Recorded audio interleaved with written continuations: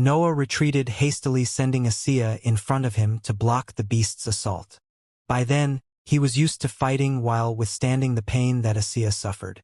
His blood companion's body was shredded but recomposed instantly and locked one of the enemies in a fierce fight. Noah could defeat a peak rank 3 beast alone, so he just chose to divide the attention of the 2 rabid moles between him and Xianxia. Xianxia's body continued to be injured and broken. There was no way to compare its strength to that of the beast. However, one of the strong points of the companion was its recovery. Xianxia continued to lose every clash with the mole, but it never let its opponent attack Noah.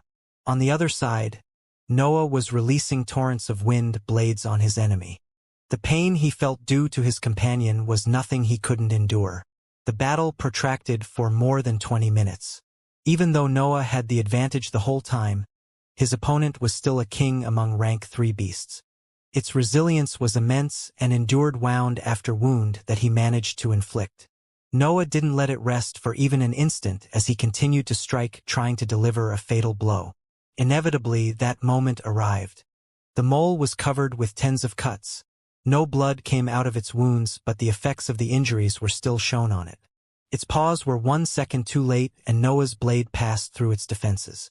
FFFFFFF, the soft sound of its body turning into smoke reached Noah's ears, and he didn't hesitate to turn himself and charge toward the remaining beast. Xianxia was just acting as a punching dummy while it kept on charging selflessly at the mole. When Noah gave the command, it coiled around the beast, uncaring of its body being broken continuously. Noah took advantage of the restrained beast and severed its body in half with a double strike from his sabers. The round was over and Noah sat on the ground to meditate. Even if he managed to be uninjured, a large quantity of his breath had been depleted. During the previous battle, he had to fuel Xianxia's body with liquid breath, because the gaseous one in his body could not keep up with the intensity of its fight. For how long will this keep going? I'm quite sure that even Lena could have won the last round only thanks to her potions. The standards of this trial had to be set considering the ages of the candidates. Noah knew that his biggest advantage in the test was that he could divert some enemy's attention to his blood companion. The numerical difficulty of the trial was halved for him. Hadn't it been for Xianxia's presence, the previous battle would have most likely been his last. I can't continue for much longer. What kind of requirements did this cultivator had when he set up the dimension? When the 10 minutes were over, he had less than 150 attacks available. He felt something charging at him and he opened his eyes while jumping in retreat. This will be my last round. He could not help to think of that, seeing 4 peak rank 3 rabid moles. Noah took a deep breath. His figure in the sea of consciousness held the rune tightly, ready to break it at any moment. The magical beasts advanced at high speed, and as soon as they reached him, they stretched their nails to deliver a powerful strike. 32 gray blades pierced the air toward his position, one for every finger of the beasts. Noah waited until the tips of the fangs were a few centimeters from his head to call Xianxia. Then, the huge body of a snake appeared in his position. Its body was pierced and cut in many points by the attacks until it could not support itself anymore and shattered. Yet there was no one in the now empty area where Xianxia previously was. He instead appeared below one of the moles, ready to swing his weapons. The beasts reacted and tilted their fangs to reduce into pieces the human below them. Deep marks were left on the floor as the moles didn't have time to retract their nails, but before they could hit the young man, the body of the snake reappeared, slowing the blows. Xianxia's body shattered again, but from its disappearing figure, 2 shadows flew out. One of them was Noah, that was retreating with a light wound on his back. The other one was a wind slash that hit one of the mole's fingers and directly severed it. 31 to go. Mole-types beasts were generally weaker than snake-types ones. Their bodies were not as strong and their only method of attack was through their extensible fangs. Noah could not win in a frontal battle, so he decided to destroy their weapons in order to decrease their dangerousness. However, to achieve that feat he had to continuously sacrifice Xianxia's body, fueled with liquid breath, and he still could not avoid getting stricken from time to time. Noah smiled unconsciously. A cold aura radiated from him as his concentration reached its peak. One mistake and I lose. If I run out of breath, I lose. This is how a real battle should be. Almost an hour passed. In the underground room, one young man and 4 moles were staring at each other. The 4 moles had all their fingers chopped off from their paws, and they assumed a 4-legged stance to charge at the human in front of them. On the other side, Noah was breathing heavily. His complexion was paler than it had ever been, and countless wounds were on his body, dripping blood on the ground. Inside his sea of consciousness, Xianxia's figure was cracked and in need of recovery. That day its body has been destroyed so many times that the damages had extended to Noah's mental sphere. The beasts didn't have their fangs anymore, so they chose to assault him with their bare bodies. Their charge began, and they opened their mouths ready to bite the small human. Noah was still smiling and looked at the incoming beasts with a calm gaze. As the moles jumped on him, his sabers moved and released the last 8 attacks that his dantian was capable of providing. The 4 were hit by 2 strikes each while still mid-air, and their bodies were cut from head to toe by Noah's final blows. What hit Noah was just the smoke of the dissolving beasts. He fell on his knees, completely drained of every bit of energy. He didn't see that the halo generated by the runes was becoming more intense. Noah gasped for air. His acupoints were already refilling the breath in his body, but his dantian was completely empty. He had expended every drop of breath he had in it. That is the best I can do. I even injured Xianxia to pass the round. He turned to look at the runes and saw that the halo was becoming more intense. Don't tell me that there is more? What is it going to be now? 6 peak rank 3? 1 rank 4? The scenes from the Twilboya cliff reappeared in his mind, and he trembled a bit, remembering the newly advanced rank 4 snake. I can't win against that thing even if there were 3 of me fighting it. He sat in the cross-legged position to refill his dantian. He didn't want to go back to the first stage totally exhausted. I'll just see what comes out and then break the rune in my sphere. The vitality of his body was already healing his wounds as the acupoints rotated. In the 10 minutes break, he could at least stabilize his most serious injuries. However, 10 minutes passed and nothing happened. The light continued to illuminate the room without creating any other magical beast. 30 minutes passed and there were still no changes in the halo. Noah didn't bother to think much about it and welcomed the extra time given to him to recover as he continued to cultivate. Healing Xianxia would take too much time, so he focused on accumulating liquid breath. When 1 hour had passed, the halo dispersed and a peculiar figure was shown to Noah. He had a loose orange robe with golden thunders sewed on it. He was levitating in a cross-legged position with his eyes closed, and he had a long combed white beard. The thing that attracted Noah's attention the most, though, was his incredibly large pointy hat. It seemed one of those hats that warlocks or witches wore in the games of his previous world, but that one was almost 3 meters of diameter and was made of some metallic material. Noah was so surprised that he stopped meditating and just stared at the elderly man in the air. Then the man opened his eyes and looked around him in a confused manner. The runes at his side exploded and released a powder that flowed into his body. As the powder was absorbed, his eyes regained clarity and he began to nod. MH, I understand. Only then his gaze went on Noah that was still looking at him, and after nodding a few more times he spoke. You are of the darkness element, am I right? Noah's eyes widened and he gulped sonorously while nodding. The elderly cultivator saw his answer and shook his head. What a pity, what a pity. Noah wanted to understand more and struggled to stand up to perform a respectful bow before speaking. Senior WH-.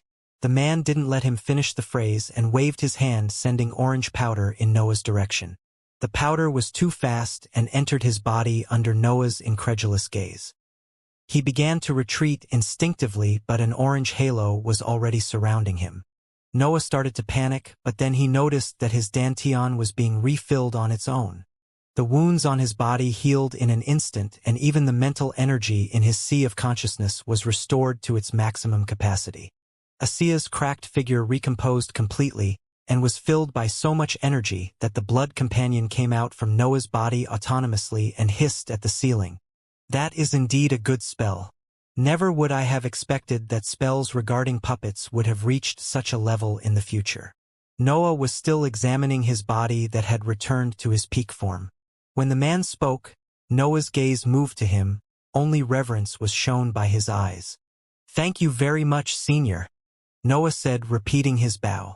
The elderly man placed his feet to the ground and stretched one of his arms, assuming an imposing posture. The world knows me as eccentric thunder. I've accumulated wealth for hundreds of years and set this inheritance ground to find an heir worthy to be called my disciple. He stared at Noah. A bit of disappointment was exuded from his eyes. I am already dead, but my will resides in the runes of my dimension. Young one, you are indeed worthy of being my disciple. Sadly, it appears that the luck both of us is bad. Eccentric thunder sighed before continuing his speech. There are 2 conditions to become my heir. The first one is to have the necessary strength, and you clearly fulfilled that, or I won't be here. The second one is for him or her to be of the thunder element. Noah felt dejected. He had fought so hard only to be punished by his bad luck. Eccentric thunder continued, seeing his expression. I am but a will. I need to obey the rules set by my true self when he created the dimension. Since you passed the test, you have the right to obtain my most valuable asset of the darkness element. Rejoice. It's a top-tier spell that will accompany you through all your cultivation journey. Noah's eyes lit up hearing his words, and a bit of eagerness invaded him. I'm really sorry, young one. The rules that I set up clearly state that anyone that doesn't fulfill the 2 conditions has the right to receive only 1 reward. I could not risk that my accumulations might have been expended before I had found a successor. 1 test, 1 reward, that's the rule. The dimension is now preparing to transfer the diagram directly into your sea of consciousness. You will be sent out soon. Noah fell deep in thought. 1 spell doesn't help me that much to escape. There are still the elite guards waiting on the entrance to the first stage, and I can't possibly defeat them. He bowed again. Senior, is there another exit from the separate dimension to the outer world? Eccentric thunder snorted and sent another ray of orange powder toward Noah. Humph, who do you think I am?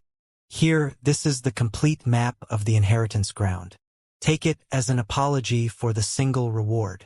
Many pieces of information were injected in Noah's mind, and he rejoiced to see that there was hope to escape from the Bulvan group. He was about to bow again when a strange idea formed in his mind. A shameless smile appeared on his face as he neared the elderly cultivator. Eccentric Thunder's words made Noah realize something. The map of the inheritance ground can be considered as a reward, right? Giving it to me should have been impossible if the rules had to be followed strictly. Noah came from a different world, so he had 2 points of view on everything. If the separate dimension can be considered as a program, that would mean that there are ways to cheat it. He thought of the potential loopholes that there could be in the dimension's rules, and the cultivator's words gave him some ideas. He arrived in front of him and asked in the most persuasive voice that he could muster. Grandpa Thunder, if you could, would you be willing to give me more prizes? Eccentric Thunder was a bit shocked. The runes had shown him Noah's battle, and the expression that he was making at that time was the complete opposite of the cold smiling one he had when he was fighting. Well yes, but as I told you, rules are rules, I can't help you with that. He crossed his arms on his chest and looked away from Noah. Noah continued his persuasion. What if you gave me more tests before I returned to the first stage? Passing them wouldn't mean obtaining more rewards. Eccentric Thunder thought for a moment and then slowly nodded. Yes, that might work. But the diagram for your spell will be ready in the time it takes an incense stick to burn. You will never be able to clear one of the tests in that little time. 5 minutes so. Noah thought for a little and could only find one solution. What if you set a new test that consists of simple questions? I believe that a mighty senior like you could do that without much effort. The old man snorted. Of course I can do that, but that would be giving you things for free. It is immoral. A cultivator has to earn his power. He raised his head to the ceiling to appear pure and virtuous, but his enormous hat made the scene look a bit ridiculous. However, Noah's next words made him turn abruptly with his eyes widened. What if I find you a worthy descendant? Eccentric Thunder stared at the young man and gulped. Noah could not help but remark the realism of the dimension. Do you know of someone that fulfills the conditions? Noah moved his gaze to the ground and shook his head. Well, not currently. But you must know that I'm planning to join a famous organization full of young talents even stronger than me. He shrugged his shoulders and took out one of his sabers while sighing sonorously. However, the journey will be long and hard. There are guards waiting for me on the first stage from whom I have to escape. Then, I would have to travel alone for many months, and all of this will be useless if I don't pass their entrance test. He laid the saber on his hands and showed it to the cultivator. Look, my sabers are full of dents from all the battles I went through. My cultivation technique is a weak rank 1 technique that has no elemental requirements, and my blood companion doesn't even fit me. I guess I will have to give up on escaping after all. I don't think I can manage in my mission with only a new spell. Eccentric Thunder was about to respond, but Noah continued. I hope you the best luck, Grandpa Thunder. Even if your inheritance ground is occupied by the Shasti family and the entrance is under their control, I believe that a worthy heir will appear in this remote countryside sooner or later. Heaven and earth can't be so unfair to you. Noah seemed really disheartened when he spoke about the situation on the outside world, making the worries of the elderly man increase. Many years had passed. Eccentric Thunder had no knowledge of the environment outside his dimension. He had set many entrances, but until now only one had been discovered, and the Shasti family had made it their biggest form of income. However, what if they restricted the ingress? What if his fated heir was among those that could not have access to the inheritance ground? Eccentric Thunder didn't have much time to think about it since Noah was about to be sent out to the first stage. A few seconds passed before the man spoke resolutely. Scoundrel, give me your hand, you have a deal. Noah immediately raised his right hand toward him. He expected his approval since his conditions were good. Eccentric Thunder held his arm and orange light began to shine on their handshake. Swear upon your dantian that you will do anything in your power to send a worthy young cultivator of the thunder element in one of the entrances that are on the map that I gave you. Noah's smile disappeared, replaced by his usual cold expression as he set a condition. A cultivator that I'm sure will not harm me in the future. Eccentric Thunder looked for a moment deep into the young man's eyes and nodded internally. He sure has the attitude needed to reach a high level. Fine. Noah then smiled again. I swear. The orange light condensed and inscribed a rune on Noah's arm that was then absorbed under his skin. Information on the specifics of the agreement and on how to fulfill it entered his mind, and he felt satisfied with them. Eccentric Thunder let his hand go and thought for a moment before a rune appeared in front of him. He was about to speak when Noah spoke again. Really simple questions, my knowledge is lacking. The old man nodded and pressed his hand on the rune. Which one is the best element? Eh? Noah was a bit surprised. He answered with a hesitant voice. Thunder.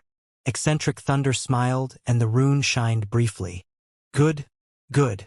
Since you were able to answer this difficult question, you deserve this rank 2 cultivation technique of your element. A scroll appeared in front of Noah and he hastily put it in his space ring.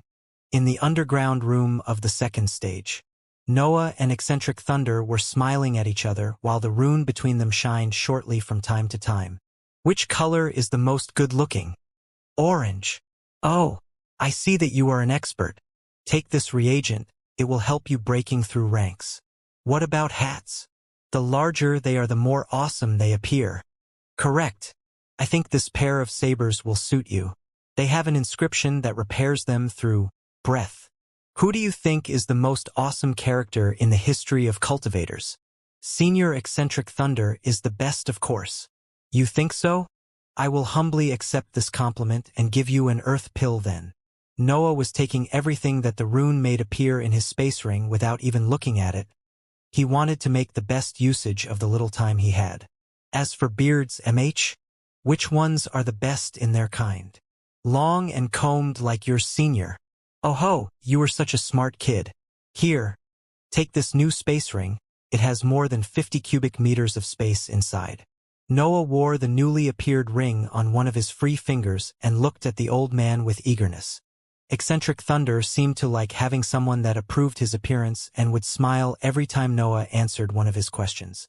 Noah began to understand why he was called eccentric. However, after he asked the 5th question, he stayed silent for a moment and closed his eyes while knitting his brows. When he opened his eyes, he shook his head in Noah's direction. I'm sorry, it appears that I can't stretch the rules more than this. I'm beginning to feel a backlash from the dimension. Noah's enthusiasm was crushed, but then he accepted the outcome. I have obtained a cultivation technique, new weapons, a new space ring, and the means to reach the second rank of the Danteon. This is already incredibly good. And there is the top-tier spell that he spoke about earlier. Noah sorted the rewards in his mind. How long till I'm sent out? Eccentric Thunder answered. 2 parts of incense. 2 minutes, so I have to hurry. He put his old sabers in the space ring and took out the new ones. They were silver with some green symbols inscribed on them. Noah swung them a couple of times and then nodded in satisfaction. He donned again the red upper armor and tied the sheaths of his new weapons on his back. The sabers were held tightly in his hands while in his mind he reviewed the path that he had to take to escape. He was ready to abandon the Bulvin family. Eccentric Thunder smiled a bit, seeing again the cold expression of the young man.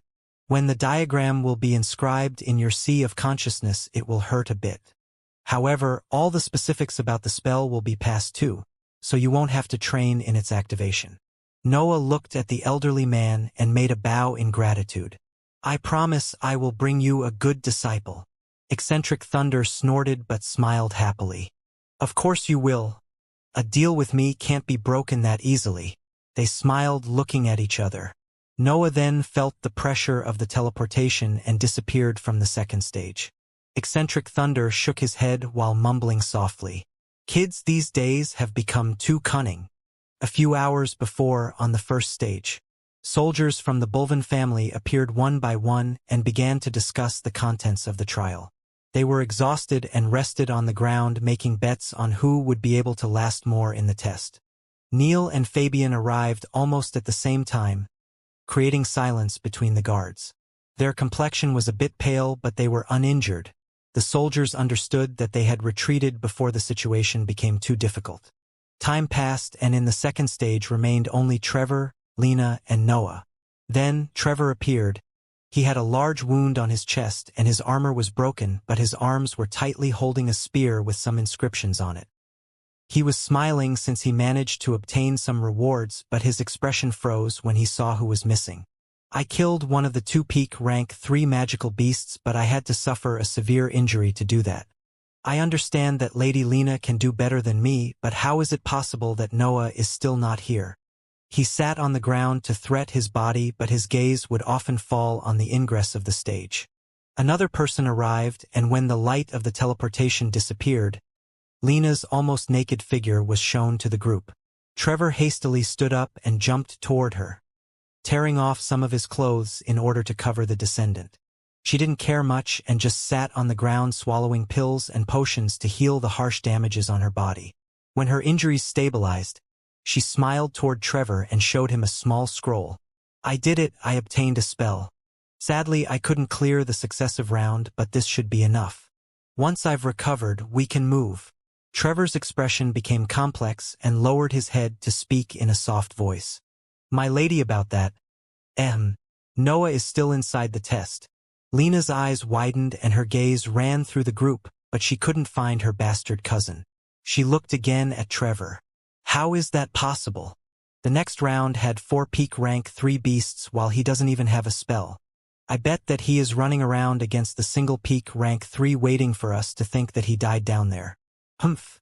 If he thinks that I'll let him go that easily, he is wrong. Trevor nodded at her theory but was a bit doubtful inside his mind. He can definitely kill a peak rank 3 alone. Is he really stalling for time? To what point, though? There is only one entrance.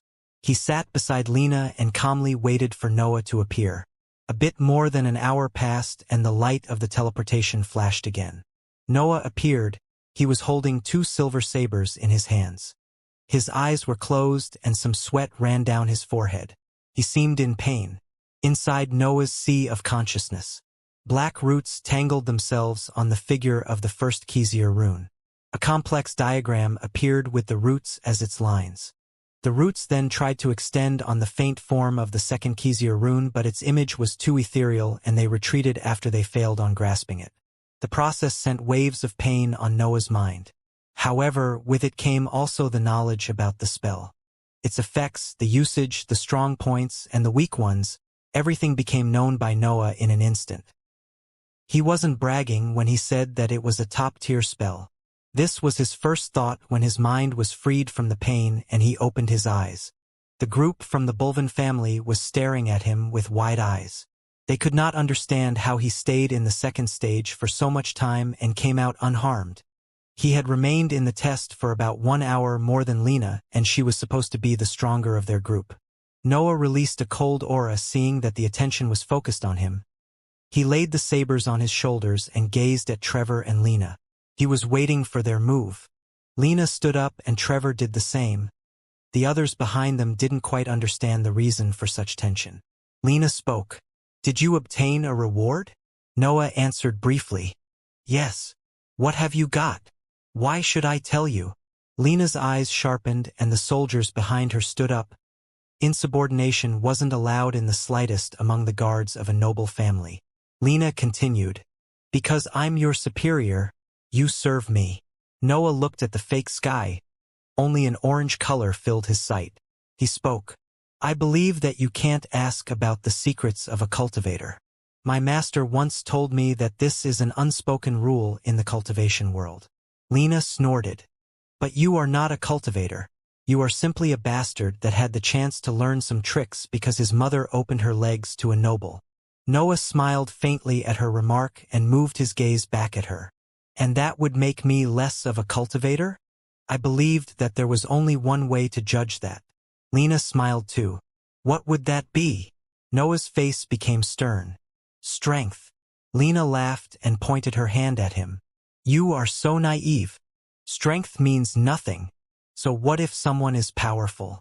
He can always be overwhelmed by numbers. And numbers come with wealth. Hurry and give me your reward. Your punishment will be a light one if you stop here." Noah shook his head. "That is not happening." Lena began to lose her cool. "What, do you think that back at the mansion they will let you keep it for yourself? The patriarch will personally open your sea of consciousness to retrieve what you learnt and give it to the Shasti family." She was about to speak more when Trevor stepped in front of her. "He is not coming back."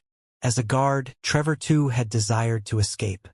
He was privileged, but he was still the dog of his masters. No matter how well he was treated, his position remained one of servitude, so he could understand Noah's thoughts better than Lena. In her mind, soldiers could never think about rebellion or escape due to the might of her noble family.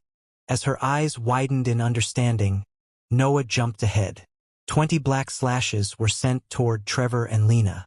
Except for Lena that had mostly recovered thanks to her resources, the group was tired and wounded while Noah was at the peak of his strength. Lena created a wall of water and Trevor raised his sword to take on him some of the force of the slashes. There was no need to do so as Lena's spell absorbed that attacks completely. However, Noah had disappeared from their vision.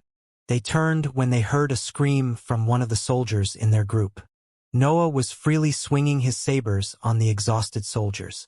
They had given their utmost in the test, and even if they had time to restore some of their breath and to stabilize their body, their battle prowess didn't reach half of what they were capable of.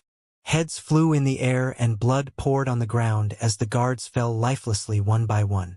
Trevor prioritized securing the descendants and ran toward Neil and Fabian, taking them where Lena was standing with her arm raised. She was trying to aim for Noah with her water bullets, but he was always behind some soldier and she never had a clear shot. In the end, they could only watch as the 20 guards were killed. Lena didn't hesitate. As the last guard fell on the ground and Noah's figure appeared in the open, she shot 5 bullets directly at him. Noah swung his blades and 10 slashes shot out to meet the spell. The bullets pierced the technique, but they were slowed enough to give Noah time to dodge. He rapidly charged toward the remaining 4 members of the Bulvan group. Trevor put himself between him and the descendants, ready to take the first impact. Noah clashed with him. 2 sabers met a sword. Their physical strength was equal. Lena smiled and raised her arm to aim for Noah, but then a drop of a warm red liquid fell on her cheek. Her eyes widened when she noticed that a big black figure had appeared on her side. On one end of the black body, there was Noah's leg. The other extremity was behind her with the shape of a reptilian head. Between its fangs, Neil's body was being crushed and multiple wounds appeared on his body. An invisible membrane, though, was protecting him, stopping Xianxia's teeth from stabbing deeper on his flesh. Lena yelled and turned to attack the snake. Trevor's attention was diverted on the beast, but when he tried to look at it, its body had already disappeared. He felt a sharp pain in his low waist and noticed that the snake's mouth had already bitten him there. How dash! He could not finish the phrase as Noah tilted his sabers and thrust them into his chest. Trevor was already deeply injured. He had sacrificed his body to use his spell back on the second stage. When the sabers pierced his heart and life began to leave his body, he looked deep into Noah's eyes. They were cold and focused and had already moved toward his next targets. He didn't even deign him of one last gaze. For some reason, he felt that Noah's escape was ensured. He will be Bulvin family's biggest tribulation. The blades were pulled out of his body and he fell dead on the ground. Lena was confused. She had turned to help her brother, but then the black snake vanished and reappeared in the opposite position. She instinctively deployed a water shield to cover herself and the other two descendants. A strong force hit the shield that made it bend toward the safe area behind it. Lena focused and summoned the water whip, yelling orders to the two boys. I need your help. Use everything you have to attack him and rely on the protective items of the family to keep yourself alive. I will face him head-on. You take care of the magical beast. Another impact resounded from the shield and shattered it. Xianxia shot out from the crystalline drops of which it was made, and Lena's complexion paled due to the collapse of her spell. However, she had no time to care about her condition, and she raised her whip to block the blood companion's charge. She endured its assault and her whip tangled on its body, but then a figure shot out of it. Noah jumped toward Fabian and delivered a descending double cut. He raised his arms in panic and a metallic sound echoed from their clash. On Fabian's left arm, a deep cut appeared while a bluish membrane covered the spot where the sabers hit. The fuck are those things? The attack should have severed the noble in two, but as the damage surpassed a determined gravity, the membrane showed itself to prevent it. Neil jumped toward him wielding a rapier adorned with blue gems. Noah deflected it, but then the gems blinked and shot a ray of light following the trajectory of Neil's blade. Noah was unprepared and was hit superficially on the shoulder. He retreated, sensing the unknown threat, and water bullets shot in his direction. Xianxia's body appeared and was pierced by the bullets. There was a moment of silence after that as no attacks were launched from both sides. Noah looked from behind Xianxia and saw that the three nobles were all wielding shining weapons. Lena had taken out a black whip with inscriptions on it. Neil had his rapier, and Fabian held a short white sword with both his hands. Lena began to speak. I have to admit that your strength is remarkable, but you can clearly see the advantage given by numbers and wealth. Noah didn't mind spending time speaking. Neil and Fabian were both injured, and were losing blood while his body autonomously refilled breath. What's left of your numbers are two inexperienced brats. As for wealth, he focused his eyes on their armaments. Why none of you use sabers? I really wanted a new set of them. He shook his head to mock them. Lena saw that he had closed his eyes and hastily took out a pill from her space ring. She was about to eat it when a few black slashes came in her direction, forcing her to throw the pill away in order to block the attacks. Noah had charged ahead again, sending Xianxia on Lena to keep her busy, while he tried to break the defenses of the other two nobles.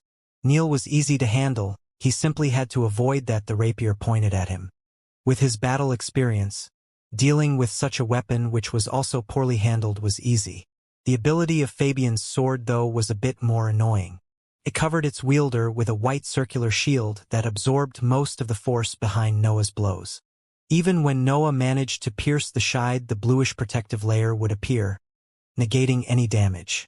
Meanwhile, Lena was destroying Xianxia's body time after time.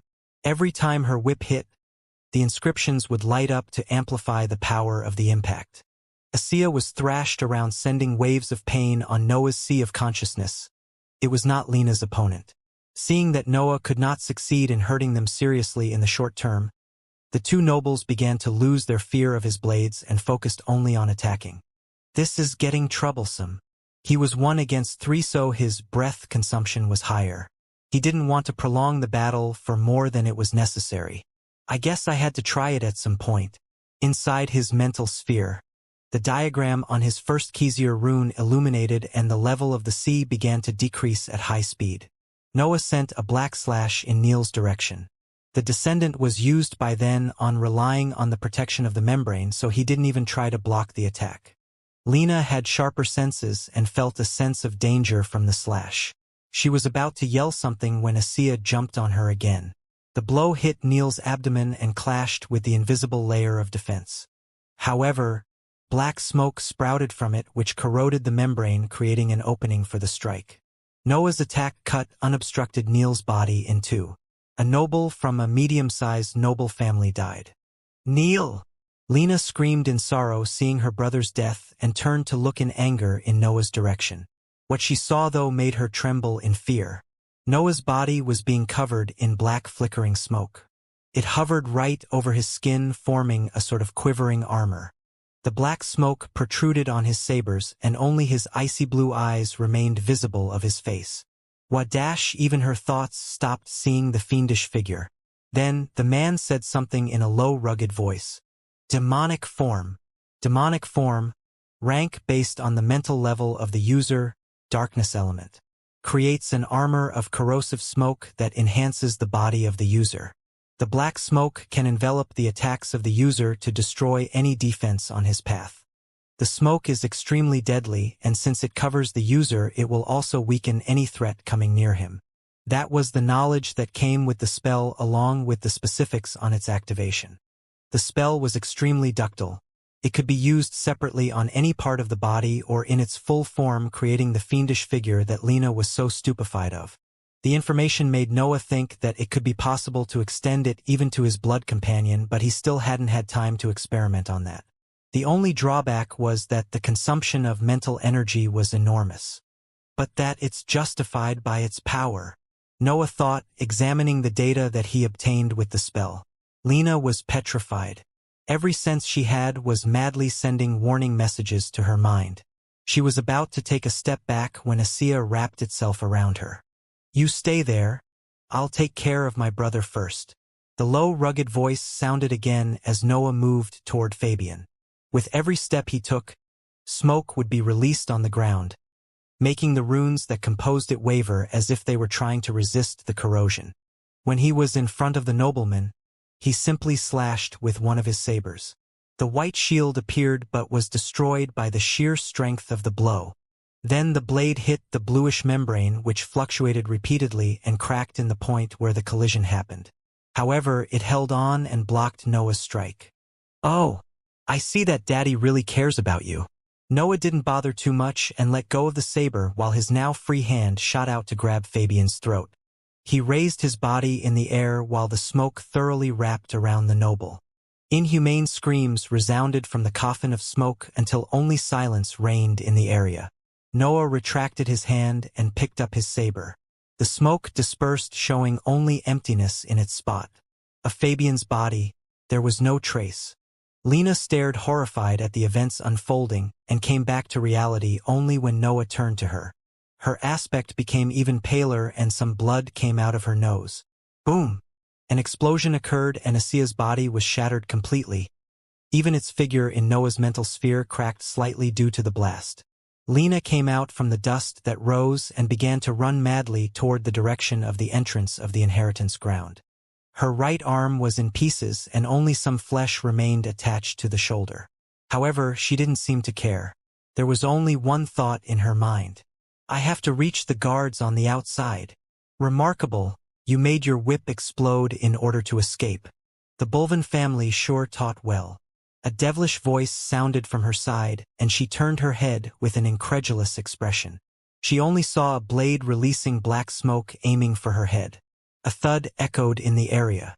Noah pressed his foot on Lena's figure.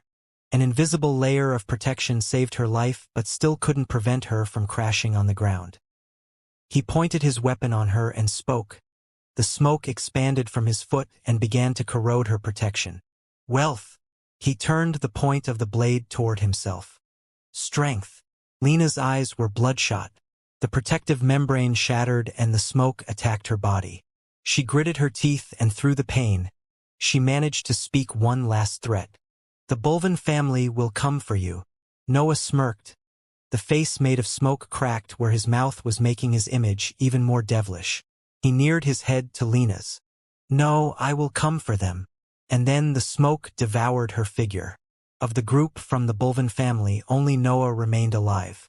Noah dispersed his demonic form. He was pale and sweat flowed from his every pore. The spell had consumed more than half his mental energy in that short time. "I need to work hard on the second Xianxia rune from now on." He absorbed the remains of Lena's body in his space ring, and then he went back to the ingress of the second stage to put all the other bodies in the ring. The total space of his space rings was more than 80 cubic meters by then. After he was sure that he retrieved everything and nothing was left on the ground, he checked the map of the separate dimension. He found the farthest exit from the one of the Shasti family and ran in its direction. The green plains seemed endless and could make anyone feel disoriented. Noah moved at full speed for one entire day without stopping for even a moment. His acupoints continuously absorbed breath, so he never had to slow down his pace. He reached the spot signed on the map in his head, but there was nothing different in the environment. He carefully inspected the ground and found that there was a rune between the grass. Noah didn't hesitate and touched it. An orange halo was formed and the pressure of the teleportation attacked his mind. When he opened his eyes, he found himself in the middle of a forest. Evergreen forest. According to the route he had taken, he knew that the exit would have been in the forest, but he didn't know how deep in it he was. Noah climbed the tallest tree he found and looked around him from above it. The sky was crystal clear and there were mostly trees in his field of view. Found it! At a distance not too far away, he discovered the peak of a tower. That's Mossgrove City, and it's only a half a day of travel from here. It seems that even space is stretched in the separate dimension. He was not in the mood to feel amazed at the accomplishment of eccentric thunder, and he jumped off the tree and began to run again. His route was in the opposite direction of the city. Evergreen Forest was vast. It spanned for many kilometers in an uneven way. Inside it, there were many danger zones and, in its depths, it wasn't unusual to find rank 3 magical beasts or large packs. Humans were the overlords of the world, but magical beasts had the advantage in the evolution process. Their numbers increased in every place where humans were scarce. Twilboya Cliff was one of those areas, and there were many more like it in the world. Generally speaking, the areas where humans lived had to be secured often in order to stop the developing of the magical beasts. Most of Noah's mission back in the mansion had that purpose. He was deep in the forest, hidden in an empty cave that he found along the way. A week had passed since the events in the inheritance ground, and all he did was running in a straight line away from the Shasti domain. He was consulting a map at that moment. His clothes had changed to his usual black ones, and his hair was combed in a simple ponytail. The Academy's entrance test befalls 4 months from now. The city holding one of them that suits me the most is Ebenrest City at 2 months of travel from my position. It is quite far from Mossgrove City, and the communications are scarce with the Shasti family due to Shiflan Mountain between them. Noah had prepared his escape routes long ago. His space ring was full of long-lasting provisions, new clothes, and all the useful means for a long trip. His clothes were mostly plain gym suits that he managed to steal from the servants. He could not be found wearing the armors of the Bulvin family. I can reach it in less than 1 month if I travel at a decent speed, but that's quite useless. I'd rather use my time alone to raise my strength before the test. He still had to sort out the rewards from eccentric thunder, and the bodies of the group from the Bulvin family were still in his other space ring. He had a long process of arranging goods ahead of him, and he had to destroy the bodies, but he prioritized his escape in that week. At some point, Noah nodded and put back the map in the ring. I will focus on traveling for another week and just spare some time for the Xianxia rune in the meantime. After that, I will slow my march considerably, sort the goods, and return to a complete training schedule. He didn't feel safe. Even if he left no proof of the battle in the first stage, he still preferred to be as far as he could from his family's influence. Though it should be pretty hard to investigate in the separate dimension. I bet that things aren't that good in the mansion. He resumed his march at a fast pace toward Ebonrest City. He was careful to avoid any magical beasts on his road. He didn't want to leave any sign of his passage. There is also the fact that even if they reach the conclusion that the group is dead, they can't possibly suspect me. In their mind, I'm just a talented kid with no spells. Never could they imagine that I have two of them which are incredibly strong. The blood companion had proved its value countless times by then, and it was even of an unfit element for Noah. The demonic form, instead, was extraordinary even for him. He couldn't really imagine that something like that existed. Not only it was a specific spell of a rare element so inherently stronger than the others, but it was also a top-tier one. No wonder nobles are so wary of giving spells to outsiders. My battle prowess doubled with one darkness spell.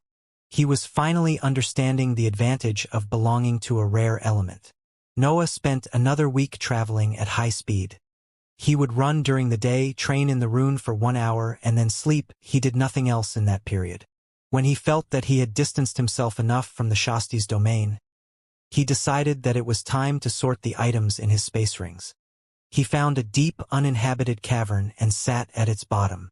One body after another appeared in front of him as he inspected them and then threw them away in a corner. A nauseous smell began to fill the cavern, but Noah simply continued in his process. The guards had nothing valuable. He couldn't take their armors since they were a signature of his origins, and they had no storage methods. Only their weapons seemed somewhat good, so he chose to keep them. Trevor's weapon and his reward were one tier higher in quality, especially the spear with inscriptions on it, so Noah didn't hesitate to store them. It's time for the nobles. Noah's eyes lit up as the shiny items entered his field of view. Fabian and Neil didn't have a space ring, but their weapons seemed amazing. He tried to look for the item that created the protective membrane, but there was nothing that resembled it. Since he only had Neil's body, he inspected it carefully until he found a strange cracked pendant with runes on it. It should be this thing, but it appears broken. Now that I think about it, Lena's ring survived my black smoke, so why the protective items didn't? He had some theories, but he knew too little to be sure. He threw Neil's 2 halves and broken pendant in the corner with the other bodies and moved to Lena's space ring. She made her whip explode, so the ring was the only valuable thing left from her. Noah used his mental energy to inspect the space on the inside, but he felt a wall blocking his probing. Some runes illuminated on its surface. Is it protected? What if I destroy the inscriptions? His mental energy continued to assault the wall while black smoke rose from the hand that was holding the item. The runes began to corrode until the ring was near its breaking point. Then, the wall crumbled and his mental energy was free to inspect its interiors. Dozens of bottles and pills were inside with a small scroll and some change of clothes. Noah decided to transfer everything except the clothes in his space ring, and then he threw Lena's cracked ring between the corpses. He had then one empty deposit and one with things to evaluate. I have to take care of these things first. He looked in the corner of the cave where the dead bodies were amassed. He neared the pile and his mental energy began to deplete as he stretched his arm toward it. Black smoke came out of his hand and engulfed the corpses. As everything in the corner was consumed by his spell, Noah analyzed its effects. The corrosion is indeed stronger if the distance between me and the smoke is small. Xianxia. His blood companion came out from his other hand and Noah concentrated. Even more mental energy was expended as the body of the snake was being covered by the black smoke. Initially, it seemed that Xianxia's body was becoming stronger, but then it rejected the empowerment and started to corrode. Noah stopped the spell and retracted his blood companion while shaking his head. Xianxia can't endure the demonic form. It should be because its core it's from a magical beast of the earth element. He was eager to change his companion, and that's why Xianxia's figure in his sea of consciousness remained slightly cracked. He wasn't prioritizing fixing it since it was still somewhat usable. The black smoke made everything in the corner vanish, and Noah decided to find another hideout to sort the rest of the items. The cavern had become too smelly. About 30 minutes later, he was sitting on a large branch of one of the trees. As he went deeper in the forest, the trees had become larger. He found trunks longer than 200 meters along the way. Everything is bigger in this world. Harnessing breath. gives every living being a limitless potential apparently. Such a miraculous power. I wonder how things really were in my previous world. Maybe the breath there was so thin that it couldn't be noticed. From time to time, he would still compare the development of humans in his two different lives. Sure, his previous world created deadly weapons on a daily basis, but could it have resisted the endless incursions of magical beasts? Personal power, it's always superior to the collective one of societies or governments. The king of the valley could have single-handedly destroyed entire cities. He shook his head and focused again on the items. A small scroll appeared in his hands. Surging river, water spell, rank up to the 4th, creates a perpetual flow of water at high pressure that crushes the target. Up to rank 4? Is it the limits of the strength of the magic spell? My education really is shallow. He put the scroll back in the ring and took out the silver sabers. These weapons were new a couple of weeks before, but they had already been slightly blunted in the single battle that he had fought. Noah injected his breath on them, and the green inscriptions lightened up. The dents and the corroded parts began to fix themselves, and in 5 minutes the sabers were as good as new. This is almost miraculous. I guess that eccentric thunder gave these blades to me because he knew of the disadvantages of the demonic form. He was the only one immune to the black smoke of the spell. His weapons suffered from the same corrosion that everything else it touched experienced, even if in a weaker way. It is because I don't want to damage them that they were degraded so scarcely. I wonder if there is a way to avoid it, like it should be possible with the blood companion. He sheathed the sabers and took out the last item in need of inspection. The reagent and the earth pill were one-time use items and didn't need any control. Their usage was pretty straightforward. The potions and pills from Lena's inventory were all sorted in an ordinate way with their explanation. Their usage was essentially battle-oriented, consisting of raising momentarily the healing process of a determined center of power. However, the scroll that he took out was of vital importance to Noah at the moment. Dark Vortex, rank 2 cultivation technique, restricted to darkness element. Cultivating at night will speed the accumulation of breath. On the scroll, there was only this explanation and the descriptions of the respiration forms. With this technique, the earth pill, and the reagent, my road to the rank 2 Danteon will be smooth. He really thought of everything. Noah smiled a little thinking about the old man with the giant hat. I wonder why did he have that much stuff unfitting for his element? Such a strange character. The sun was still up, but he decided to give a try to the technique. He crossed his legs and joined his hands to form a circle where his Danteon was. A drop of his liquid breath was consumed to ignite a vortex at the center of the circle. Breath began to gather inside the spinning spiral, coloring it in black. It seemed that the drop that he used attracted the breath of its same kind. Since the breath had not to be filtered before entering the Danteon, the accumulation process was faster and smoother. During the meditation, the vortex abruptly enlarged and rotated at a faster speed. Needless to say, even the quantity of breath embodied was higher. Noah was surprised and opened his eyes. He noticed that the sun had set and the night had come. To think that there was actually such an increase in effectiveness. Cultivating during the day feels like a waste now.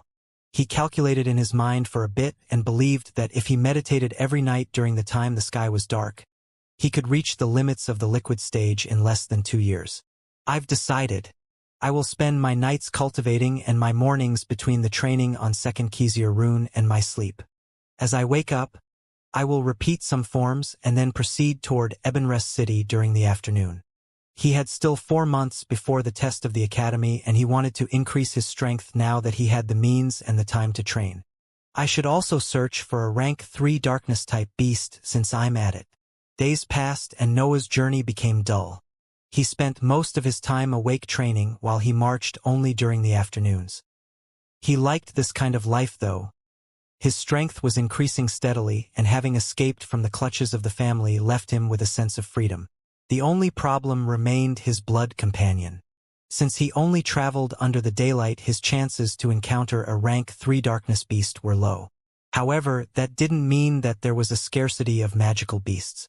Noah was standing on one of the branches of the trees around him. He was slowly eating a meal while watching the battle below him. Two peak rank 3 beasts were fighting to the death on the ground. Probably they were deciding to which one that territory belonged to. One was a black bear-type beast of which Noah didn't know the name, while the other one was a thunder wolf. The wolf used its speed and ranged attacks to continuously hurt the opponent, but the vitality of the bear was immense. It endured every lightning bolt that arrived at him. The bear is probably an earth element magical beast. Its defenses are awesome. If it catches the wolf once, the battle will be over.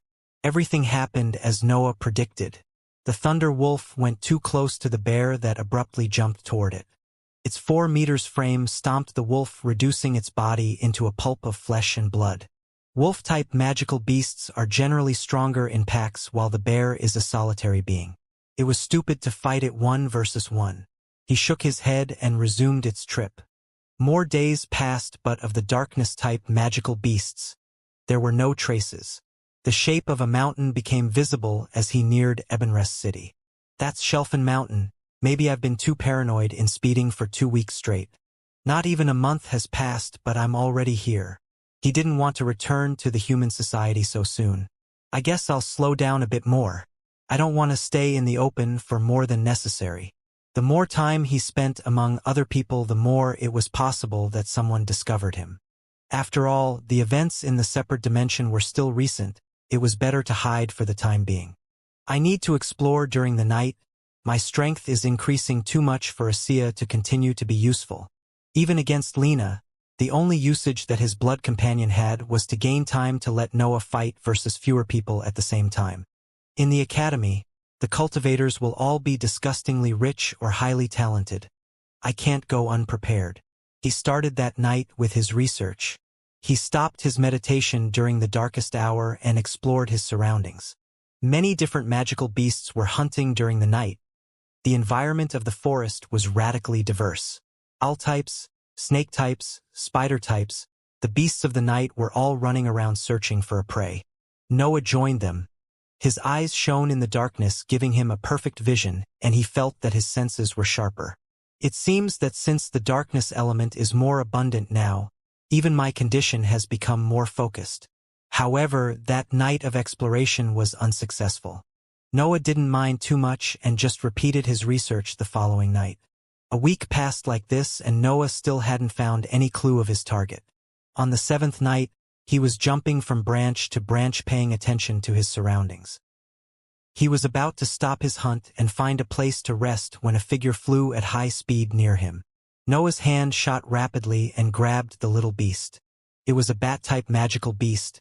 Its strength was in the middle tier of rank 1, but when Noah inspected it, he felt a familiar energy coming from it. Darkness element. The bat was struggling to escape his grip, but Noah just stared at it. Then, he opened his hand and the bat immediately flew away. Noah followed it till the beast entered a small hole in the ground. He neared the hole and sent his mental energy inside to have an idea of its structure. The cavity seemed to lead to an underground cavern, and he sensed the presence of many life forms coming from it. I finally found something. He chose to rest near the entrance for 1 day in order to gather more information. During the day, the entrance was silent and other magical beasts simply passed over it. However, at night, some bats would come out of it and return with little victims. When Noah saw a rank 2 bat bringing back another rank 2 magical beast, he knew what was happening. They are gathering food for the leader. He unconsciously smiled and prepared to enter the cavern during the daylight. He speculated that these kinds of beasts rested during that time, so it was the best moment to explore the cave. The afternoon came and he directly jumped in the entrance. He fell for about 3 meters before touching the ground. In front of him, a long corridor stretched in the distance. Noah walked along it and noticed many other holes that led to the surface. The number of bats that I saw was probably just a part of the swarm. That's good, it means that there is a high chance to meet their rank 3 version. He advanced for a few hundred meters and the first living beings began to appear. They were mostly bat-type magical beasts, but there were also few spider-type and rodent-type. The ranks of the latter were quite low. It was obvious that a bat pack ruled that underground area.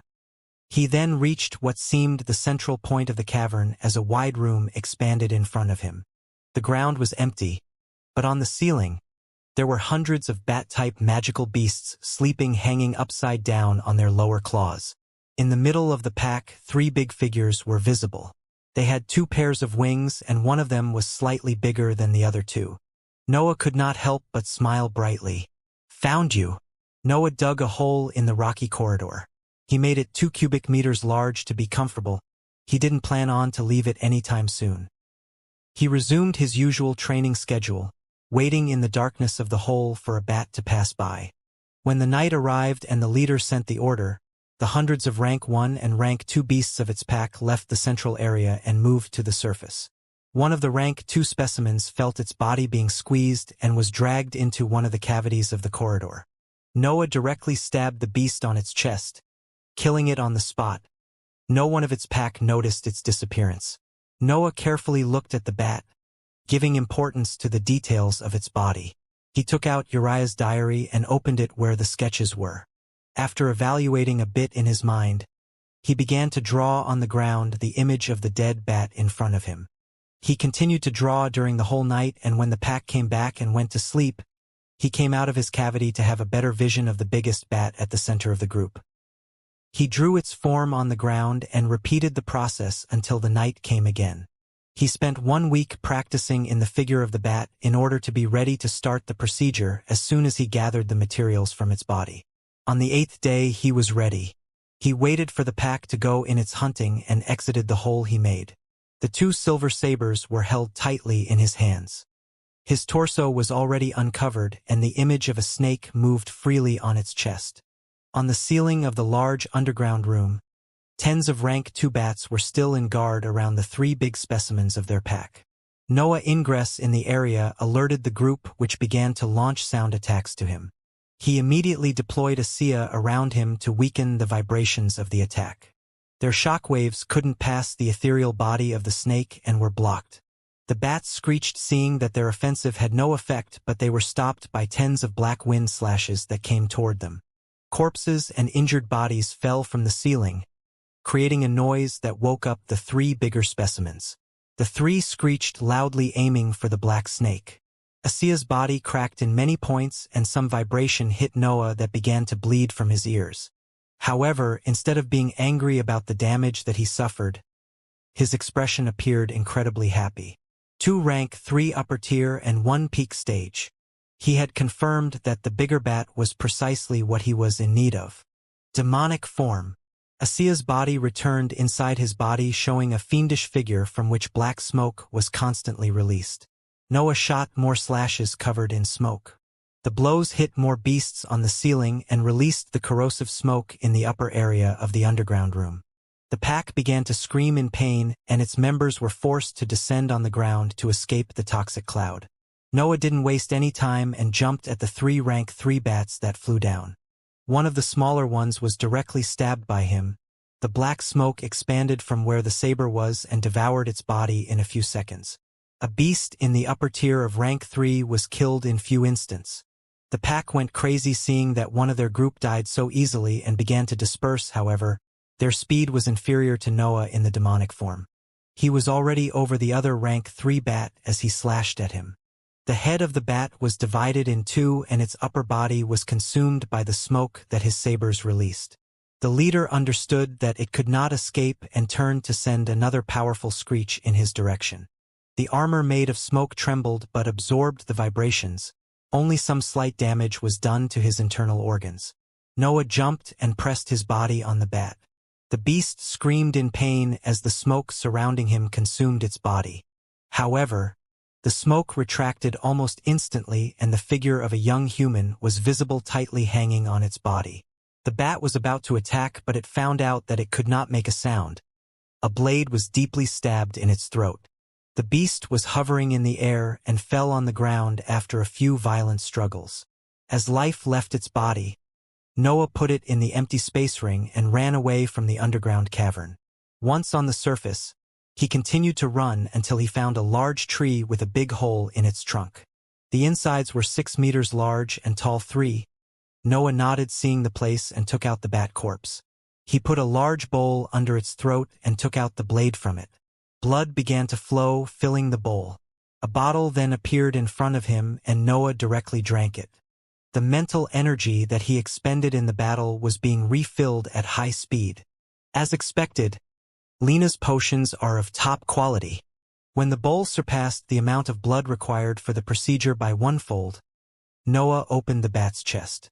He took out the heart of the beast and put it inside the space ring together with the body. He then sat on the ground to concentrate on filling the blood in the bowl with his breath. As he was in the liquid stage, the process took less than the last time, and in only half a day the blood had reached the required standards. He smiled seeing the dense dark liquid and put it in the space ring too. He was eager to create a new blood companion, but he had to make room for one first. Inside Noah's sea of consciousness, Noah's half-transparent figure had one hand over Asia's cracked image. His eyes were closed and his brows were knitted. He seemed immersed in a complex process. Shards of Asia's image began to detach from its figure and feel in the sea. Little by little, the snake form in Noah's mental sphere crumbled until there was nothing left in its place. Noah opened his eyes and the snake tattoo on his chest rejected the blood of the horned snake, expelling it from the body. Of his blood companion, only a wound remained. Noah took out a bottle and a pill from his space ring. One helped to restore his mental energy, while the other increased the healing speed of his injuries. He had suffered some damage from the bat pack, and the process of killing the blood companion left him in a tired state.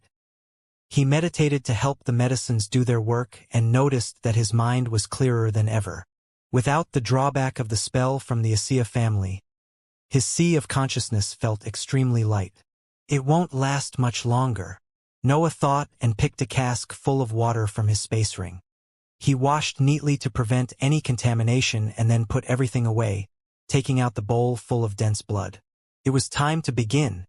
He focused and immersed his saber in the bowl and started drawing on his chest the outline of the rank 3 bat. Then it was time for the details. 4 fangs, pointy ears, for clawed paws, 2 eyes on the sides of the head with one in the middle, and 2 pairs of wings. A sort of pressure exuded from the drawing while Noah nodded in satisfaction. A small heart appeared in his hand. It was the size of 1.5 fists. The rank 3 bat was smaller than the horned snake. It was only 3 meters tall, so it was natural for its organs to be tinier. Noah took 2 rapid bites and swallowed the heart. The drawing's temperature began to rise till Noah felt his chest burning. This time, though, he was prepared. His eyes were already closed and focusing on his sea of consciousness.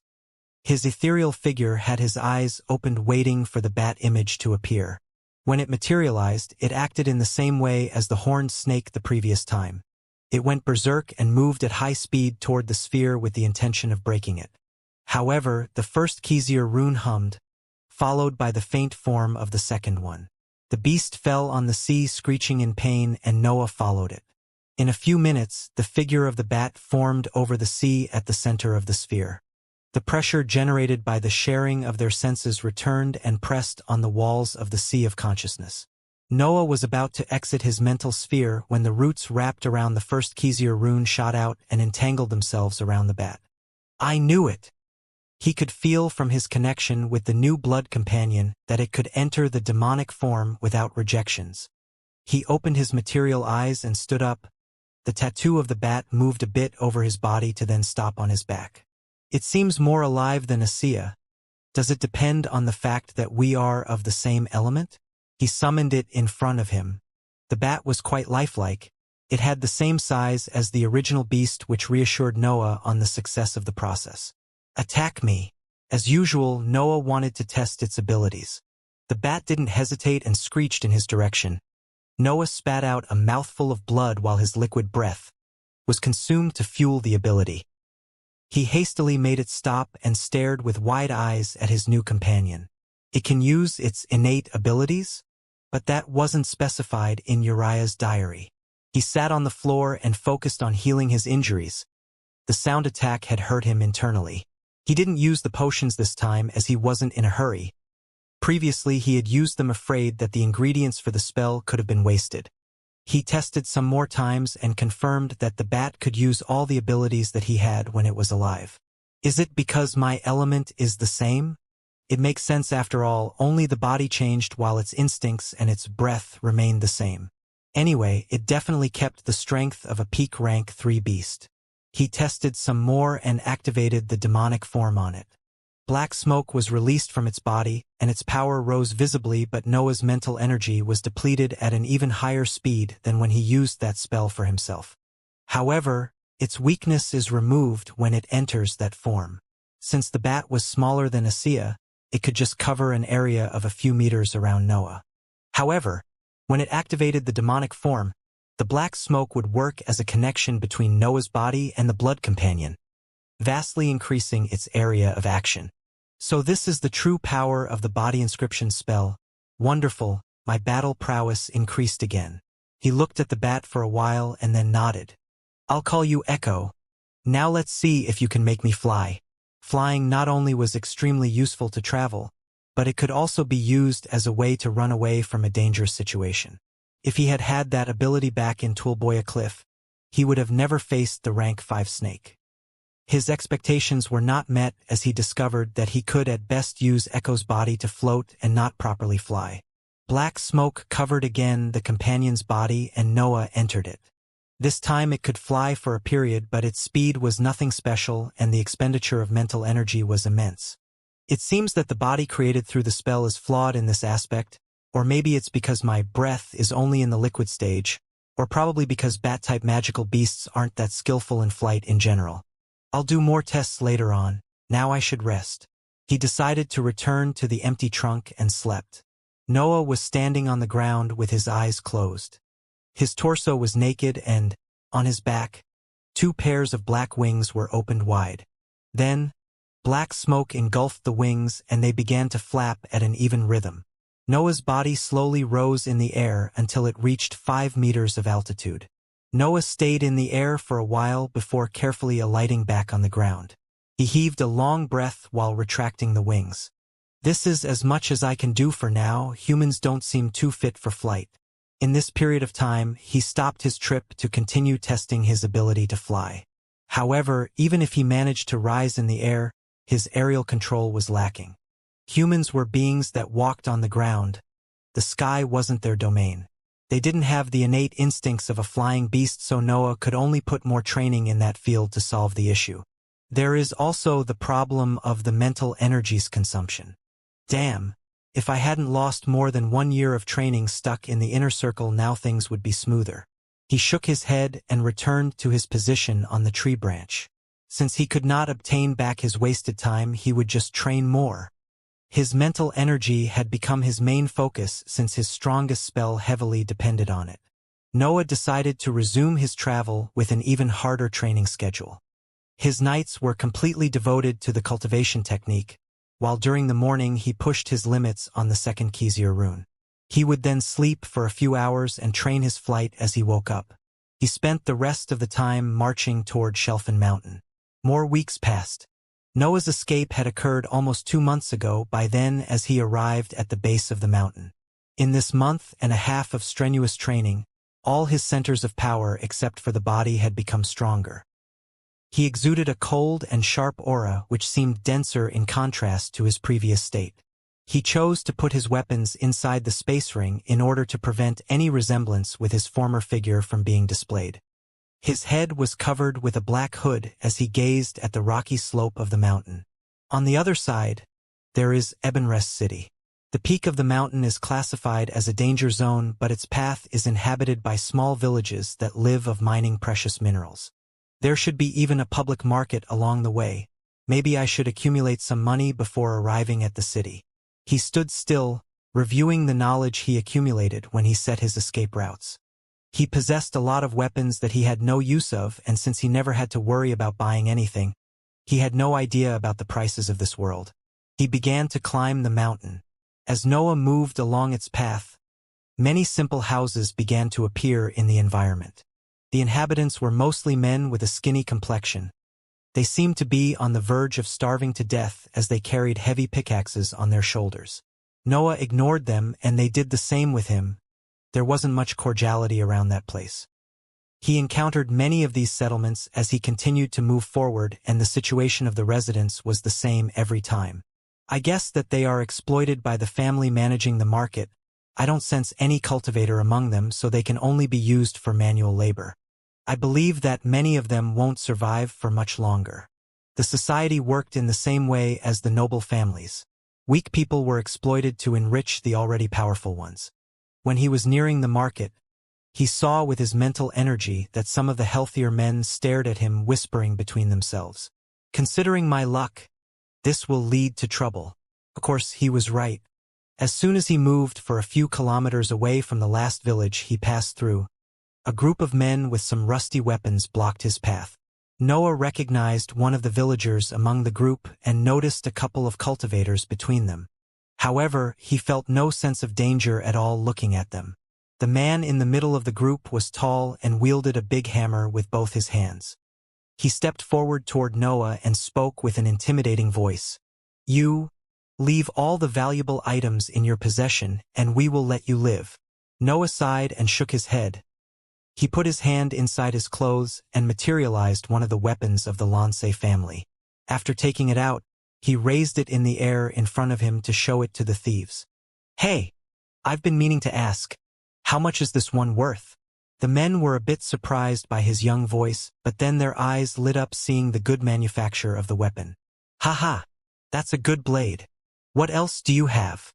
Are they stupid or simply blinded by their hunger? How could it be possible that a young man traveled alone in this part of the mountain during this period of time? I thought that they would have understood something from my voice at least. He shook his head again. "Listen, I need a guide for the market. I can promise some rewards if you do a good job, so why don't you drop this act? With your meager strength, you could at best defeat a rank 2 magical beast." The men's eyes widened again hearing his words. Laughter began to spread in the group, but the cultivators exchanged a concerned stare between each other. Noah had evaluated their battle prowess quite accurately, and that put the cultivators on guard of the young man. They stared at Noah in silence, trying to decide their course of action. Noah, however, was already at the limits of his patience. If it was a normal situation, he wouldn't have hesitated to teach these weaklings a memorable lesson, but he was doing his best to avoid creating any trace of his passage. He focused and a pressure began to radiate from his figure, which silenced the thieves who raised their weapons in fear. The group of thieves was hesitating, and only then they linked Noah's unusual presence with the Academy's entrance test. They weren't sure that they could gain anything using forceful methods.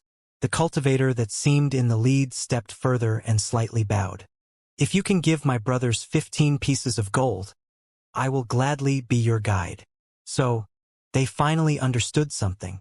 Noah oscillated his weapon in the air and pointed at it with his free hand. "You still have to tell me how much this is worth." The leader looked at it from the distance for a bit and then answered, "I'm not an expert, but its value should be around 5 pieces of gold. I have more than 30 of these, which makes it 150 gold." He thought for a few seconds and then nodded. The leader was about to cheer when Noah continued. "However, you will receive the payment after you help me sell my items." The leader complained, but Noah jumped at high speed and appeared in front of him. No one of the men saw him moving. His speed was too fast for these common people. He tossed the weapon to one of the men nearby. "Take this as a warranty. Let's move." Noah pointed at the leader and moved past the blockage. The men looked at each other for a moment, and then the leader followed behind the young man. They walked for 3 days, resting only at night. In the afternoon of the 3rd day, they reached the market area on the mountain. "This is Tutak Town, young master. The market is the main form of sustenance of the city, and many merchants had set up their stands in this period due to the Academy's test. You might not know, but many nobles will make a trip here before the test begins." In the previous days, Noah had briefly spoken with the tall man in order to learn more information about that area and to set some rules for their interaction. The man's name was Grant, and Noah didn't reveal anything about his situation but simply ordered to be referred to as young master. Grant also explained the general situation of the area, focusing on the large-sized noble family that ruled Ebenrest City. The family was called Voidal, and apparently it had a really amicable relationship with the Elbaz dynasty, which was the reason why one of the test areas was there. Why didn't they put their stands directly in Ebenrest City? This is just a peripheral city after all. How could they attract the noble families here? Grant's answer was immediate. Young master, Ebenrest City will be completely reserved for the preparations of the royal family. In this period of time, all the main shops in the city had moved here. It is common knowledge among the noble houses by now. Grant then realized that he might have inadvertently offended him, but it seemed that the young man didn't even listen to him. Nobles, I bet that many of them will create problems for the lonely cultivators like me. The test was a matter of personal ability, but that wouldn't stop the families behind the participants to scheme before its beginning. He was familiar with the mindset of the nobles, so he could vaguely imagine the methods that they would use to increase the advantages of their descendants. I bet that they will at least try to eliminate as many variables as they can.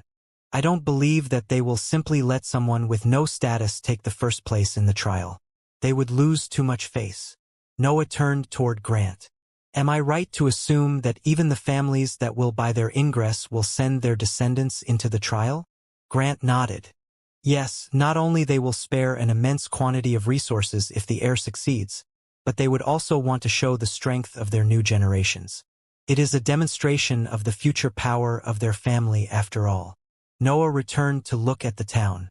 Its perimeter was empty, with just some lazy guard drinking wine on tables near the path.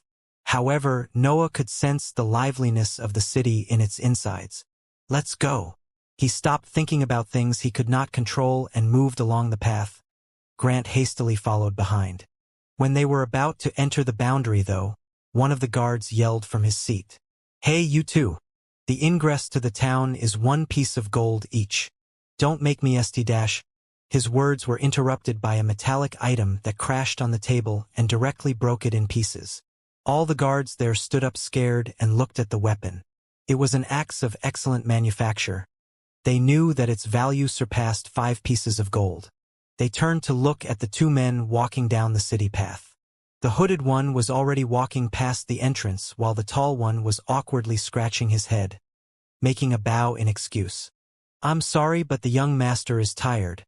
I hope that the axe can cover for the damage and our ingress. One of the guards slowly nodded. A cold drop of sweat ran down his forehead. Grant bowed again and followed Noah that was already far ahead in the city. The guards looked at each other and whispered, I think we should go easy on the wine in this period. Agreed, if we offend someone with an even worse temper, I believe that we could really get unlucky. Yes, wise words. If we are drunk and a noble gets annoyed by us, we are done for. From that day onward, the guards of Tutak Town were never found drunk again. Meanwhile, Noah continued to walk rapidly toward the stands that became visible in the distance. He threw the weapon as a show of strength. He knew that there would usually be an inspection every time a stranger entered a town, so he decided to act as an irritated noble. As for the money loss, he really couldn't care less if that granted him anonymity. After walking the main road of the city for a while, Noah began to see the various stands. There were tens of merchants with flashy banners on top of their stalls and even more people around them looking at their items. Noah looked around for a bit and noticed something strange. The customers used 2 different types of currencies. He turned to face Grant and pointed at the gems that some of the customers were using. What are those? Grant looked where he was pointing and showed a confused expression. You mean the obsidian credits? Noah shrugged his shoulders and replied, if that's what they are called. What value do they have? Grant's eyes widened as he continued to stare at Noah. What? Took a while for Grant to really believe that Noah didn't know anything about it. Aren't you a cultivator? Noah replied with a bit of annoyance in his voice. Stop asking questions and explain. Grant cleared his voice and began to speak. The obsidian credits, or commonly called credits, are the currency mainly used by cultivators. It's a peculiar crystal that is filled with breath, so it has more value in the cultivators' minds. Anything regarding cultivation can only be bought with credits. No one will ever accept gold for it. Noah focused again on the gems. They resembled the one that Virginia used to power up the inheritance ground, only less shining. To think that I wasn't aware of such things. Do they come only in that form? Grant nodded and explained more. Form? Yes. Value? No. Based on their brilliance, which is the quantity of breath stored inside, they have more value. The ones that you see here are worth 1 credit, but there are crystals valued 10, 50, and even 100 credits. Noah turned to Grant and could not help but ask, "Why do you want to be paid in gold then?" Grant smiled awkwardly. "Well, I am a simple rank 1 cultivator with a rank 2 body. I don't even have a martial art. I just want to feed my family and the ones of my brothers. So, selling the weapons can only give me money to buy food and a place to rest. I have the Surging River spell, which should be worth some credits, but I don't know if it's better to sell it now or to keep it for a better use in the academy." He didn't know enough to decide the best course of action, so he just chose to inspect the market further. "Bring me to someone that can buy the weapons that I showed you." Grant took the lead position and they moved slowly around the city. Noah soon noted that calling it city was a bit of a stretch. The city itself consisted of a few buildings with 2 taverns and 10 hostels. All the other structures were simply subsidiary shops that opened while Ebenrest City was busy with the preparations for the test. In the end, they arrived at a small wooden house with the picture of a sword and a shield as a banner. Grant entered and loudly greeted the bald man behind the cash desk. "Kirk, I brought you a customer." Kirk snorted and replied with a rough voice, "You only bring them when you gain something out of it." Grant laughed awkwardly and scratched the side of his head. Noah couldn't be bothered to watch them argue and stepped toward the desk laying a blade on it. "I'm here to sell. How much for this?" Kirk was surprisingly quite professional as he picked the weapon and carefully examined it. He even slid his palm along the blade twice to check if there was any dent on it. When the process was over, he nodded in satisfaction. "Not bad, not bad. I can give you 6 pieces of gold for this one." Noah nodded and continued, "What if I have more than 30 of the same manufacture?" The 2 men's eyes widened when they heard the number of weapons in his possession. Kirk coughed a bit and then cleared his voice. "I would need to inspect each one of them." Noah made a gesture with his hand and the 30 or so weapons appeared on the ground. In his space ring, the weapons that remained were his 2 pairs of sabers, the Descendants inscribed weapons, and the lance that Trevor obtained from the 2nd stage. Kirk stared at him for a few instants before he started examining the items. It's not his first time seeing a space ring. Noah thought and then began to think of how to dispose of his remaining goods. "I should wait with the spell. Maybe the Academy can give me something more valuable than money for it. The noble's weapons have to remain hidden so they are better in the space ring than wielded by someone. Lena's potions are useful, so I should just keep them. The earth pill and the reagent are necessary for my cultivation, so it's not even worth mentioning them. My old sabers can be a clue for my identity, so it's best to keep them. I'd rather not sell techniques that I currently use, so Dark Vortex and Body Inscription are excluded. That leaves me with the Lance and Echo's previous body."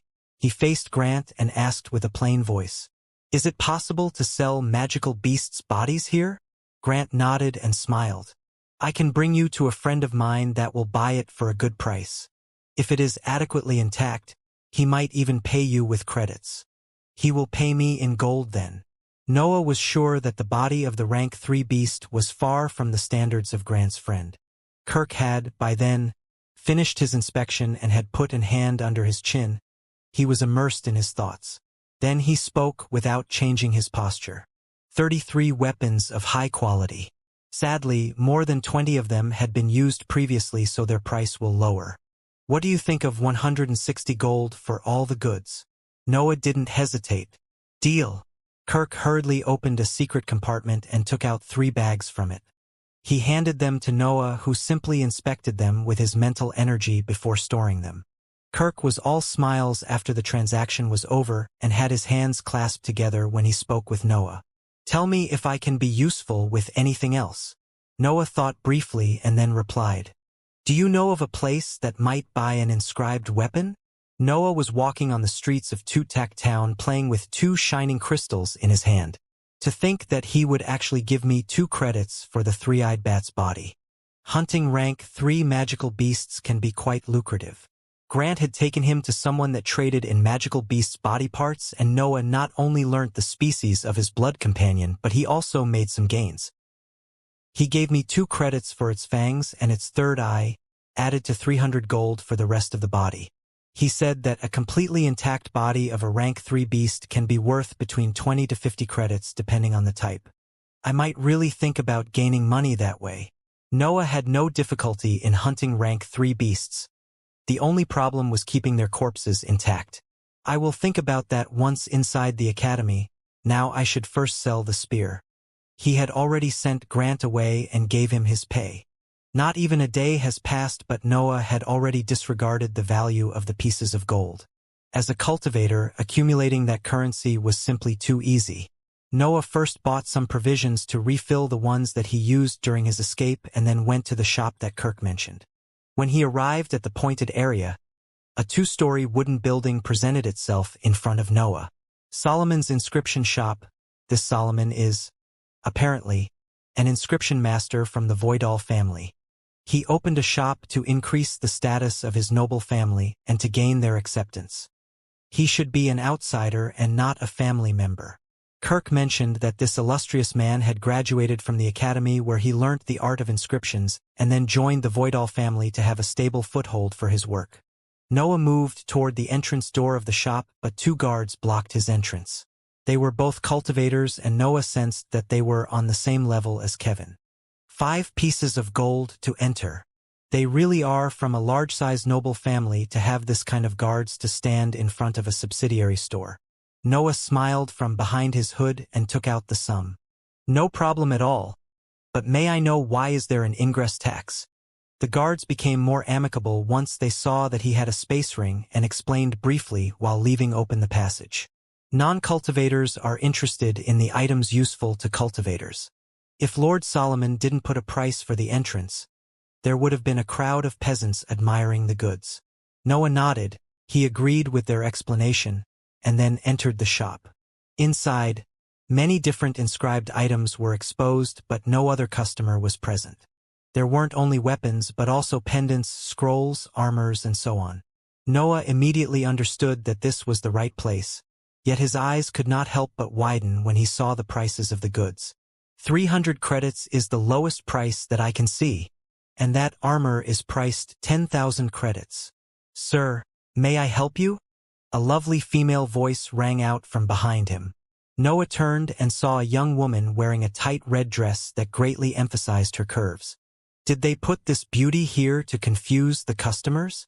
He shook his head internally and replied shortly, I'm here to sell a weapon. The smile of the attendant diminished in brilliance, but it was still kept on her face. I would have to inspect the weapon before suggesting a price. The shop will try to make the best possible offer, but we will take 5% of the total sum as a payment for our service. Noah simply took out the spear from the space ring and handed it to the woman. As she inspected the weapon, he inspected her. Is she stronger than me? I feel that her breath is more concentrated. Maybe she reached the solid stage. I wonder if I could fight against a solid stage cultivator in my demonic form. The attendant misjudged his attentions and her smile widened a little, but then it froze as she continued to examine the spear. She stood up and cleared her throat. I need to call my master. The quality of these inscriptions quite surpasses my ability. Noah nodded and waited patiently for the woman to climb the stairs to the first floor. She came back after a few minutes accompanied by a middle-aged man with no beard and long curly hair. Her gaze was lowered and Noah remembered that he had to show some respect to the cultivator. He politely bowed and greeted him. It's an honor to meet Master Solomon. Solomon nodded and his expression became more friendly. He picked up the lance that had been left on the desk and began to examine it. Sometimes he would mumble with himself while he looked at the lines inscribed. When he was done, he raised his head to look at the hooded young man. Where did you get this? Noah shrugged his shoulders and replied casually. Somewhere. I don't remember specifically. Solomon didn't mind his answer too much and lowered his gaze again on the weapon. Are you sure you don't want to exchange it? I have a lot of protective items on sale. You might need them during the entrance test. Oh, what a smart man. Noah was a bit surprised. His voice was still the one of a young man, so it wasn't impossible to deduce his purpose in the city. I feel that he is even stronger than Kevin, Are there that many strong people in this world? I really need to enter the academy. However, he shook his head at Solomon's offer. I'm sorry, but I'm still not sure of what I'm in need right now. I'd rather take the credits and think about it. In the future, I will surely spend them here to buy Master Solomon's products. The woman was surprised to see such courtesy by him. After all, Noah continuously exuded a cold aura due to the imposing presence of his mental sphere. All mages had a peculiar aura around them. Solomon's one, for example, was casual and uncaring and became focused only when he inspected the item. Solomon nodded and smiled. Good answer. I can give you 1,000 credits for this weapon. 1,000? Noah noticed how the attendant's eyes widened before she lowered her head again. He understood that it was a big sum. I agree. Solomon smiled, seeing that Noah accepted his offer and waved his hand. 20 shining crystals appeared on the desk. Their brilliance far surpassed that of Noah's credits. Noah picked one up and examined it with interest. Solomon noticed his action and spoke casually. They are worth 50 credits each. Careful on your actions. Someone might exploit your inexperience. He seemed in a good mood after he obtained the spear. Noah put the credits in his space ring and bowed. Does Master Solomon have some advice for the academy test? Solomon laughed. Ha. As soon as you saw some goodwill, you tried to take advantage of it. You remind me in my old days. Solomon shook his head a bit before speaking again. The test changes every time, so all the knowledge is dated. Just go to Ebonrest City and follow the line of youths like you. Maybe you should be careful on the road to the city, though. Noah nodded and bowed again before exiting the shop. Inside it, the woman turned her head toward her master and asked in a confused voice, Master, if you knew that he was inexperienced, why didn't you lower the price? Solomon replied, He won't be inexperienced for long. If I had tricked him, he would have never returned to sell more of these good weapons. And you never know, he might actually become the next talent of the academy. The attendant looked in the direction where Noah went and fell in thought. He is surely weaker than me. However, why do I feel that if I had to fight him, things would be dangerous? Meanwhile, Noah went to the poorer-looking hostel that he could find and entered it. Behind the reception desk, there was a woman with almost no teeth in her mouth and oily and dirty hair. The main hall of the hostel had only a couple of cracked wooden desks with drunkards sleeping on them. The smell of puke and piss filled the room. This is perfect. However, Noah chose this place exactly because of the poor state in which it was handled. Solomon's words had confirmed his worries about the noble families, so he decided to be as low-key as possible. Living in a smelly place for a while was not a problem if that helped him arrive at Ebonrest City safe. Noah faced the old woman on the desk and spoke resolutely before she could say anything. I need a single room for 1 month and a half, possibly a silent one. There will be no need to bring me any food. Just be sure to leave a bucket full of clean water twice a day in front of my door. The woman smiled, showing her ugly mouth, and spoke a single sentence. 30 pieces of gold. Noah put his hand inside his clothes, and when it came out, 30 pieces of gold were in his palm. He put the money on the desk, and the woman hurriedly picked a big rusty key and passed it to him. Last floor, at the end of the corridor, the one on the left. The hostel was a 3-story building, so Noah went directly to the last floor. At the end of the corridor, he opened the designated door and entered it. The room was small, with only a simple bed and no other furniture in it. To Noah, that had spent the last 2 months in a forest, though, it was more than enough. Noah sat on the floor and thought for a little. 2 months before the test, and Ebonrest City is at 3 days of travel from here. I will train hard for this month and a half and then move. It was deep in the night when he reached the hostel, so he began to meditate in the cultivation technique. His legs were crossed and a vortex appeared between his joint hands. Days passed and then weeks. The environment of Tutak town became even more lively as luxurious carriages entered its borders and joined the marked area. Many noble families from different domains arrived and enjoyed the services offered by the city to important people. There were large-size, medium-size, and even small-size families, all gathering for the test of the academy. Noah didn't join the commotion and simply remained in his room to cultivate. He knew that the families from the Shasti domain wouldn't come there since there was another test area at 1 month of travel from Mossgrove City. He had chosen this place carefully after all. Sometimes he would come out of his room to gather some information from the desk woman about recent events and to buy more provisions. Many of the stories that she told him were just rumors, but some of them alerted Noah, raising his caution. A group of bandits appeared in the forest between Tutak Town and Ebonrest City. They are assaulting noble caravans, killing or gravely injuring their younger members. The bandits' faces are completely covered, so it's impossible to know their origins. Bandits so strong that they can target noble families? It seems that they are not even trying to hide their actions. As he had suspected, the nobles had begun to scheme against the participants of the test. I didn't imagine that they would have targeted other noble families too. The spot in the academy really is coveted. His eyes shined slightly as he thought of that. One more reason to enter it. Echo. The tattoo of the three-eyed bat released a soft sound inaudible to humans. Immediately, an image of a circular area of 100 meters with Noah as its center appeared in his mind. There weren't many details as the scene was created from the vibrations of the objects that the sound met, but it was more than enough to know if there was someone spying on him nearby. Nothing suspicious today, too. It seems that I really have no one following me. He had been careful in the city, but there were still times when he had to expose something about himself. For example, Solomon knew that he was in possession of 1,000 credits, yet no one came searching for him in this period. That's really good. Now it's time to prepare. In 1 week, I will go to Ebonrest City. Eventually, time passed until there were only 2 weeks left before the entrance test. Noah swiftly exited the hostel and went for the path that led to Ebonrest City. Tutak Town was still crowded, but the atmosphere was tense and many groups of armored people stared warily at their surroundings. So many. Noah had never exited the hostel in this period and could not help but be surprised at the number of people inside the market area. Echo continuously sent sound waves giving him a clearer picture of his surroundings, and he always chose to cross the less crowded streets to reach the forest. His exit from the city was uneventful and the scenery of the forest illuminated by the daylight showed itself to Noah. He had decided to move during the morning as there were fewer chances to meet the bandits or more of spotting them and escape. He was wearing his usual black clothes and a hood covered his face.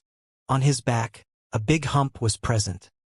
Echo's head had come out of his body to be more precise in its inspection of the environment. Noah entered the forest and ran at full speed in the direction of the city. He used the branches of the trees as footholds like he was used to when he had to move stealthily. Ebonrest City was at 3 days of travel. That meant that if he traveled without sleeping, he would reach his destination in 1 day and a half. That was precisely what he planned to do. The more he stayed in the forest, the more problems might arise. It was only half a day later that a scream entered his ears. Noah didn't stop, but he could sense that a battle was occurring in an area a few hundred meters in front of him. A faint sense of danger was radiated from that place. Noah's eyes became resolute as he hastened his pace.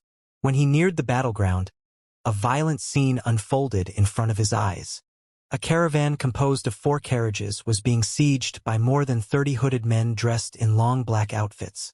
The guards of the caravan were strenuously resisting the assault, but to no avail as the bandits were more numerous and were gaining ground. Noah sensed that their level was way above his own and chose to take advantage of the situation to pass through them. A known danger is less scary than an unknown one. Noah could have avoided the place, but that would have meant facing the unknown.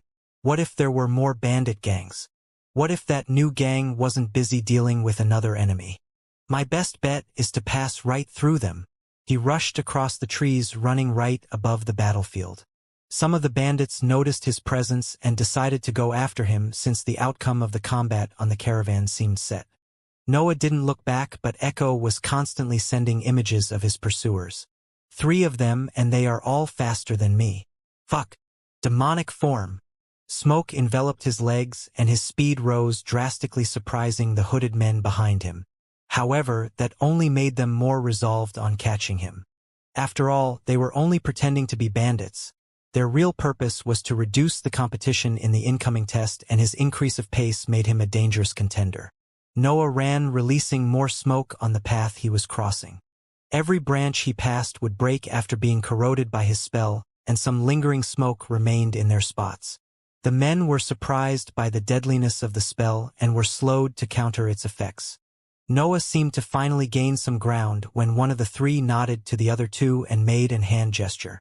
Wind began to blow, which carried at high speed the man in Noah's direction. Wind Mage! Noah saw through echo that the bandit was flying in the air and that he would reach his position in a few minutes. His flight didn't seem that stable though, which made Noah think of a plan. Echo senses expanded and Noah's liquid breath depleted rapidly as a large area around him was pictured in his mind. The area had a diameter of 400 meters and was the limit of Echo's scanning ability.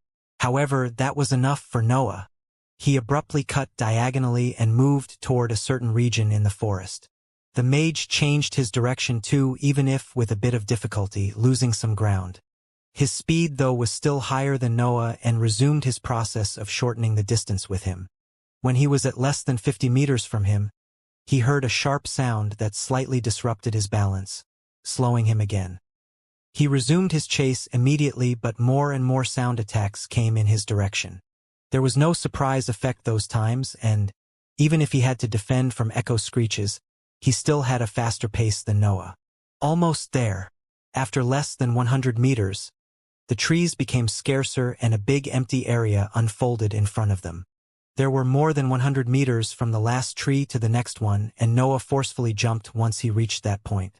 The mage smirked internally, thinking that Noah had lost his mind trying to perform a leap of that length, and changed his direction toward the ground, ready to intercept him while he was falling. Noah was mid-air with his senses focused on his pursuer. Not yet. Only when the mage was about to touch the ground did Noah act. Two pairs of black wings pierced the clothes on his back and began to flap with great might. Smoke was released from the wings that, paired with his fuming legs and his black outfit, gave Noah the appearance of a wicked magical beast rather than a human. The mage had no time to be surprised as tens of fuming wind slashes crashed in his position. Boom!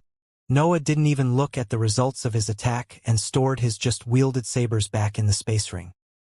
He continued to fly toward the distant tree until he landed on one of its branches and resumed his march toward Ebonrest City. No one was after him from that moment onward. In the treeless area of the forest, a big cloud made of black smoke created a death zone 20 meters large.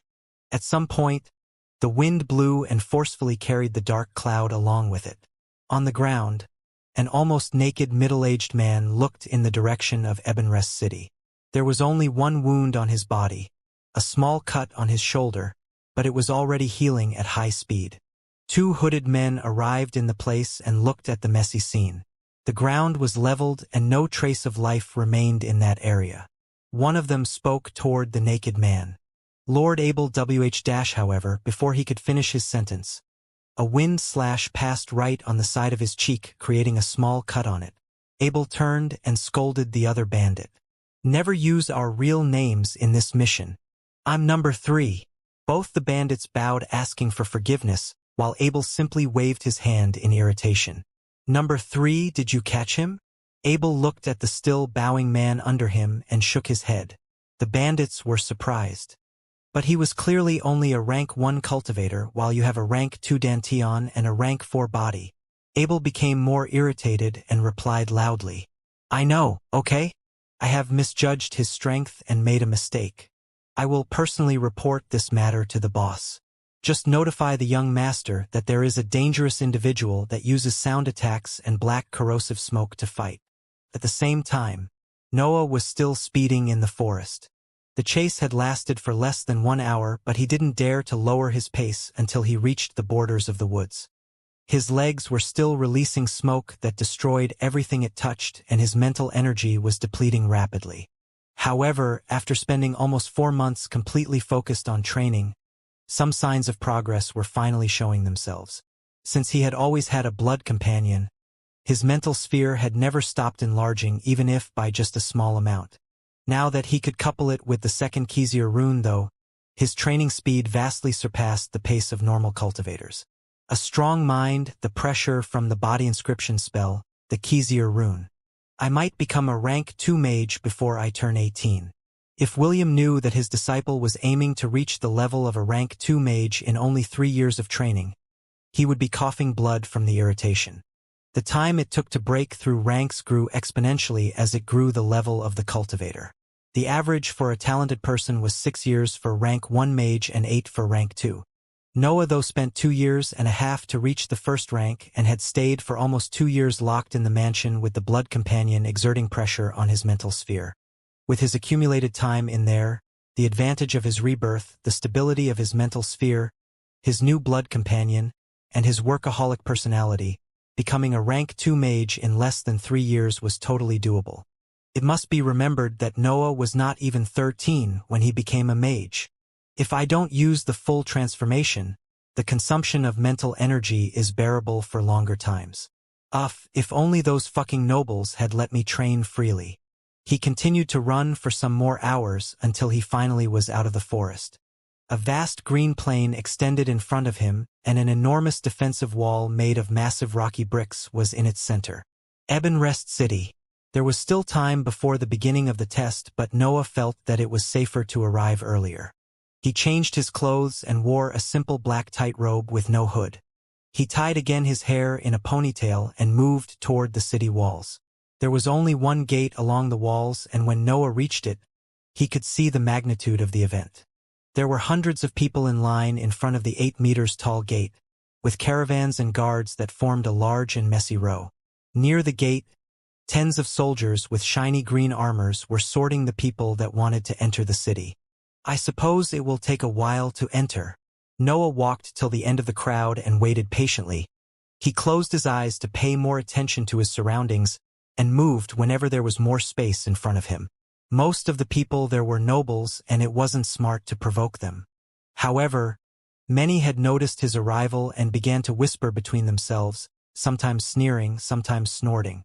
Another foolish kid. What do they teach commoners these days? Humph. They are just here to fill the empty spots. It's not like they have any chance to win. They just hope that someone might have a good impression of them and then be recruited in their families. If they survive the test, haha. Many of these voices entered Noah's ears, but he didn't mind it. He was specifically looking for something. Then, Echo sent an image to his mind.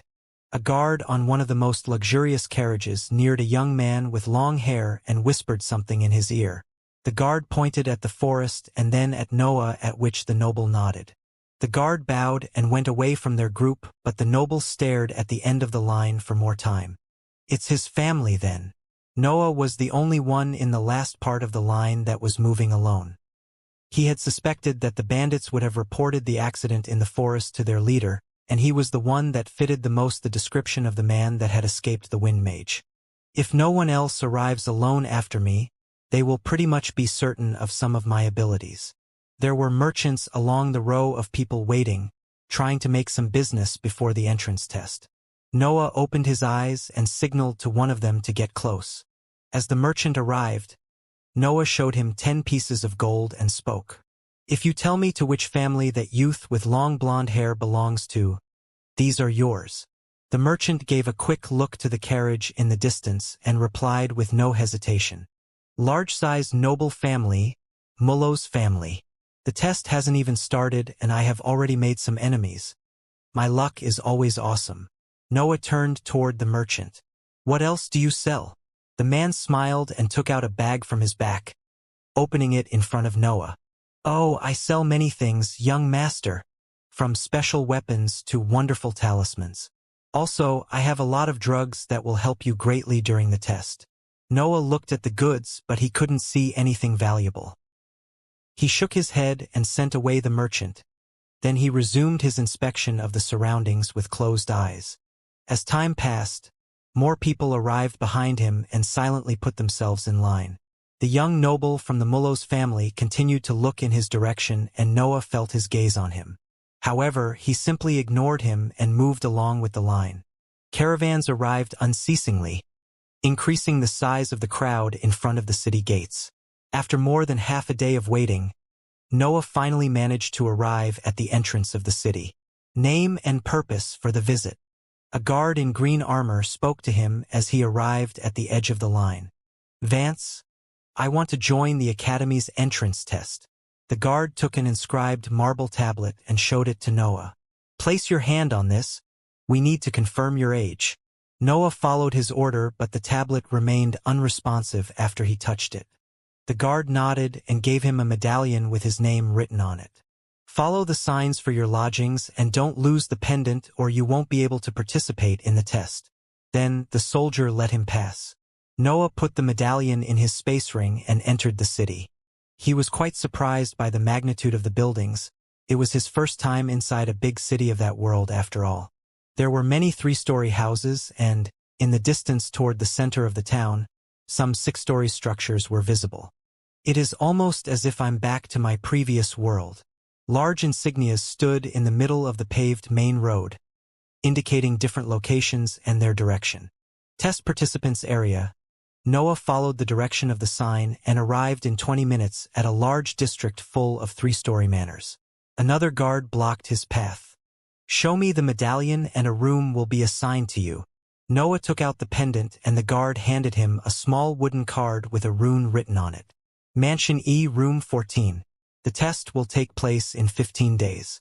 Someone from the city troops will lead all the applicants to the examination area on that day. Good luck. Noah nodded and entered the district. Many youths were grouping and chatting on the yards of their villas, but they all turned their heads to look at Noah walking along the central road. It was clear that he didn't belong to any noble family as his clothes were shabby and untidy. Most of them felt superior to him and began to make jokes about his appearance, but the strongest among them felt only danger from his figure. There is someone worthy of my attention. When he arrived at the mansion with a big E painted on it, a tall youth about the same age as Noah stood in front of the entrance door with a smirk on his face. This mansion is reserved for nobles. A commoner like you can simply sleep on the courtyard. You have no problems with that, right? I really hope that killing is allowed in the test. That was Noah's thought as he stared fixedly at the youth in his eyes. He focused all his mental pressure on him, and the young man paled instantly facing the might of Noah's sea of consciousness. He began to sweat profusely and then he fainted on the spot. Noah simply stepped over him and opened the door under everyone's gaze. The insides of the mansion were clean and tidy, with a large living room and many doors with numbers drawn on them. He stepped on the stairs for the first floor and walked on the corridor until he found the door with a 14 written on it. The wooden card appeared in his hand and he neared it to the handling of the door. However, nothing happened and the door remained locked. You need to put some breath in the tablet to make it work. Noah turned and saw a girl of about 16 years old on the other end of the corridor. She had long red hair and a cute face. Her eyes shined with a green color. Noah followed her instructions and transferred a bit of breath from his body inside the tablet. Clack! A metallic sound rang from the room, and when Noah grabbed the handle, the door opened smoothly. He did a slight nod toward her and directly entered the room, closing the door behind him. Why did you help him, sis? He would have figured it out by himself anyway. A tall man with short red hair appeared from behind the girl still standing on the corridor. I have the faint sensation that we should be friendly with him.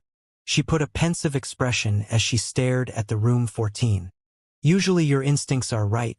The patriarch had said that you are a natural talent in understanding the flow of the breath after all. The girl nodded and replied with a bit of sarcasm. Yes. I will become the inscription master of the family, elevating our status to a medium-sized noble family. The man behind her just patted her head and returned to the room.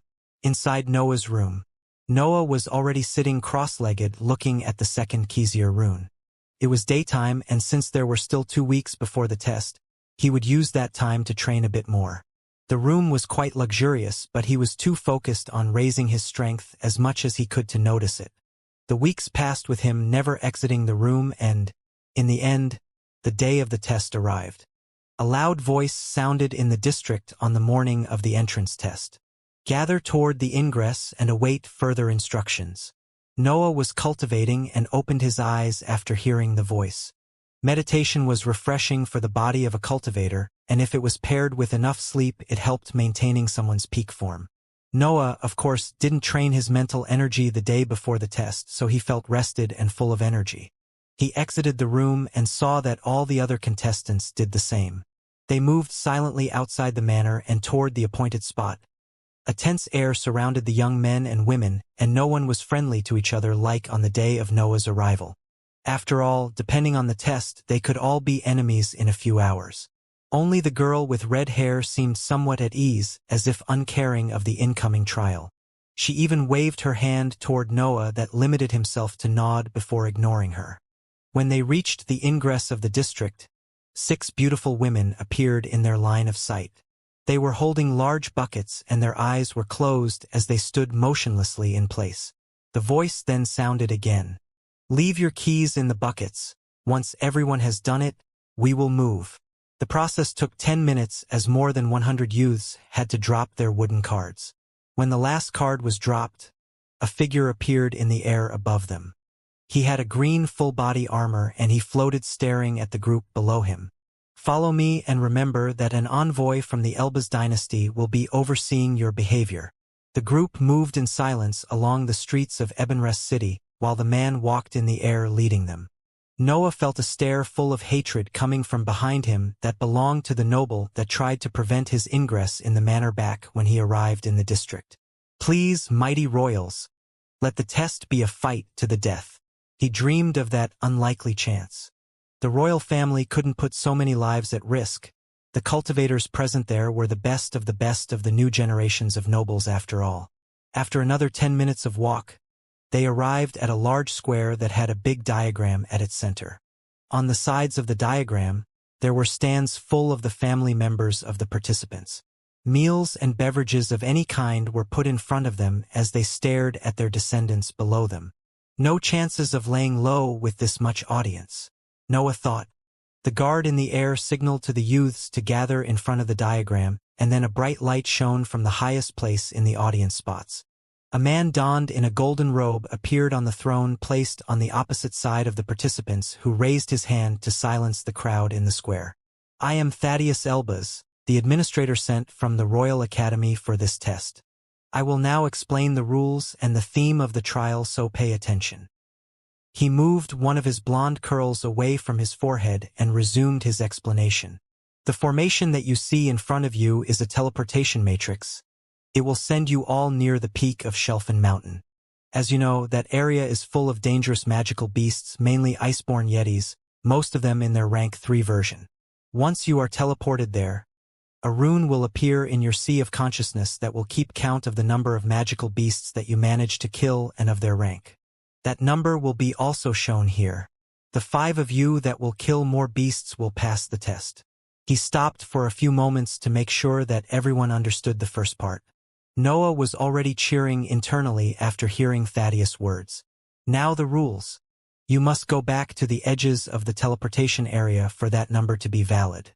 Its borders cover all the mountain area, so you just need to descend and at some point you will reach it. If you break the rune, you will be immediately teleported back here, but all your kills will be invalid.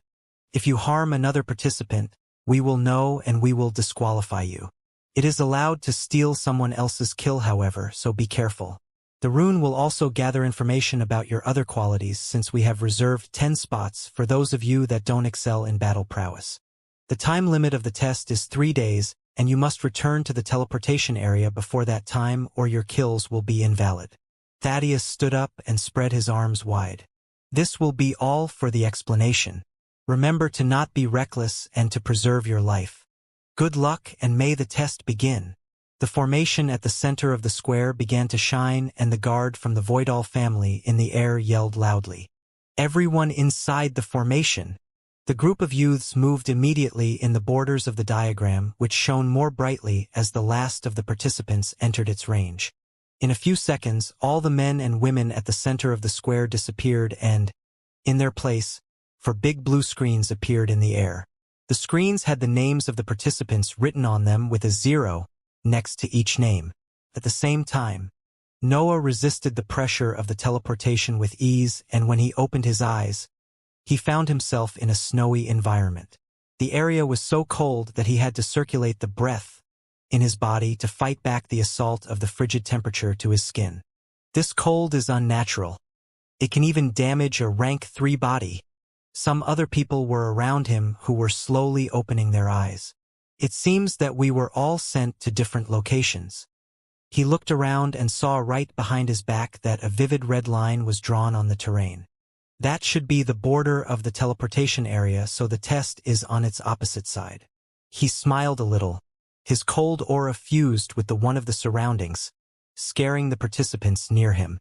Let's see if there is really someone that can surpass me. Echo began to scan the area as Noah charged directly toward the peak. A big figure swung its thick arm toward a black silhouette.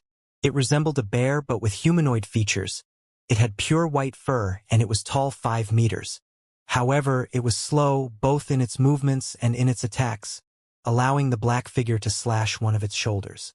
Grr, a low growl resounded from the tall beast as a wound appeared on its body, but the cold winds in the surroundings gathered on that spot, fixing the injury. They are easy to fight but hard to kill. The black figure was, of course, Noah, testing the limits of the rank 3 Iceborne Yeti in front of him.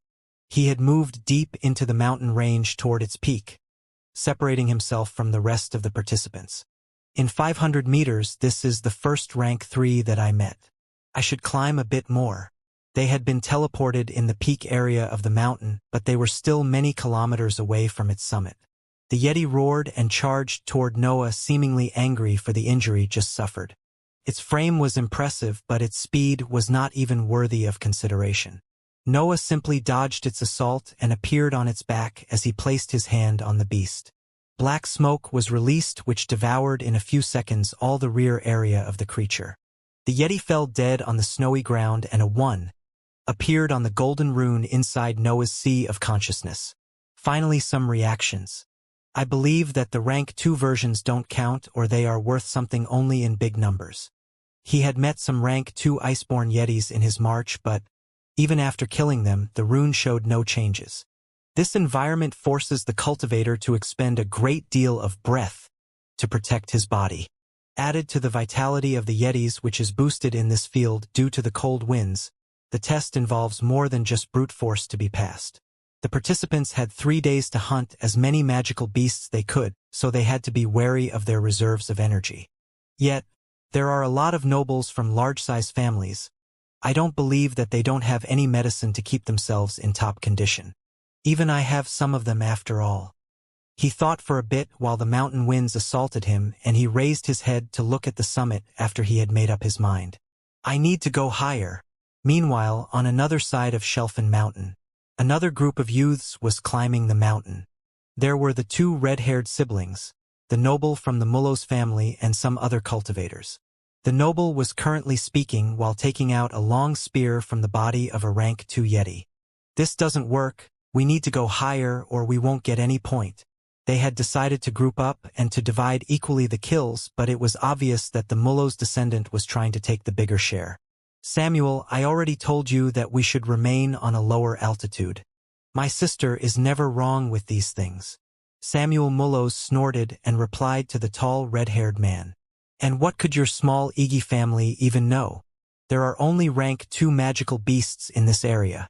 We need to climb if we want to collect points. The others in the group nodded and followed Samuel's lead. The man from the Iggy family sighed and turned toward his sister. Still danger. The girl nodded and trembled as she gazed at the mountain peak. I feel that the higher we climb, the higher will be the chances of failing the test. The brother too looked toward the peak. Isn't it possible that you are just sensing the stronger beasts up there? The girl shook her head. No, I feel that the danger will come toward us. Many small groups had formed during the first day of the test. Those belonging to small and medium-sized families and even some lone cultivators chose to follow the lead of the descendants from the large-sized noble families. After all, the environment was harsh and the Yetis were resilient. Grouping up was completely in the forecasts of the Academy. However, there were still some individuals that chose to challenge the mountain alone. Noah was one of those, and he was currently hidden in a large tree in which he had dug a small hole. The night had come and, even if he could clearly see in the darkness, The temperature on the mountain had dropped so much that he had to take many breaks during his advance. Moving at night will just tire me uselessly. I'd better move tomorrow in the morning. It seems that I've finally reached a more populated area. He focused on the rune in his sea of consciousness, which showed a clear 22 on its surface. The thing is that I can't see the kill count of the other participants, so I don't know if I should hold back or push harder. To be safe, it's better to do my best and everything should be fine. I don't believe that there is someone with a spell more destructive than mine. He was relying mainly on the partial demonic form to kill the Yetis, as any other of his abilities could only inflict injuries that the winds easily healed. I will move as soon as the temperature rises. Noah took out his clothes and let Echo come out of his body and envelop him. The body of the blood companion was made of breath, which naturally opposed the assault of the cold. Noah closed his eyes and slept in the warmth of the bat's body. The next morning he retracted Echo and donned back his clothes. He resumed his climb and noticed that the temperature lowered as he reached higher altitudes. At some point, Echo sent a peculiar image to his mind which made him change direction toward another higher area. He put one of his knees on the white terrain and peeked at the scenery below him. There was a slope that created a small cliff on the side of the mountain. It was a few hundred meters large, and only at 20 from the terrain, it was like a small canyon in the insides of the mountain. Inside the small valley, tens of rank 3 iceborne Yetis were resting or lazily walking around. A slight smile formed on Noah's face as he looked at them. Most of Yetis in the valley were laying on the ground, allowing the cold winds of the mountain to nourish them. Noah had a good amount of experience regarding packs of magical beasts and could not help but be slightly confused. They are rather peaceful between themselves. There isn't the same aggressivity of the snakes nor the same cruelty. Noah was evaluating their behavior as he peeked from the edge on the surface. Well, I will see their aggressivity pretty soon. 2 silver sabers appeared in his hands as he jumped directly in the middle of the beast pack. Tens of horizontal fuming slashes shot out from his figure as soon as he touched the ground. Ruhr the Yetis gave immediately the alarm and jumped toward the little figure. However, they were slow and a corrosive black smoke began to spread in the area which damaged them, further slowing their advance. Noah had already vanquished the creatures near him and shot toward the most densely populated area. The black smoke enveloped him, transforming his normal appearance in a fiendish one. The Yetis surrounded him but were obstructed by the dark cloud that enveloped Noah, so they could never get near his position safely. Noah used those unhindered moments to kill as many beasts as he could. Bodies accumulated on the ground as he moved undisputed between the 5 meters giants. Another roar resounded in the valley, and the assault of the Yetis became more selfless. They charged into the black cloud, uncaring of their skin being consumed in order to stop the threat. When one of the Yetis was near enough to touch him, a 3 meters bat shot out from the cloud and stabbed its fangs on the beast. The bat used the surprise effect to lock the Yeti on the ground and bit hard on its head. A shockwave was released from its ethereal throat that crushed the Yeti's head on the spot. Noah was internally satisfied with the strength of his new blood companion as he swung his blades relentlessly surrounded by black smoke. Xianxia would have only been able to take hits on my place while Echo can actively fight on my side. That was precisely what continued to happen. Noah killed everything in front of him while Echo managed his rear side. Slowly, the entire valley was being covered by the toxic smoke. About half an hour later, the cloud dissipated, showing Noah's figure in the middle of the empty cliff. Only some remains of the previously populated pack laid on the terrain. His complexion was slightly pale and he was sweating. More than half his mental energy had been depleted, but he was smiling seeing the results on the rune in the sea of consciousness. The number 58 was shown clearly on its surface. This is the best altitude. I should rest and explore more. He reached for the surface and dug another cavity in the trunk of a tree. He took out a bottle and drank its contents. As he felt his mental energy rapidly increasing, he began to meditate to refill the missing liquid, breath. In 2 hours, he was ready to move again. He didn't climb any further as in the battle that he just went through he had almost reached his limits. The difficulty of that area was perfect for his level. It didn't take much for Echo to find another similar spot full of rank 3 Yetis. Instead of a valley though, the pack was inside a large cavern.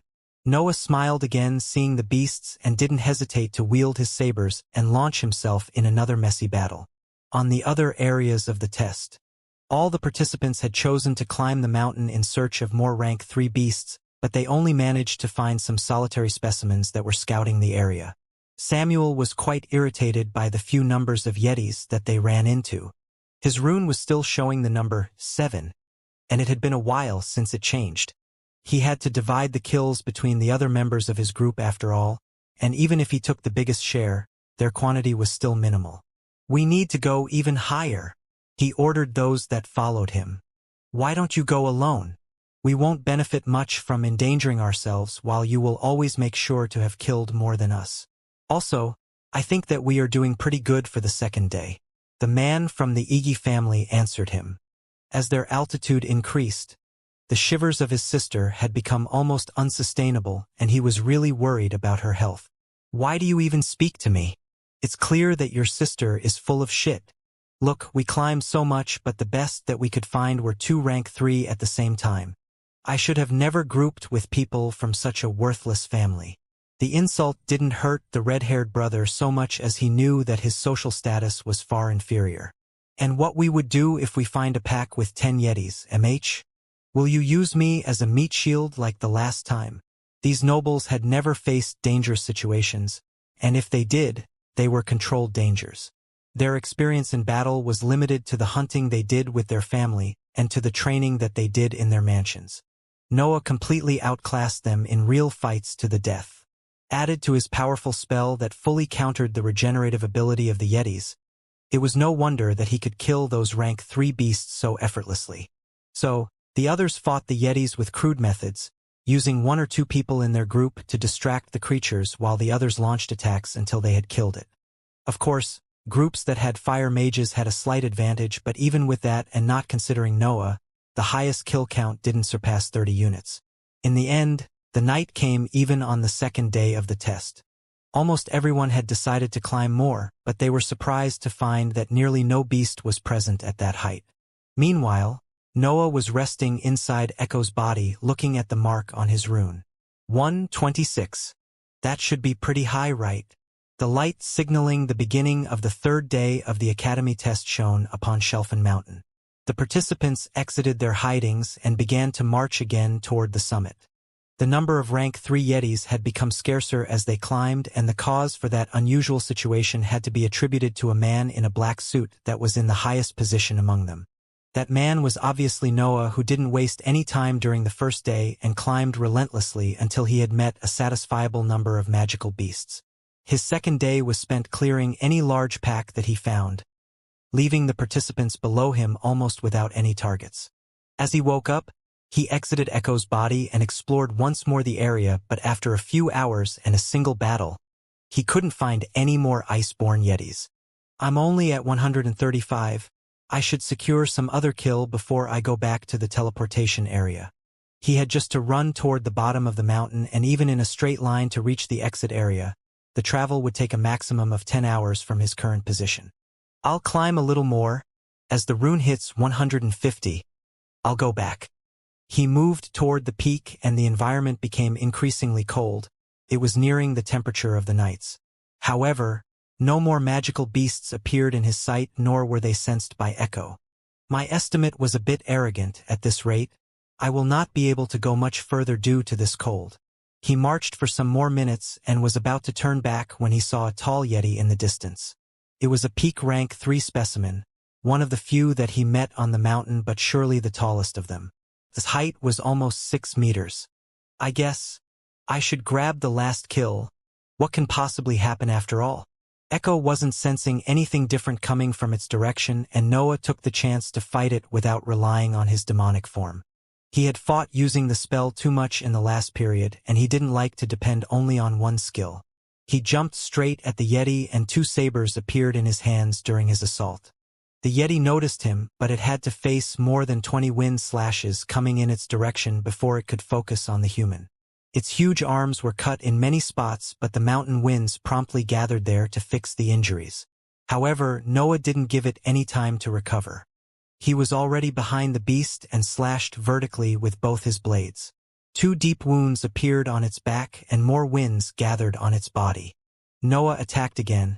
He was using his speed to avoid any reaction of the creature and his precise strikes to deal more injuries than what the winds could heal. In 15 minutes, the Yeti was powerless on its knees, showing its defenseless head to Noah. He didn't waste any time and stabbed both his sabers in its brain while being deep in thought. My battle prowess without the demonic form doesn't reach even a quarter of my full strength. My martial art is falling behind my other skills. The rune inside his sea of consciousness showed 136, and Noah nodded internally, but as soon as the body of the Yeti touched the ground, his senses and Echo screamed, detecting a great danger. A small snowy hill right in front of him began to move and a deafening roar enveloped the area. The snow fell from the moving body, slowly revealing the mighty figure of an iceborn Yeti 10 meters tall. From its mouth full of sharp fangs, the cold winds that filled the mountain came out and dispersed in the environment. It looked at the corpse of the peak rank 3 Yeti on the ground and anger filled its eyes as it moved its gaze searching for its killer. In the distance, it saw a small black figure that was running at high speed toward the bottom of the mountain. Noah had begun to run away the moment he sensed the danger. Thanks to his rich battle experience, he knew that there was only one thing that could cause those sensations to his body. Rank for magical beast. Fuck. I will never, ever trust my luck again. Echo was staring at the scene behind him peeking from his clothes. Noah wasn't satisfied with only the colorless images of its scanning ability. So, the mountain winds come from the rank 4 specimens. I wonder how many of them there are to fill the entire mountain, or maybe... Echo's gaze moved to the summit. I bet there is something stronger up there. The rank 4 Yeti gave another powerful roar and started to descend the mountain to chase toward Noah. Noah didn't think twice about it and activated the partial demonic form on his legs. His speed increased drastically. From behind the rank 4 creature, though, tens of rank 3 iceborn Yetis appeared. They resembled a small army marching toward the world of humans. Noah saw the scene and paled a bit. There were hundreds of rank 3 specimens that gained speed as they continued to descend, and the rank 4 was in the lead position. Well, I guess that the test is over. At a lower altitude, the group led by Samuel was still climbing in search of more magical beasts. Samuel seemed anxious as his rune showed the number 25. He had secured more kills than it was Concord due to the scarcity of Yetis, and more discord was sown between his followers. Lord Samuel, I didn't even reach 10 units. Could you let me take the next one? Otherwise, my family will really lose face. A youth from a medium-sized noble family pleaded him, but Samuel only snorted in response. He knew that the average for these kinds of tests was around 50 units in the top positions. He came from a large-sized family after all. They had accumulated an incredible quantity of knowledge during the years and hunting tests were frequent. Where the fuck are all the magical beasts? The ground began to tremble, making the girl from the Iggy family shake again. She grabbed her brother's sleeve and stopped his movements. Big brother, it's time, we have to run. Before her brother could nod, however, Samuel turned toward her and admonished harshly. What run? Don't tell me that you are scared of earthquakes. Fucking small families. They show dash his words were stopped by the girl pointing at a spot behind him. Samuel turned only to see a black fuming figure running at high speed toward them. Samuel's eyes widened seeing Noah. He knew that someone had escaped his men and that he had a skill that emitted black smoke. He was finally sure that Noah was that someone. Anger enveloped his mind. He had lastly understood why his group met so few magical beasts. He had come here first and killed them. He was a proud heir of a noble family. He couldn't let someone with no background surpass him. However, before that he was able to scheme anything, the army of iceborn Yetis became visible. Hundreds of rank 3 magical beasts were following Noah tightly, with the opponent rank 4 Yeti in their lead. All Samuel's anger vanished on the spot as he yelled unconsciously, "Rank 4!" From that point it was chaos. Someone in their group directly broke the rune in their sea of consciousness, moved by fear, and a blinding light enveloped them, making them disappear. Samuel turned and ran uncaring of anything that he had in front. He swung his arms powered by the strength of his rank 3 body and flung away the other members of his group to make a way toward the bottom of the mountain. The 2 Iggy siblings were sent flying in different directions. The brother had it easier as he had a rank 3 body too and could withstand Samuel's blow, but he still fell for a few meters. His sister, though, had only a rank 2 body and slammed powerlessly on a tree, fainting on the spot. The brother was about to reach for her when others above him banged on his body. He opposed with all his strength to the force pushing him down, but the other cultivators were too scared. They instinctively used their weapons to create a path through him, and he did the same to defend himself. At that moment, their runes shattered and they were teleported outside of the test area. Meanwhile, Noah was running at full speed with the army of magical beasts on his tail. He saw the chaotic scene below him and shook his head internally. Fucking nobles, it's just a tiny rank 4. Why do you get so scared? He focused again on the Yeti 10 meters tall. Well, tiny maybe isn't really fit for this one. He was feeling quite at ease.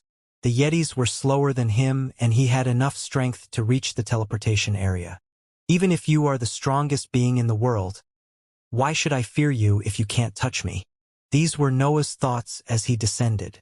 Then he saw the red-haired man trying to reach for his sister and disappearing after he opposed the other cultivators. So, the rune can even break on itself if you don't follow the rules. Wait, why isn't she escaping? He noticed that the girl that helped him with the key in the manor was laying on a tree unmoving. Is she unconscious? Wait, if she dies, will they blame me? After all, he was the cause of the rank 4 creature's rage. The rune could understand if a participant broke the rules. What if it even registered the events that they went through? Noah was quite doubtful about that, but he still chose not to risk his entrance in the academy. He slightly curved and more smoke came out of his legs. When he reached the girl, he hastily grabbed her collar and threw her over his shoulders. The clothes on his back tore and a big bat appeared which absorbed the girl inside its body. Noah was using the demonic form. The smoke was toxic to anyone except for him and Echo. He couldn't simply carry her. And then his descent continued. A 15-and-a-half-years-old man was running at full speed with his upper body naked in a land of snow. A big bat had its 2 pairs of wings retracted and was standing on top of his shoulders. An army of Yetis was closely following him, unable to match his speed. More and more participants appeared in his field of view, and they had the same reaction of Samuel's group. Teleportation lights shone from time to time, and many ran toward the bottom of the mountain uncaring of the test. Noah picked up a bottle from his space ring to refill his mental energy. With the addition of the girl's body on his back, his expenditure of mental energy had increased. Hours passed and, in the end, the red line on the terrain became visible. Noah's eyes lit up seeing the borders of the teleportation area and accelerated his pace. The Yetis were still behind him, but he had grown so used to their pressure that he almost forgot about them. I should probably stop my spells. Even if many have seen Echo and the black smoke, they couldn't possibly have paid so much attention to them since they were too scared of the beasts behind me. When he was at a few meters from the red line, Echo was reabsorbed in his body and the partial demonic form deactivated. The girl came out in the open and Noah grabbed her with one hand, carrying her like she was some sort of bag. She is still sleeping even after so many hours. Damn nobles, they have it too easy. Then he jumped across the teleportation area and a bright light enveloped him. When the pressure on his sea of consciousness vanished, he was back in the square of Ebenrest City. All the other participants were staring at him. Many emotions were exuded from their stares. Anger, envy, respect. Some lonely cultivator even had tinges of pride in his eyes. The fuck are they looking at? However, Noah couldn't care less and looked at the screens in the air. The name Vance was in the first position, but Noah didn't feel too happy about that.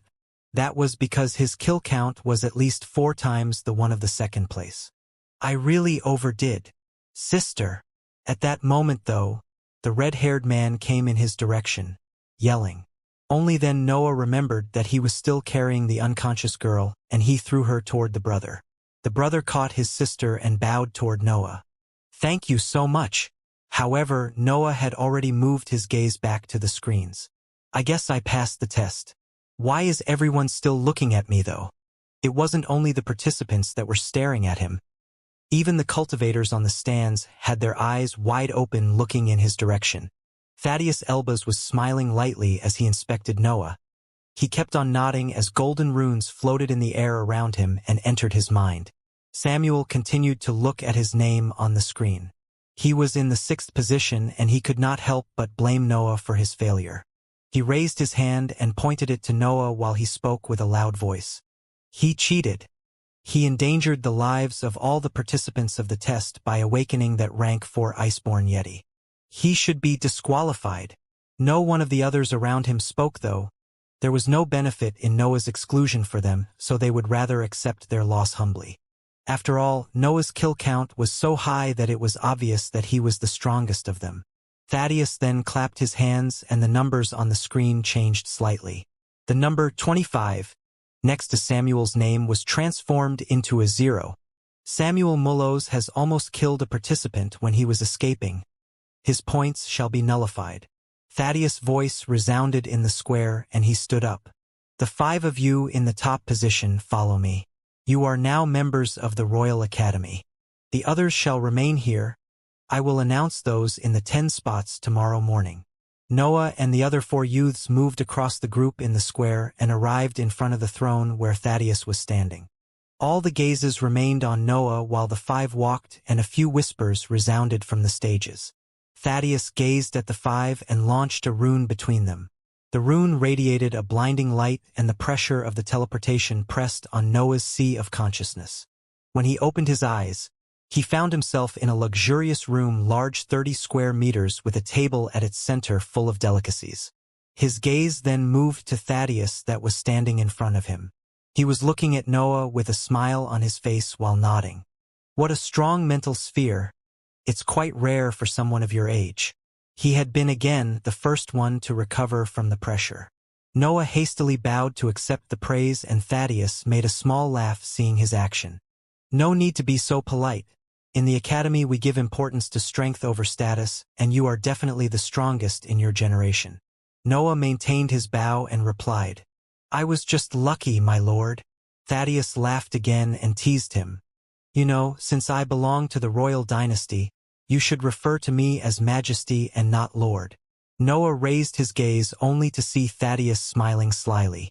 The other 4 had recovered by then and were staring at the interaction between the 2 with wide eyes. Thaddeus laughed again and continued. Anyhow, for you all, I'm just a professor of the academy.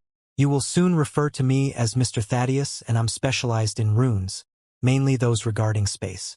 Now, you should be tired. You can use everything in this room for your wishes. I need to review the information about the test to fill the other 10 spots. Use this time to rest and to get along with each other. Another blinding light surrounded him and he disappeared on the spot. Space runes? There are specializations too. He had to stop his thoughts though since he felt 4 pairs of eyes on him. He turned and saw that the 4 youths were all staring at him. They were 2 men and 2 women, and an awkward silence was created in the room due to the exchange of glances. At some point, one of the men coughed and raised his hand. I am Troy Orgu from a large-sized noble family, fire element and sword wielder. 5th in the entrance test. Troy had short brown hair and a small stature, but his manners were refined and direct. One of the girls followed his suit and spoke. Grace Harlan, large-sized noble family. Wind element. My weapons are the daggers and the bow. 3rd in the entrance test. Grace resembled a delicate flower and her skin was white as snow. She had long blonde hair and her gestures were precise and slow. It was then the other man's moment. He was tall and burly, with dark skin and no hair. A trace of a black beard was on his chin. Perry Ilu, medium-sized noble family. Earth element. I used the hammer. 4th in the entrance test. The last girl snorted and replied shortly. June Baller, small size, thunder element. Spear and 2nd place. She had long and unruly silver hair that reached her knees. Her skin was clean and she was undoubtedly a beauty, but some scars were visible on the uncovered part of her arms. She had never moved her gaze from Noah since she opened her eyes, and a tinge of battle intent was exuded from her stare. I lacked only the battle maniac between my admirers. Noah was about to turn toward the food on the table when he noticed that the four of them had begun to stare at him again. "Oh right, my name is Vance." And then, he went to the table and picked a roasted chicken wing, eating it cross-legged on one of the couches in the room. After he finished his meal, he joined his hands on his waist and begun to meditate. June's eyes sharpened and she released another snort before sitting right next to Noah. She then crossed her legs too and begun to cultivate. The other three looked awkwardly at the pair on the sofa and decided to ignore them. Meanwhile, in the square in Ebenrest City, the various participants had joined their families on the stages. They were socializing between themselves and inquiring their descendants about the events on the test. Samuel had his head lowered while a middle-aged man was heavily reprimanding him. "Don't you dare speak again in front of the royal dynasty like that. Have you seen how Thaddeus reacted? You made a fool out of yourself." Samuel didn't answer. He knew that his emotion had taken control of him at that moment and could only listen to his father's scolding. "I wanted you to take the test so that you could lose some of that arrogance. So what if you belong to a large-sized noble family? There is always a bigger mountain. You need to accept your weakness and work hard to fix it. I won't always be here providing you support. One day the Mullo's family will be in your hand. Try to remember that." He shook his head and continued. "Look around you. How many large-sized families do you see here? And why should you receive a special treatment?" He sighed and placed a hand on his shoulder. "The world is vast and you need more than your family name to survive in it. I hope that, in the academy, you will work hard." Samuel's eyes lit up and he raised his head, asking in a timid voice, "Father, are you saying?" "What? Our family has enough wealth to buy the entrance for one person and you are the best candidate. Don't make the family regret this decision." Back in the luxurious room, Noah was still cultivating. June had fallen asleep during her meditation and laid uncaringly on the couch. She moved a lot in her sleep and at some point, one of her legs landed on Noah's shoulder. Noah opened his eyes and looked at the messy figure at his side. Is she a human or an animal? She must have worked really hard during the test. Grace spoke, looking at the scene. She was the only one awake. Troy and Perry had taken one couch each and were resting on them. Noah moved the leg away from his shoulder and stood up, walking toward the table. He filled a cup with some aromatic wine and drank it slowly while he pondered about his situation. "You are not the talkative type, I see." Grace spoke again. A slight smile appeared on her face. "I didn't know that ladies from the noble families spoke to commoners." Noah replied while he took another sip from the cup. The wine was exquisite and it seemed to have a relaxing effect on the sea of consciousness. Grace's eyebrows arched in surprise. "You lost your status as a commoner the moment you were accepted in the academy. Maybe you still don't realize it, but your future will be amazing only thanks to that. And I'm not even considering your extraordinary score during the test." Noah was taken aback listening to her words. "My future will be amazing? This academy seems really incredible. I wonder how much time do I have till the Bulvin family finds out that I'm alive." He never forgot about the events in the inheritance ground. After all, he had killed all the young descendants of his family in there. He was sure that their investigations won't be stopped by the simple absence of clues. At least all my abilities are unknown to them. They can't easily link me to Vance. At that moment, Thaddeus appeared again. The other three were awoken by the fluctuation of breath and immediately stood up, forming a bow. "Easy with the greetings. I just need to speak with Vance alone for a moment. Hold my hand." Noah was confused and he raised his guard internally while he held the professor's hand. They immediately disappeared and reappeared in a small office where only a desk and an oil lamp were present. Thaddeus sat on the desk and stared silently at Noah. Then, he raised his finger and an image began to be displayed in the air. It pictured Noah in his demonic form fighting against the iceborne yetis. Noah's aura became unconsciously colder and Thaddeus began to speak. As you know, my Elbas family ruled over the Utra continent for 2,000 years already. We like for our subjects to believe that we don't care about their behaviors, but in reality, we keep close attention to everything peculiar that happens. He pointed with his other hand at the image. I believe that the black smoke belongs to the lost spell demonic form. Our latest investigations about it had to stop more than 100 years ago because of two reasons. The first one was that the spell was believed to be stored in an inheritance ground in the Shasti domain. We could not afford to send so much manpower there, so we simply let the Shasti family share its rewards with us. The second one was that the spell linked itself to the sea of consciousness of the cultivator. It is then impossible to pass down, and even extracting it will damage its diagram and the person that has it. He smiled toward Noah and continued. However, a peculiar rumor spread out from that area not long ago. A medium-sized family lost all its younger generation in the inheritance ground, and no traces of them have been found. One really forgettable detail was that among them there was the bastard son of one of the nobles. I think his name was Noah, and he was of the darkness element. Thaddeus retracted the image and shrugged his shoulder. It's strange for a cultivator without any background to be this strong, and it's even more strange for two cultivators of the darkness element to appear at the same time. I could not help but be suspicious, so I dug deeper into the family's weekly reports and created a theory. What if the bastard son of the noble and the genius of the entrance test are the same person? Everything would make much more sense. Don't you think so? Noah was stupefied. Never could he ever imagine that the network of the royal family could reach even the medium-sized noble families far from the capital. His eyes had become cold and dark as Thaddeus spoke, and, in his mind, he was reviewing any chance he had to escape from this situation. However, his thoughts were interrupted by Thaddeus' next question. So, have you already thought about killing me? Noah didn't know what to answer.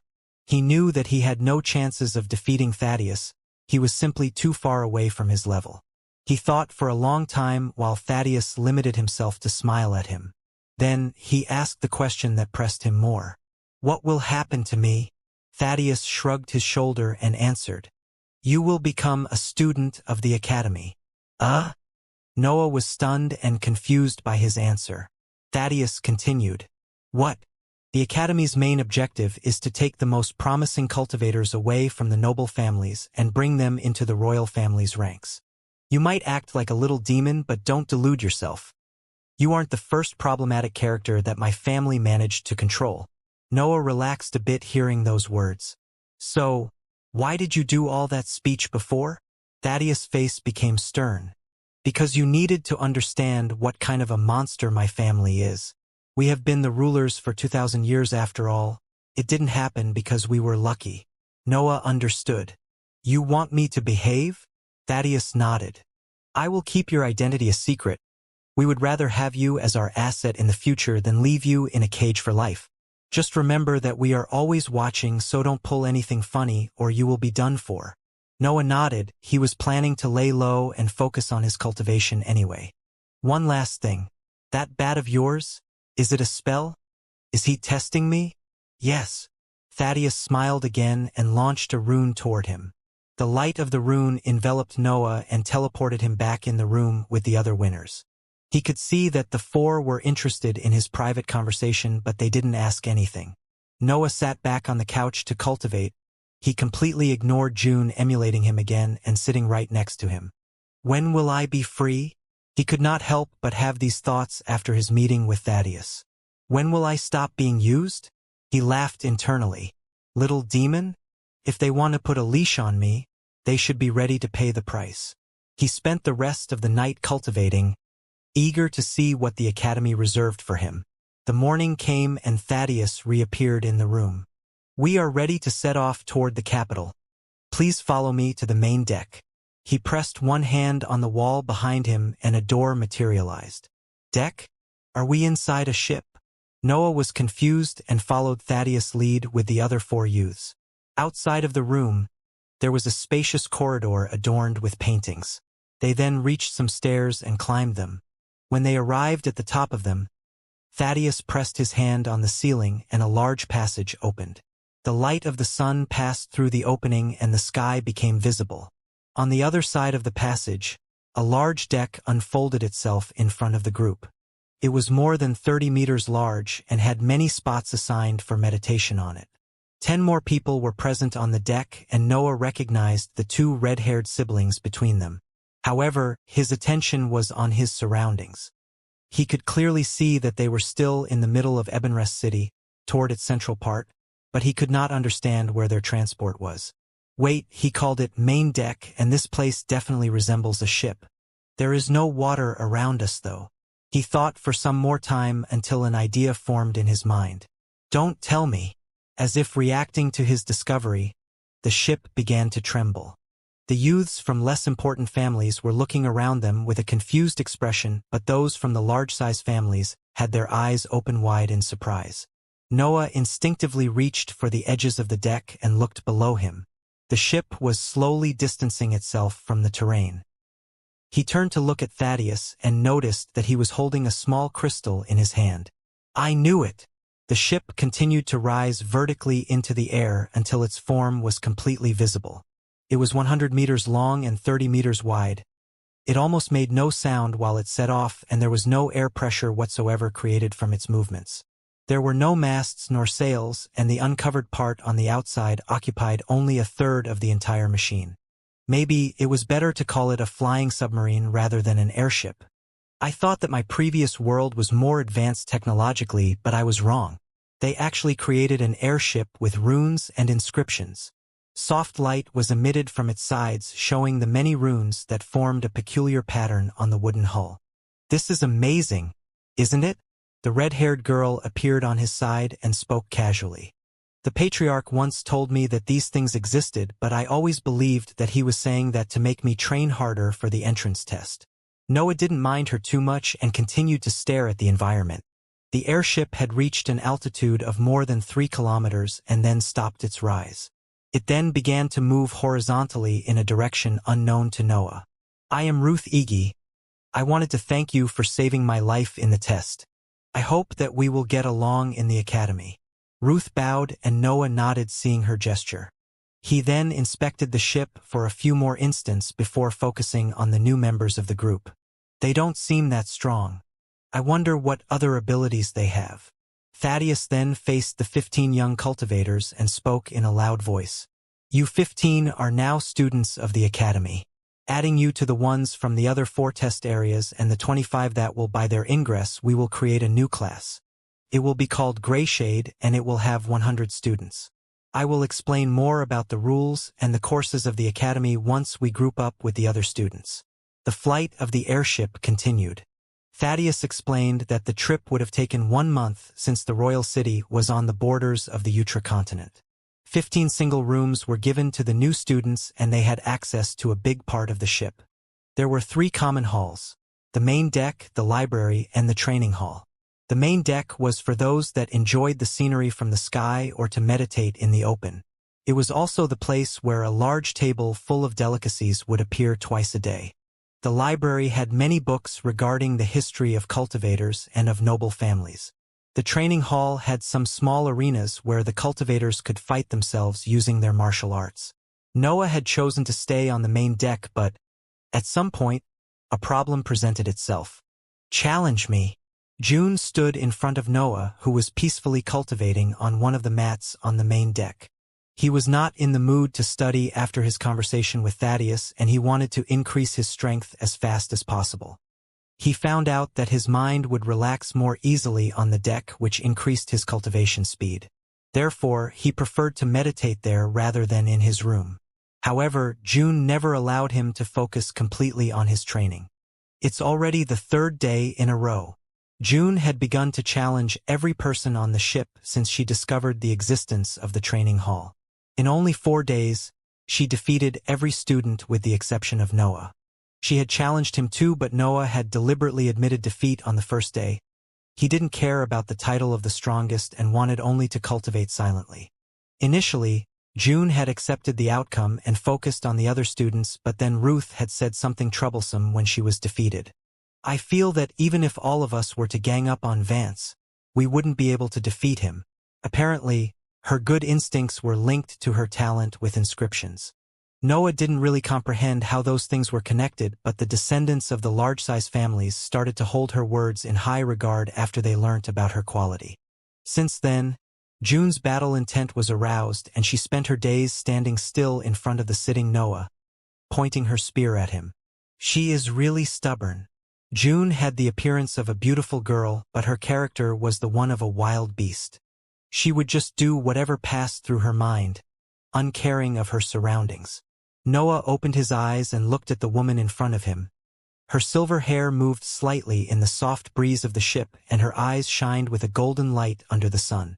She was dressed in a tight brown soldier suit that left uncovered the upper parts of both arms and legs to facilitate the movements, and had long warrior sandals that reached her knees. Noah had to admit that her appearance was extremely valiant. However, only one word came out of his mouth. No. All the other students were used by then at the morning commotion on the main deck and stared with interest to see if the outcome would have been different at that time. After all, they all wanted to see the genius that scored 136 kills in action. Ah, come on. Why are you so hard to deal with? June complained and began to push Noah with the bladeless part of her spear. Vance, come on. Fight me at least once. I will let you cultivate in peace from then on. Noah was reaching the limits of his patience. The other 2 days she limited herself to stand for the whole day in front of him, which Noah could easily ignore. That time, though, she seemed really firm on obtaining her battle. Noah heaved a loud sigh and moved away the spear to stand up. Will you really leave me alone? June's eyes lit up and she nodded a few times before adding something. But you need to fight seriously, martial art against martial art. Yes, let's just end this. He waved his hand and moved toward the training hall. June followed him tightly. The other students became interested too and moved with them. After a few minutes, June and Noah were facing themselves in the biggest arena of the hall. June was already in guard, her body was slightly crouched, and her spear was pointing fixedly on Noah. Noah, on the other side, had just wielded his sabers, and he began to speak. So, no magic spells, right? June nodded, but, before she could reply anything, 10 wind slashes arrived in her position. She rapidly attacked with her spear, which created a shock wave in front of her, shattering the slashes. Noah had moved on her side in the meantime and launched a series of strikes trying to enter her guard. Yet, June's dexterity with the spear far surpassed his predictions. She smartly used the length of her weapon to her advantage, never letting Noah near her. More than 50 blows were exchanged in a few minutes. June defended, waiting for a mistake in her opponent, while Noah had never given her any time to attack. She is indeed really good. Our martial arts are on the same level, I just have slightly more battle experience. Noah left a small opening on purpose, and June's thrust arrived immediately as he had predicted. Noah used his left saber to deviate the spear while his right one aimed for her throat. The spear missed his chest and stabbed his left shoulder, while his blade was laid on the girl's throat ready to take her life. Noah then spoke in an uncaring tone. Can I go to cultivate now? June looked in amazement at the scene in front of her. Her spear was stabbed deeply on Noah's shoulder and blood flowed from the injury.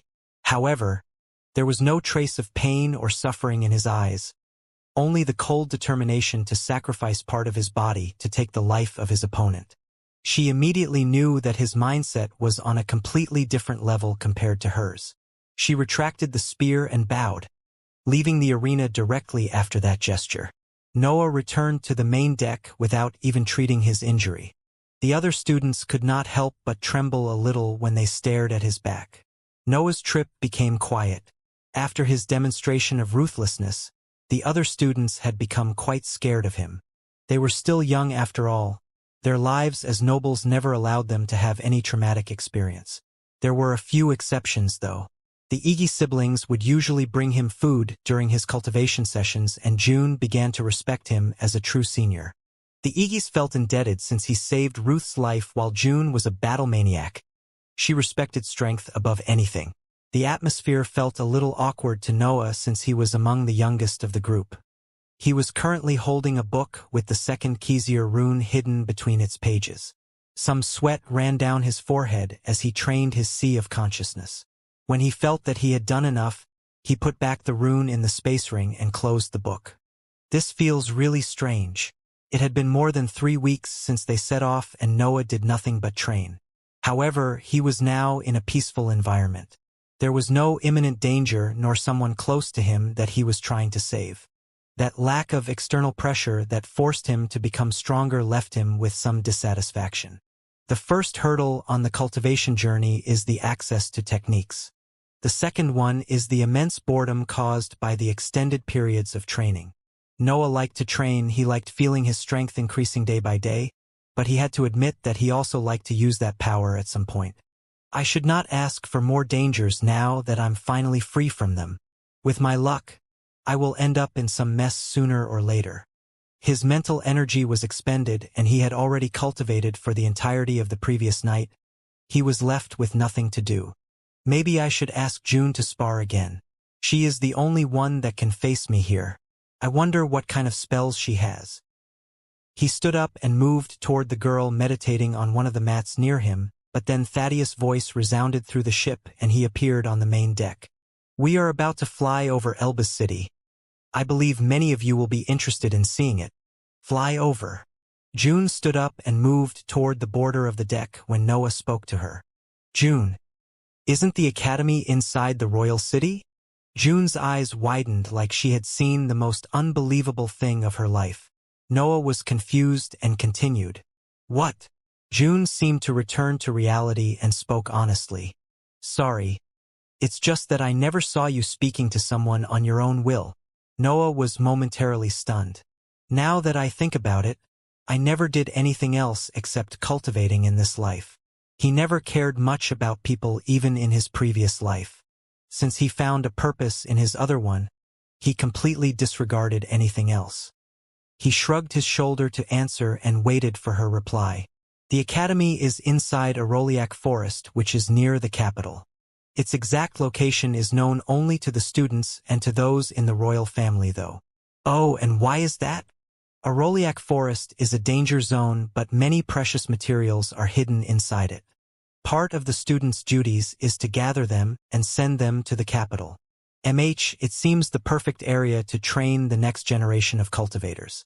Also, not knowing the exact location makes it harder for the families of the nobles to reach to them, diminishing their influence on their heirs.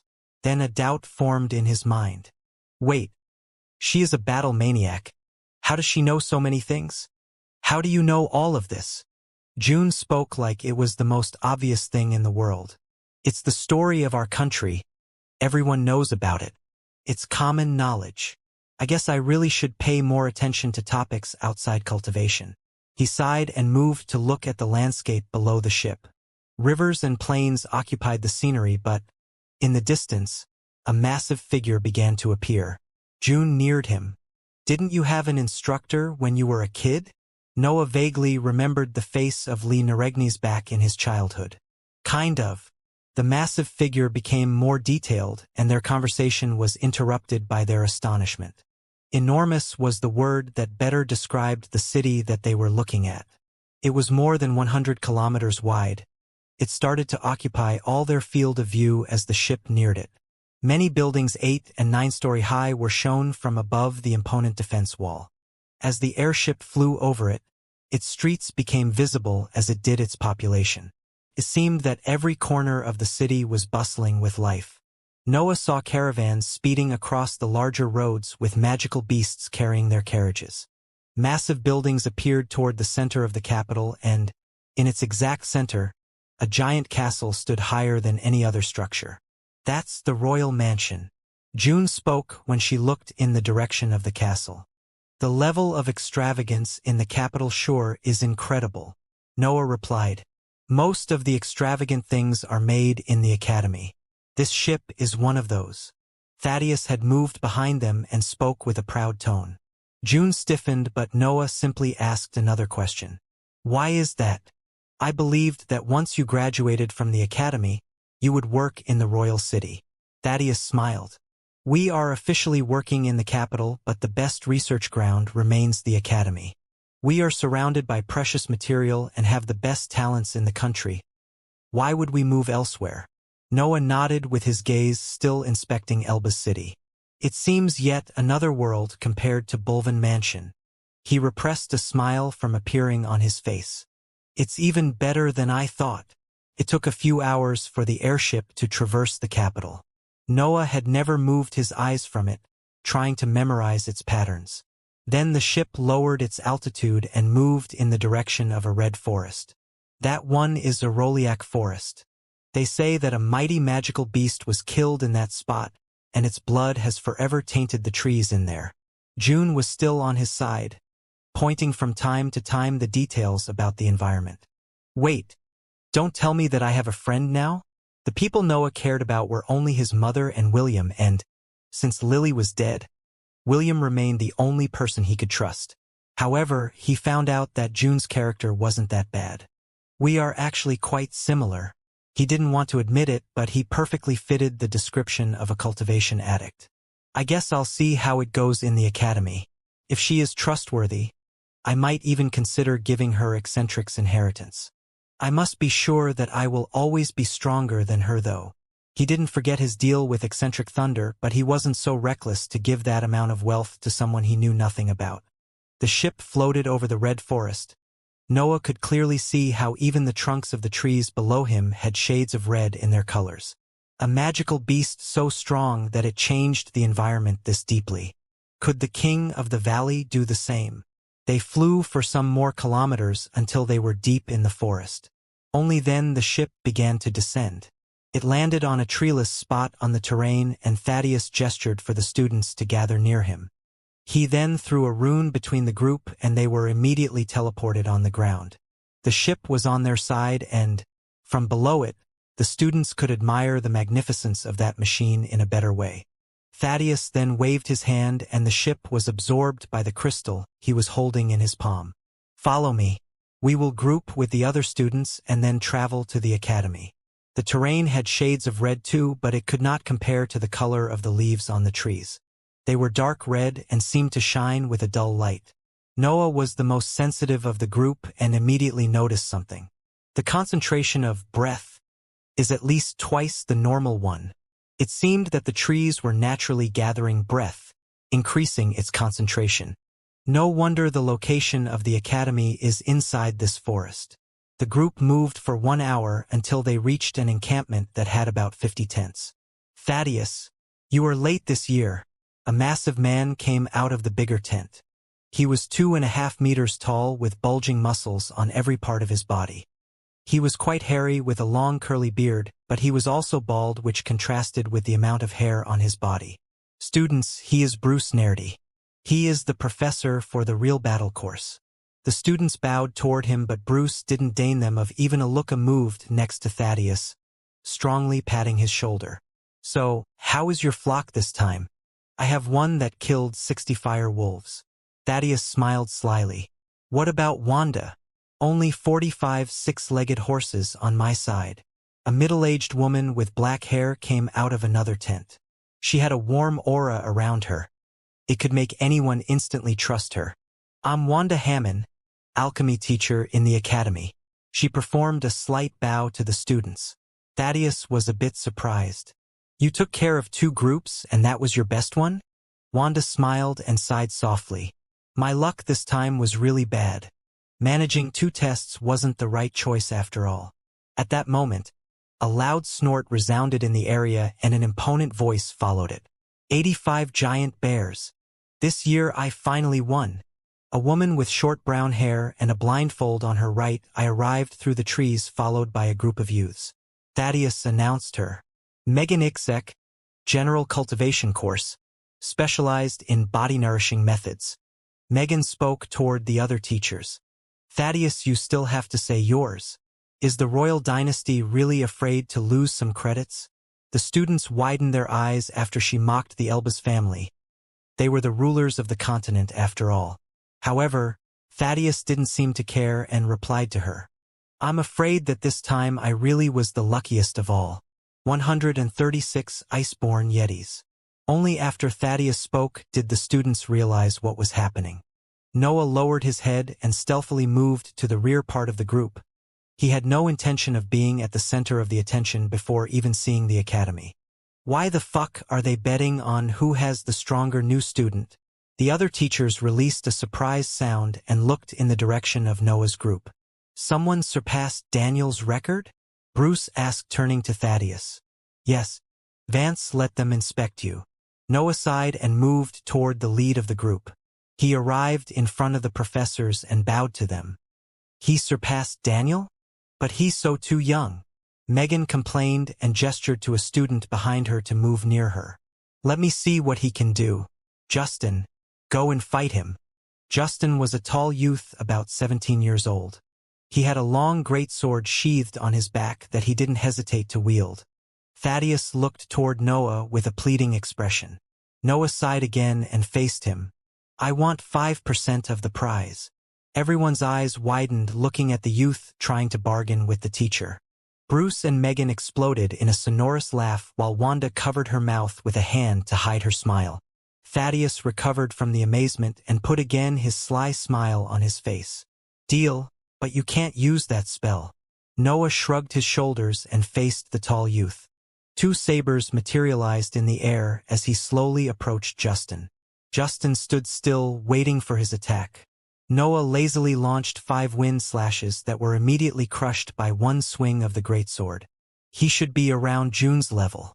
Well, Thaddeus didn't say anything about my other spell. Justin saw that Noah wasn't taking him seriously and pointed his sword at him. A large bullet made of air shot in Noah's direction, which forced him to block the attack. He crossed his sabers and successfully blocked the bullet, but he was flung away by the force of the impact. Hey you! This is not a game. Don't you have any face?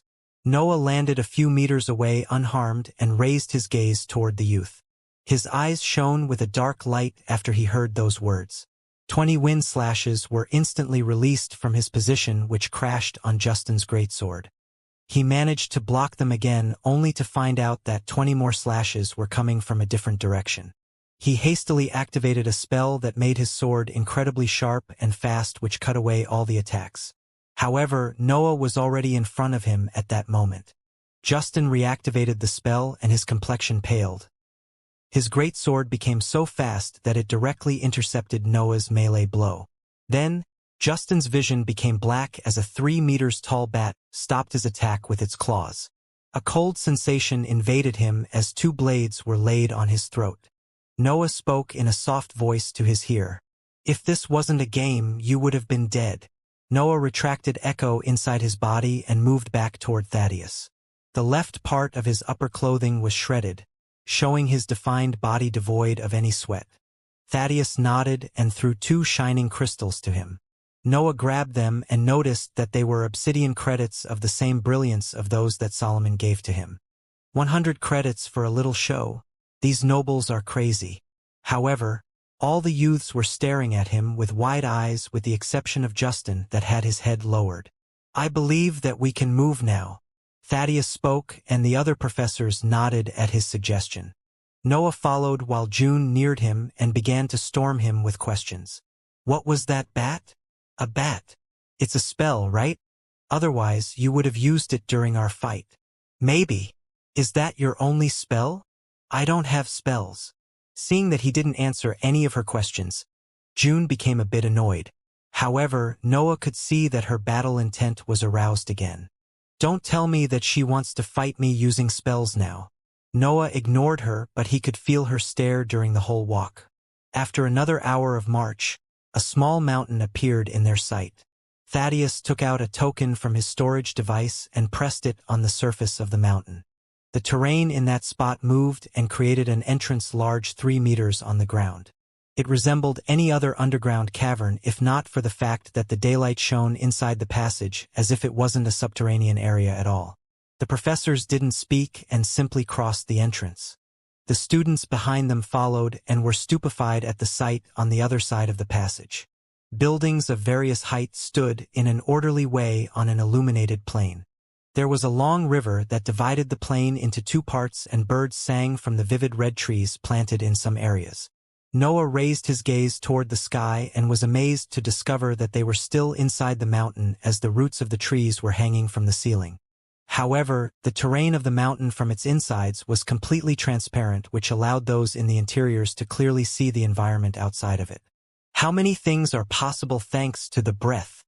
Noah did another comparison with his previous world. Even though something like that could have been achieved with the technology, the effects were far more marvelous when it was the breath that powered the process. Thaddeus turned and faced the students. We will wait here a bit. Those that bought their ingress will be teleported from the Matrix in the Royal City directly here. Once they arrive, I will explain your duties as students. 10 minutes passed and soft light illuminated an area at 50 meters from their position. 25 youths led by a woman in golden armor appeared from the formation on the ground. The woman bowed toward the professors and joined their group. Thaddeus smiled and spoke to her in a warm tone. Sister, your timing is impeccable. She smiled too and looked at the students in his group as if searching for someone. Then her gaze stopped on Noah and remained fixed on him for a few seconds. She then faced Thaddeus again and spoke. It seems that these years will be interesting. Thaddeus nodded and stole a glance in Noah's direction. Incredibly interesting. She then gestured to her students to join the other group. It was clear that those that earned their ingress thanks to their qualities felt superior to the others, and a bit of scorn was present in their eyes as they saw them coming close. That noble is here too. Noah spotted Samuel Mullo's figure between the newly arrived and shook his head, cursing his ever-present bad luck. Thaddeus then raised his hand to attract everyone's attention and began to speak. You are now officially part of the Royal Academy. A token will be given to you which allows you free ingress here, and that will register your merit points. You will need to swear an oath before that, but don't worry. It's nothing too restrictive. There will be open lessons during the first week of your enrollment to give you a general idea of all the topics that are taught here. At the end of this week, you will be requested to attend a test that will evaluate your nature. The results of the test will be known only to you, but they will help you greatly in choosing the courses more suitable for your disposition. You will also be examined every year in those courses, and, if the results won't be satisfying, you will be requested to abandon that subject. You will still be able to attend it, but it will cost you some credits. Thaddeus stopped speaking for a moment before resuming in his explanation. You must also complete a mission for the Academy every 2 months. There is a large board on the right side of the river where you can find all the tasks that you can complete. Being successful in a mission will grant you merit points that you can exchange for techniques, materials, or weapons. These services will be open for you after you undergo the test of your nature. Lastly, any professor can choose a disciple and finance him. It is a great honor, so be sure to shine in your respective fields. Thaddeus pointed to a building on the right side of the river. Go in that structure and obtain your Academy token together with a book containing the regulations and the other details of the Academy. Your lodgings will also be decided there. Remember to visit the board to know the calendar of the courses. Your lessons start tomorrow. Thaddeus gestured to the group to disperse, and the students bowed before going in the direction pointed by him. The environment was peaceful and the density of breath was high. There were small bridges on the river to facilitate its crossing. In a few minutes, the students of the Gray Shade class arrived in front of the structure. Before someone crossed its entrance, though, a voice sounded from inside it. The 25 with the highest battle prowess first. Those that had passed the test entered the building. Noah and June were among them, of course. A big hall unfolded in front of them, and, at the end of it, a desk was placed with an old woman writing something on a paper. She raised her look and spoke. The strongest among you can come forth. The students turned to look at Noah. So much for laying low. He sighed and then moved toward the desk. Place your hand on this tablet and read these words loud and clear. She pointed at a marble tablet with inscriptions on it while handing him a small sheet. Never reveal the location of the Academy, the secrets of the Academy, the activities of the Academy, the teachings of the Academy. An oath was written on it which basically prevented him to speak of anything regarding the Academy to outsiders. Noah found it reasonable and made the vow while placing his hand on the tablet. A rune attached itself to his skin and then was absorbed by it. I wonder what kind of after effects do you have if you break the oath. It was already his second one, but he still didn't know what would happen if he didn't follow its restrictions. He simply had a very bad sensation about it. The woman nodded. Name? Vance. After a few seconds, she handed him a token with his name written on it. Bind it with your mental energy. I already assigned you the first empty room toward the source of the river. Here is your book with all the required information about the academy. Noah received the token and the book but could not help to have some doubts. What is the difference between the source and the end of the river? She answered briefly. The concentration of breath is higher on the source. At her words, Noah understood why she divided the students. They want to nourish the already strong ones. It makes sense. The powerful gets everything while the weak is blamed. That rule was set in stone in that world. Noah exited the building while he bound the academy token. Immediately, a map of the academy was projected in his mind with all its various buildings and their functions. A small spot on the map was glowing with a red color. That one should be my room. He put everything back in his space ring and moved in the direction of his lodging. He decided to give a look to the board first since it was on the same side of the river of his accommodation. There was no one on the streets of the academy and, when he arrived at the board, a large square appeared in his sight. At its center, a large wooden panel was erected with tens of different tablets affixed on it. Noah inspected the contents of the various missions before finding the tablet regarding the courses of his class. These tasks have a lot of requirements. Apprentice Alchemist, Beginner Inscriber, Rank 2 Danteon. They all seem important assignments. Since he still didn't know the value of the merit points, he didn't bother to look at them and just memorized the calendar of the courses. Then he went toward his lodging. After walking for a few minutes, he arrived in front of a small house. There were many like that one along all the right side of the river. Noah was sure that he had spotted more than 500 of them. He checked again on the map and confirmed that it was his house. Noah neared the token to the door and a mechanical sound came from it. The door opened at Noah's push and its insides were shown to him. There were 2 rooms inside, one with a big and comfortable bed and another one with a bathtub. It was very simple in its furniture, but Noah appreciated the absence of useless things. The density of breath was more than twice the one outside the forest, which made Noah quite happy about his location. He sat on the bed and took out the book with the regulations and began to read it. He would nod from time to time while the remaining pages to read diminished. After he read through all the book, he sorted the most important information in his mind. I can't kill or gravely injure other students, but small fights are allowed. The enrollment to the academy lasts till you are 20 years old. After that you need to apply for a position and pass a test if you want to remain in this space.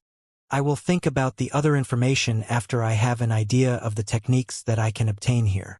It was still the middle of the afternoon, so Noah decided to rest before waking up at night to resume his cultivation. Noah opened his eyes, stopping his cultivation. It was dawn and he had to attend his first lesson. A wide smile was on his face due to the results of his meditation. This is great. Cultivating here is way more profitable. I might reach the solid stage in less than 1 year at this pace. The density of breath was high and that affected the speed at which it was absorbed in the Danteon. He had already cultivated for some months in the dark vortex cultivation technique, so his advancements in the liquid stage were not small. Now that he lived in an environment where the breath was so dense, it was no wonder that the time required for the breakthrough would diminish. I wonder how the concentration is at the source of the river. Well, I should probably get going. Today there is the lesson about general cultivation. He took a bath and exited his lodging, moving toward the other side of the river. The right area of the academy was assigned to the students while the left one was for courses and special training zones. Along the way, Noah saw the other students of the Grayshade class walking in the same direction. They all had radiant smiles and seemed eager to reach the building where the lesson would occur. This place is amazing, isn't it? June appeared behind him. She had large eye bags, but her figure was brimming with excitement. This maniac probably trained for the whole night. He then realized that he had done the same thing and cursed internally. Why is she so friendly anyway? I'm not exactly the most approachable person in here. Noah rarely smiled in public, and when he did that, it was a fake one. His cold aura always accompanied him. scaring away most of those around him. However, there seemed to be exceptions in the academy. The Iggy siblings spotted Noah and joined him in his walk. They began to speak with June about the environment in the academy and their preferred courses. However, June was quite reserved when she spoke with them. She didn't seem too experienced in human relationships.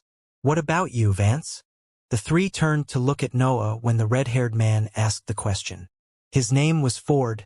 Noah had learned it during their trip on the airship. "Are they talking about my courses?" "How should I know? I barely know anything apart from the 3 centers of power." Noah shrugged his shoulders and gave a short answer. "Those that increase my battle prowess." They were a bit surprised. June nodded and her battle intent was aroused, but Ruth rebuked a bit. "There are way more applications to the breath than simply using it to fight. Inscriptions can create marvels like the flying ship and improve the daily life of everyone. Alchemy can create potions to deter magical beasts from invading the human territory. Using this wonderful energy only to cause more violence is a waste." Ruth seemed really invested in this topic, but Noah had a different view of things. He had already seen a technologically advanced world, and the image of the king of the valley assaulting its cities formed in his mind. A life where all humans are forced to be similar to each other in their mediocrity is only possible in a world with no external threats. And even there, humans will find a way to create more conflicts. He had understood the human's nature. His mind was broadened by the experiences of his 2 lives. He continued to look in front of him toward the nearing appointed building while he answered in a cold tone. "All those things are useless if you die due to your weakness." Ruth was stunned by his answer, but June and Ford were of a similar view. She was about to reply when they reached the structure where their first lesson had to occur. "This conversation is not over," Ruth said, running toward the entrance. Her brother followed while June remained with Noah, looking at the figures of the Iggy siblings speeding in the distance. She spoke with a soft voice while her expression became dark. "She is so naive." Noah could not help but nod slightly. The building was 2-story tall, and on the ground floor it had a large room full of seats. "This really resembles the universities of my previous world." The seats encircled a small desk where Megan Ixek was sitting. She had her eye closed and her legs crossed. She seemed quite peaceful contrasted to her attitude when she first appeared to the students. It took the youths a few minutes to place themselves on the chairs. When the last one arrived, she opened her eye and stood up while speaking with a loud voice. "Today I will do a general overview of the known information about cultivation. I believe that many of you are already aware of the topics that I will discuss." The students' attention was attracted and they listened quietly. "You are all cultivators, so you are aware of the 3 centers of power and of many of their qualities, but for the sake of this lesson I need to review them. The sea of consciousness is a projection of your mind. It represents your mental processes and can influence any aspect of your daily life, from your thinking speed to the focus in your actions. The dantian is the organ that stores the breath and nourishes your essence. Raising its level will increase your lifespan and empower the abilities that use it. It is also what indicates your rank as a cultivator, since its effects are more evident overall. The body is the shell that allows you to contain that much power. Increasing its level not only will prolong your life, but it will also allow you to raise the rank of the other 2 centers of power. If your body is weak, it will not be able to contain the breath, stopping your advancements as cultivators. The body is also the easier center of power to train, and its rank should always be the highest compared to your mind and dantian. However, things aren't so easy when we talk about ranks above the 3rd. For example, has any of you seen a rank for magical beast? Some of the students nodded and a few of them stole glances in Noah's direction when they saw that he remained still. Megan nodded and continued in her explanation. Their strength is way higher than a rank 3, far more than the gap between a rank 2 and a rank 3 creature. This is caused by their ascending to a more powerful form of existence. Most of the students became particularly interested in that part of the speech, and Noah wasn't an exception. He had seen 2 rank 4 magical beasts in his life, and, in both cases, he had felt the same amount of danger. However, the first time he didn't have a dantian, while on the second one he was in the liquid stage. His strength had risen, but he felt no difference when matched against them, which always left him doubtful about their actual power. Cultivators through the years have divided the 9 known ranks into 3 groups. The first 3 ranks are defined as human ranks, and they are the easier to make progress in. The middle 3 are called heroic ranks, and reaching them will distance a cultivator from his mortal nature, elevating his existence to something more than human. Comparing the human ranks to the heroic ones is like asking a child to defeat a fully armored soldier. The last 3 are called divine ranks. As the name suggests, the cultivators at those levels would have completely abandoned their mortal nature to become an existence worthy of reverence and worship. Sadly, the information about the divine ranks is limited, since so few manage to reach that level in their lifetime. The youths were staring at her with eager expressions. Noah's eyes were shining with the flames of ambition, but he could not help to be confused. If it's just about cultivating, how is it possible that so few have reached those ranks? If it's just about cultivation resources, I believe that any large-sized noble family could provide them. Megan raised her hand to stop the whispers between the students and reclaim their attention. That seems easy at first sight, but the reality is harsh, and heaven and earth are not so kind to those that want to raise their power by plundering the breath of the world. There are 2 big obstacles on the road to elevate your existence. The first one is the absence of techniques. Since you would gradually distance yourself from the human race as your rank increases, common techniques are not suitable for you anymore. Also, every individual is different, and elevating your rank will enhance your individuality. Simply put, you would need to create your own training methods once reaching higher ranks. The Academy, through 2,000 years of accumulation and research, managed to store cultivation methods till the 5th rank, but it's always better to develop a personal technique as soon as possible. Luckily, the training for the Sea of Consciousness has been copied from the Xianxia species, which solves the problem for one center of power. Megan saw that many of the students had questions, but she hastily stopped them from speaking. The topic of the creation of techniques will be explored in further lessons. For now, just listen to me. The incoming commotion was prevented, but the group on the seats was still eager to find answers. The second obstacle is the presence of tribulations. As I said, heaven and earth don't want divine beings to be born and will try to stop them with calamities.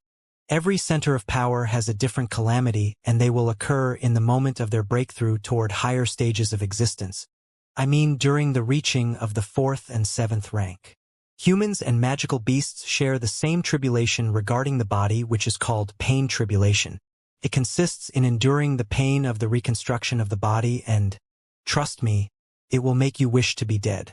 The breath in your body will also change state. It will become liquid in the heroic ranks and solid in the divine ones.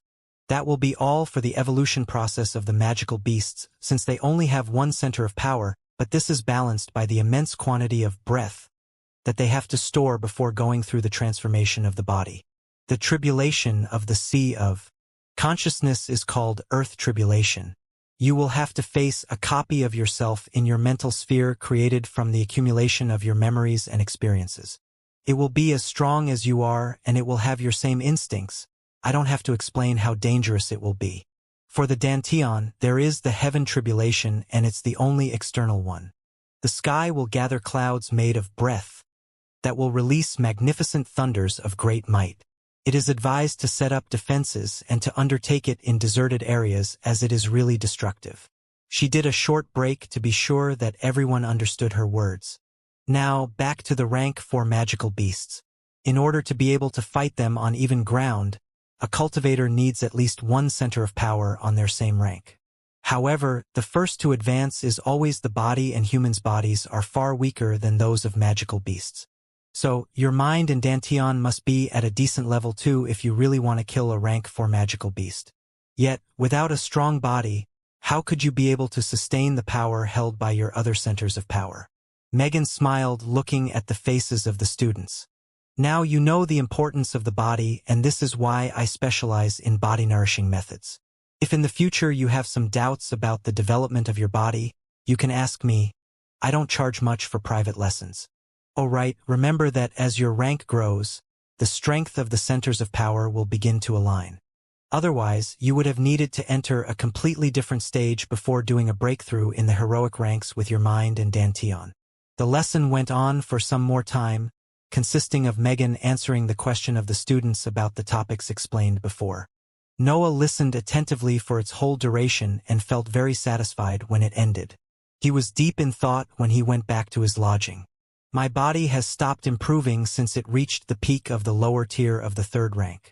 If I were to obtain a rank 4 body, would that increase the training speed of my mind and Dantian?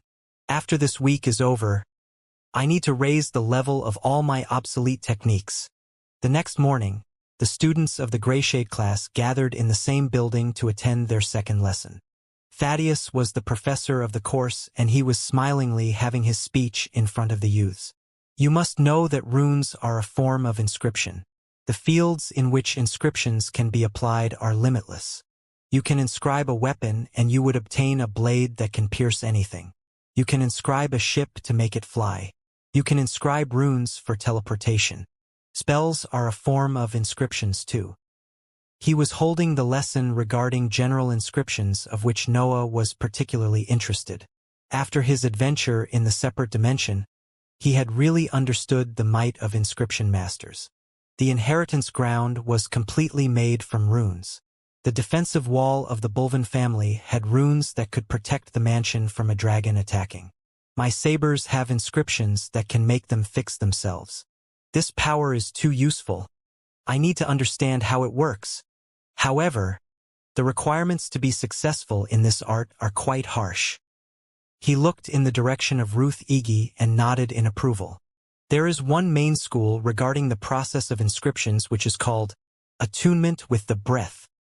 It consists in becoming able to read the fluctuation of the breath and then copying it in a material form. For example, I specialize in space runes, which means that every time I create any one of them, I need to inscribe the behavior that the breath would have during the action that I want to reproduce. He opened his hand and a small golden rune came out of it. He then crashed it, making a blinding light surround him. When the light faded, he had disappeared from his position. This is just a simple version, but it should be enough to give you an example. Thaddeus' voice resounded from the back of the room, and all the students turned in its direction only to see Thaddeus slowly walking back to his desk. However, to make it I had to inscribe the act of teleportation that the breath showed me. I had to inscribe my location of landing, and I needed to use my power to make it work. To learn how the breath speaks, I had to isolate myself for 5 years in an environment with a high density of breath and attune with its flow. Then I had to learn how to translate that language in the form of inscriptions. Only at that moment, I had become worthy of the title of inscription master. Yet, there are exceptions in this world.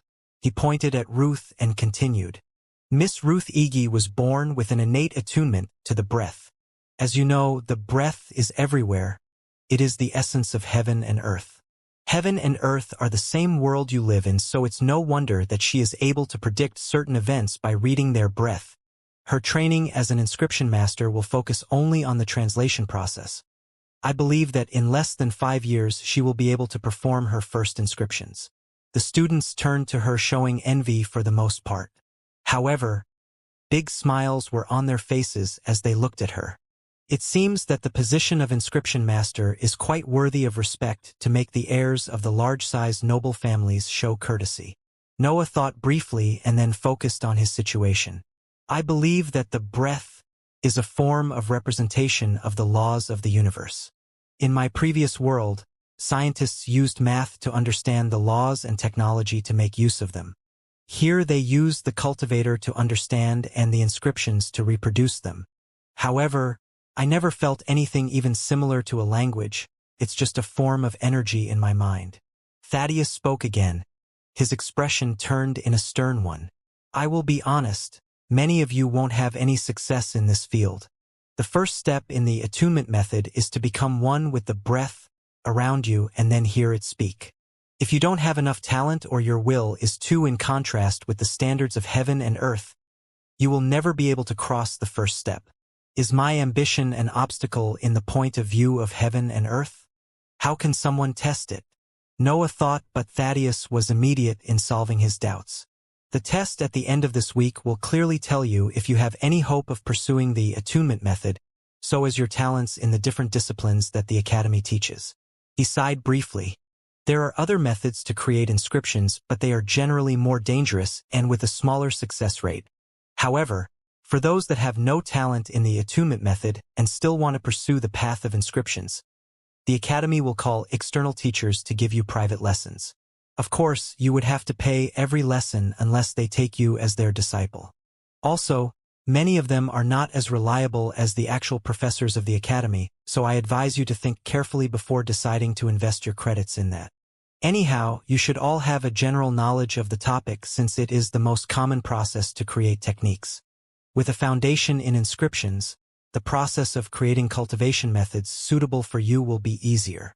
The lesson went on discussing other applications of the art, and many students were interested in the runes that Thaddeus used. He admitted that they weren't his creation but a legacy of the royal family. He compared them to a martial art with more requirements, with the most important one being reaching the level of an inscription master. This seems so complex. Noah, though, on his way back to the lodging. If I'm not talented in it, there are no real problems in the short run. However, when I will have to create techniques for myself, the situation will be though. I can just hope that I'll lucky with this one. He stopped right in front of his door. Shit. If it's about luck, I'll never be able to do it. After the test, I should probably start researching about the other methods that he mentioned. More lessons followed in the next days. There was the alchemy course held by Wanda Hammond, the real battle course held by Bruce Nerdy, and then courses about the general history of cultivators and magical beasts. Noah was happy to discover that his chances of becoming an alchemist weren't that bad. He had a strong mind and a good attitude at repetitive works. The only problem was his cold nature that contrasted with the warmth needed to take care of useful plants.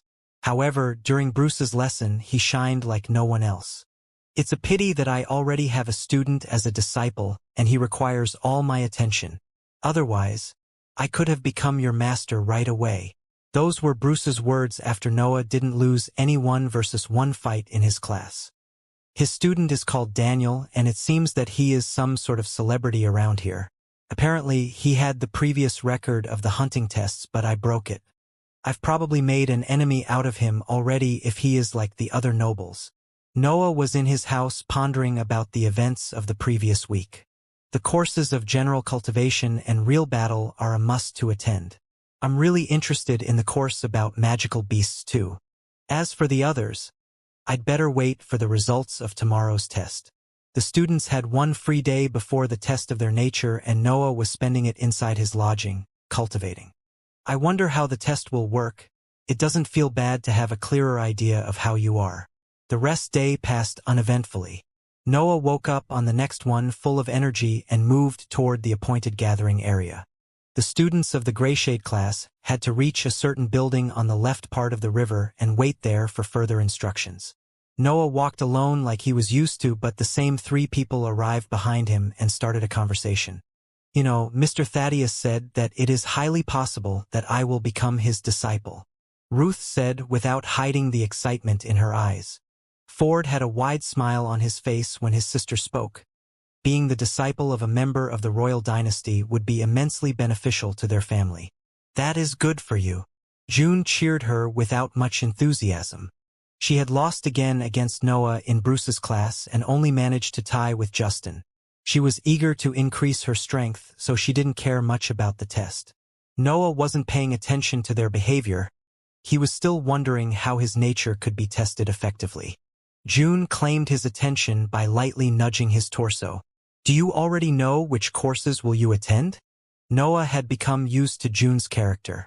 She was a bit wild in her manners and words, but she was pretty straightforward, so he could be at ease and not expect any scheme from her.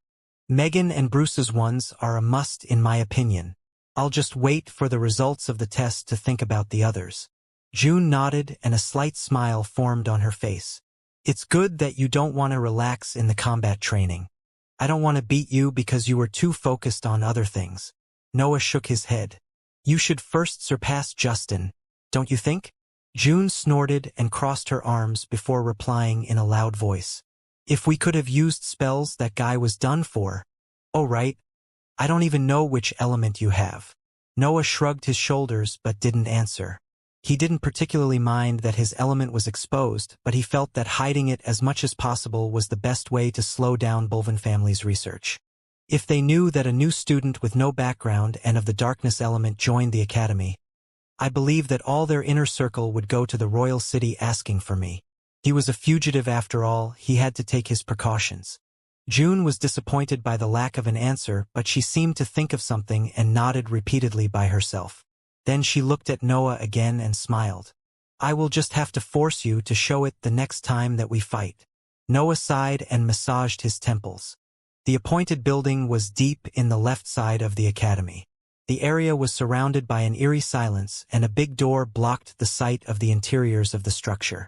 Megan was waiting for the students to gather in front of the building and raised her hand to obtain their attention when the last one of them arrived. You will enter 20 at the time. The test consists of an illusionary dimension built after scanning your mental sphere. Nothing happening in the test will be real, it will just be a representation of your dreams and talents. After that, the results for your attitudes regarding the courses offered by the Academy will be shown to you. She then began to call the names of those that obtained the highest score in the entrance test, so Noah and June were allowed to enter with the first batch of students. The door opened and revealed a big circular area with a mirror as its floor. A large crystal was at the center of the room. It was transparent, but it refracted the light that passed through it. The formation will scan your sea of consciousness. Don't oppose it or the test won't be accurate. Now sit and stare at your reflections on the floor. I will activate the inscriptions. Megan moved toward the crystal and took out a shining gem. That should be worth 100 credits. Noah judged before he sat and stared at his reflection. His skin was smooth and slightly pale. His eyebrows were thin and his eyes were bright. Megan then placed the obsidian credit on the crystal, and many inscriptions lighted up on the floor like they were the expanding roots of a tree. Noah felt a stare on his mental sphere.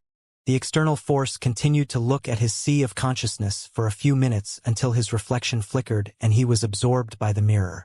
There was no pressure on his mental sphere, but Noah had instinctively closed his eyes.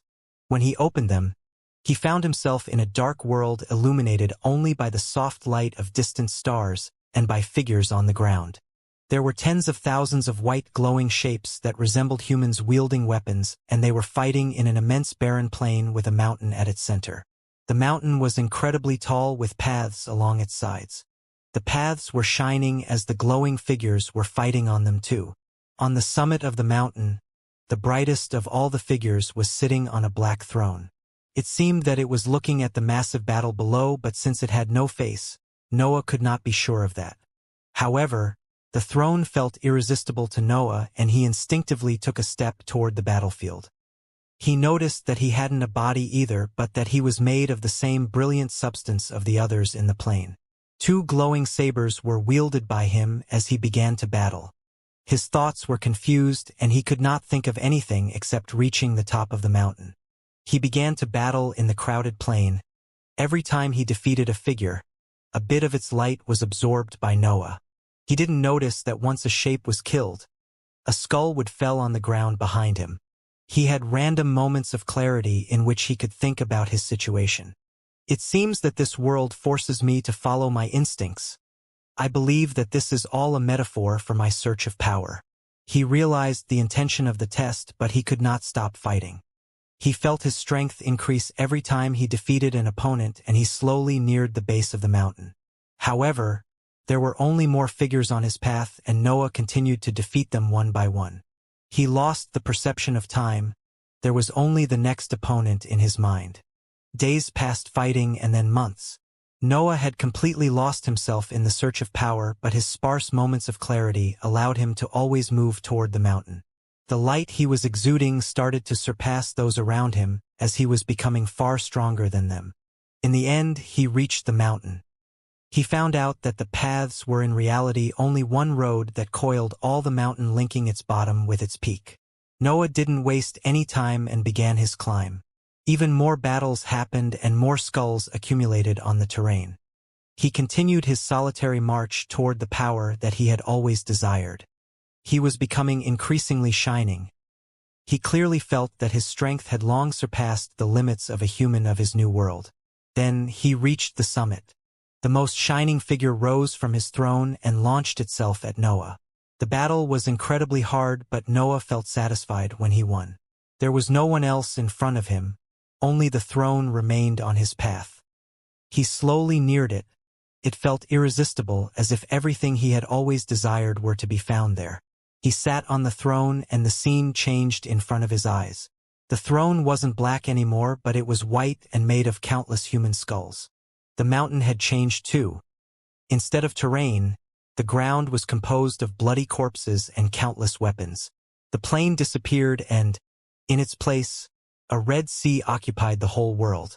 Noah could clearly feel some familiarity with all the environment. The skulls and corpses belonged to those that he had killed to reach the summit, while the sea was the blood that he had made them shed. He was alone, the last living being, king of a dead world. Time passed. Noah felt that he hadn't left the throne for centuries. He had no reason to move. He had reached the peak, the pinnacle of the world. Then, the level of the sea began to lower until it was completely absorbed in the ground below it. Slowly, life forms appeared. They were small shapes made of light that ran freely on the naked terrain. More and more lights formed until the first human was born. A second human appeared, and then a third. The world repopulated at a fast pace until the humans were again the main figures of the world. The shining figures then looked at the mountain and at Noah's brilliance. One by one, they fell on their knees and prostrated toward the white throne and the mountain of corpses. Heaven and earth gave me a throne, even if it's made of skulls. The earth revives every time. Doesn't matter how much blood you pour on it. He raised his gaze to look at the distant stars. The vastness of the sky stands uncaring upon me. He looked again at the prostrated figures. He was the king of an entire world. There was only worship exuded from its inhabitants. I don't want any of this. He understood that the throne was just a mean to obtain strength, but he had no intention of being a ruler. I have no interest in ruling upon the undying earth, nor on being deluded by the endless heaven. He looked again at the sky. The light of the stars felt familiar. They resembled a bigger version of the shining shape that was previously occupying the mountain. He stood up from the throne and placed a foot in the air. A step materialized and Noah proceeded on placing his other foot on the empty air in front of it. Another step appeared on a higher altitude than the one before. Noah didn't stop, nor did he look at the figures below him. Only the shining stars occupied his field of view. A stairway leading to the firmament formed and Noah continued to climb it until he disappeared in the dark sky. Noah opened his eyes. His image reflected on the floor made of mirrors slowly brought him back to reality. In the eyes of his reflection, the brightness of the stars in the sky shined like it had become a part of it. So, this is who I am. He had a deeper understanding of his true nature after the test. An endless search for a higher power. It seems that even heaven can't suppress my ambition. He raised his gaze to look at the sky. Only the clear ceiling of the building was visible, but Noah's eyes seemed to look through it. I died and reborn. I was suppressed and forged my way to freedom. I shall not be bound by human's law nor by heaven's will. A list appeared in his sea of consciousness which had the names of the courses and his attitude on them pictured on it. Attunement with the breath, highly incompatible. I had already guessed that much. Noah attentively read the list. He discovered that if he focused on certain courses, an explanation for the judgment of the test would appear. My nature is in deep contrast with the fairness of heaven and earth, which will likely prevent me from ever hearing their language. My talent in alchemy is average. My uncaring nature seems to contrast with some procedures of the art.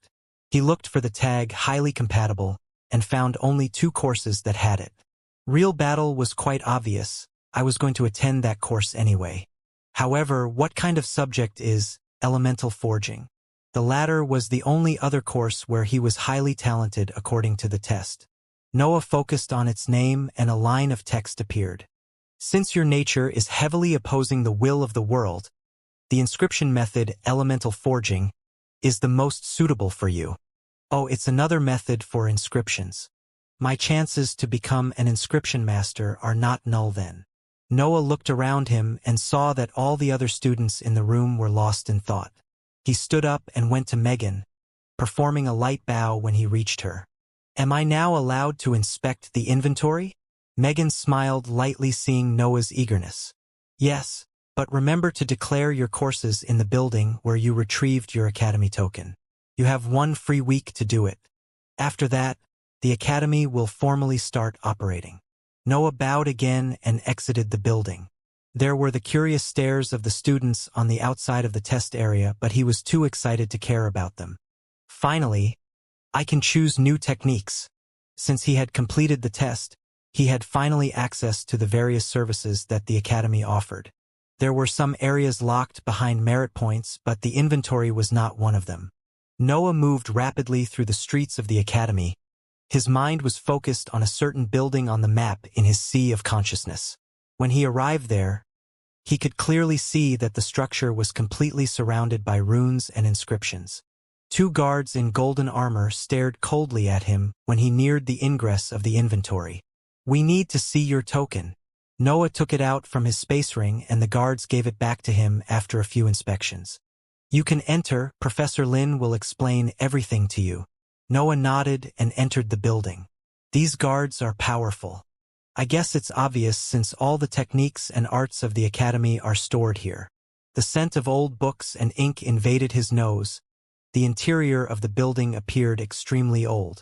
An old cultivator was silently meditating midair behind a long desk. Even more runes were present on the floor from that point onward. Noah saw the man sitting cross-legged in the air and was slightly amazed. This elder is so strong that I can't feel anything coming from him.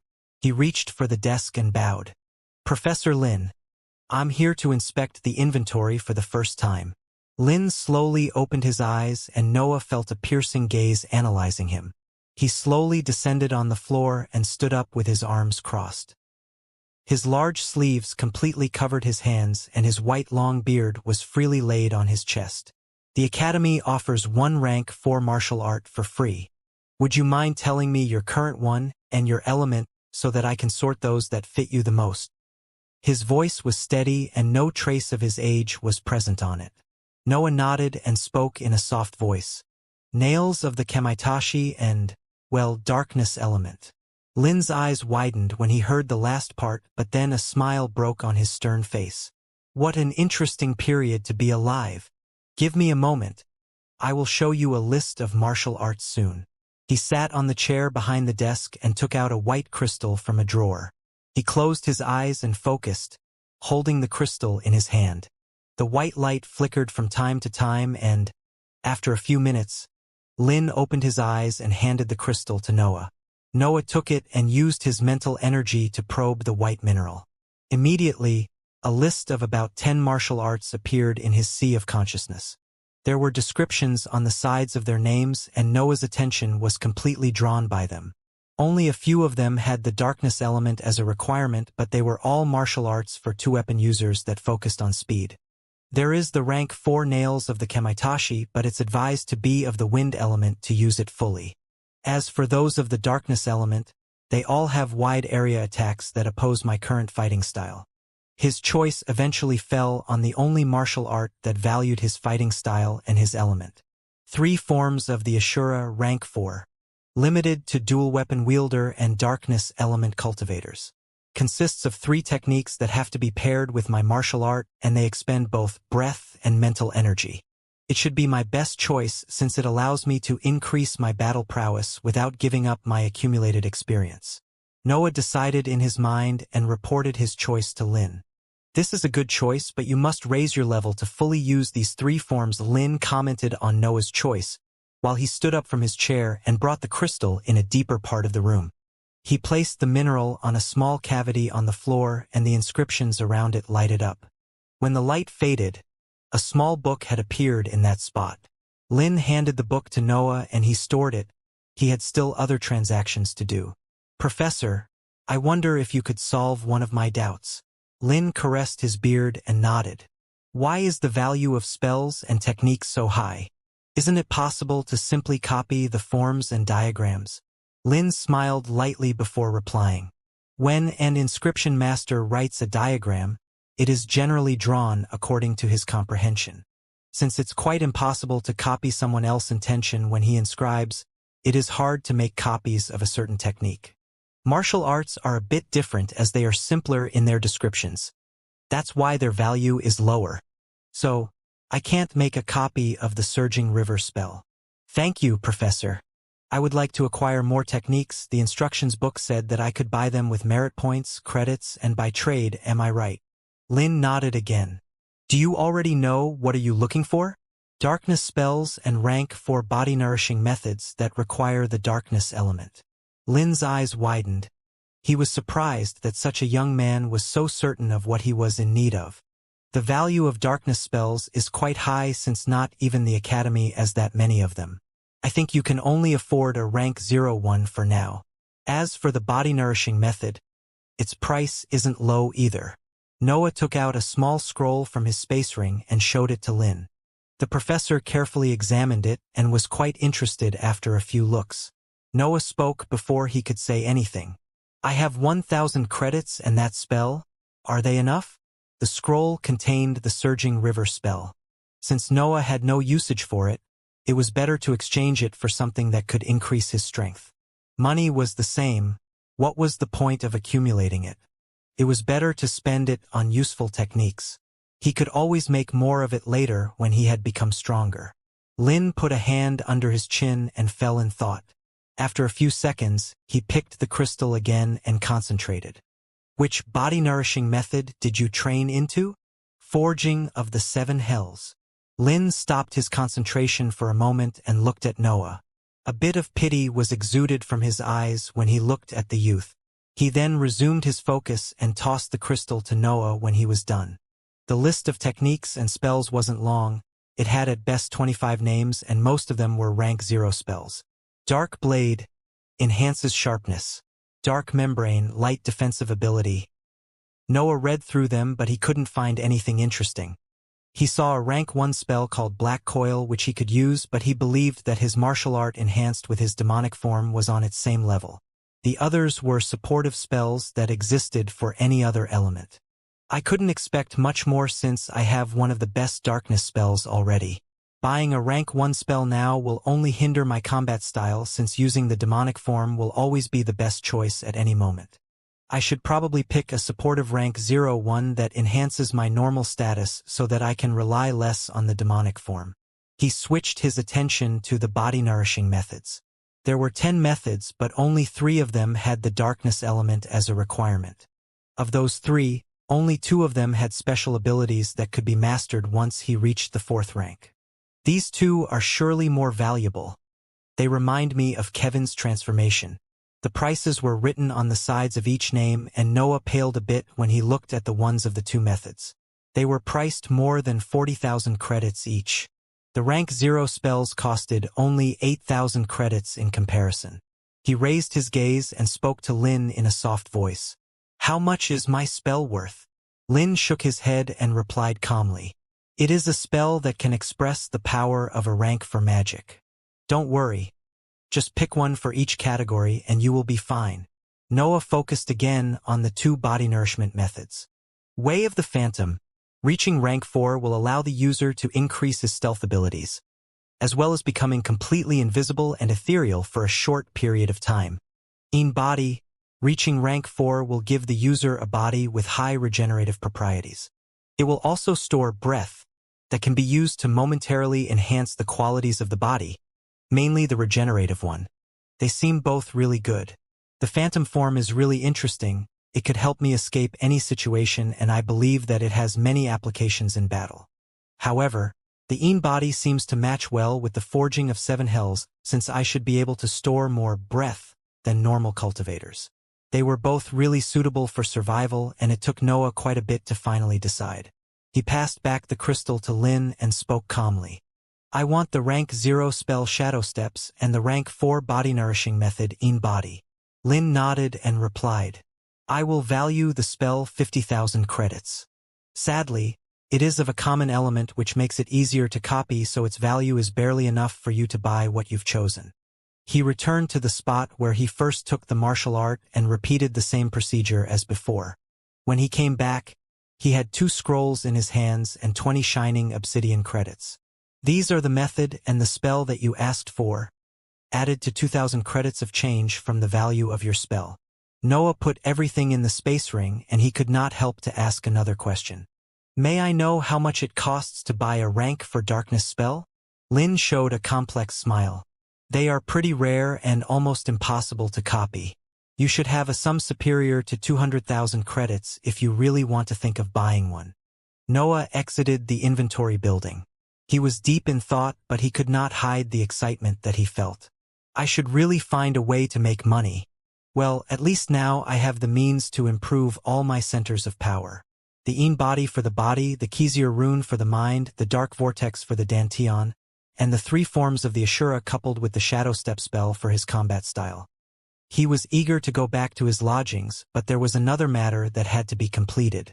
Noah went to the building where he received the academy token.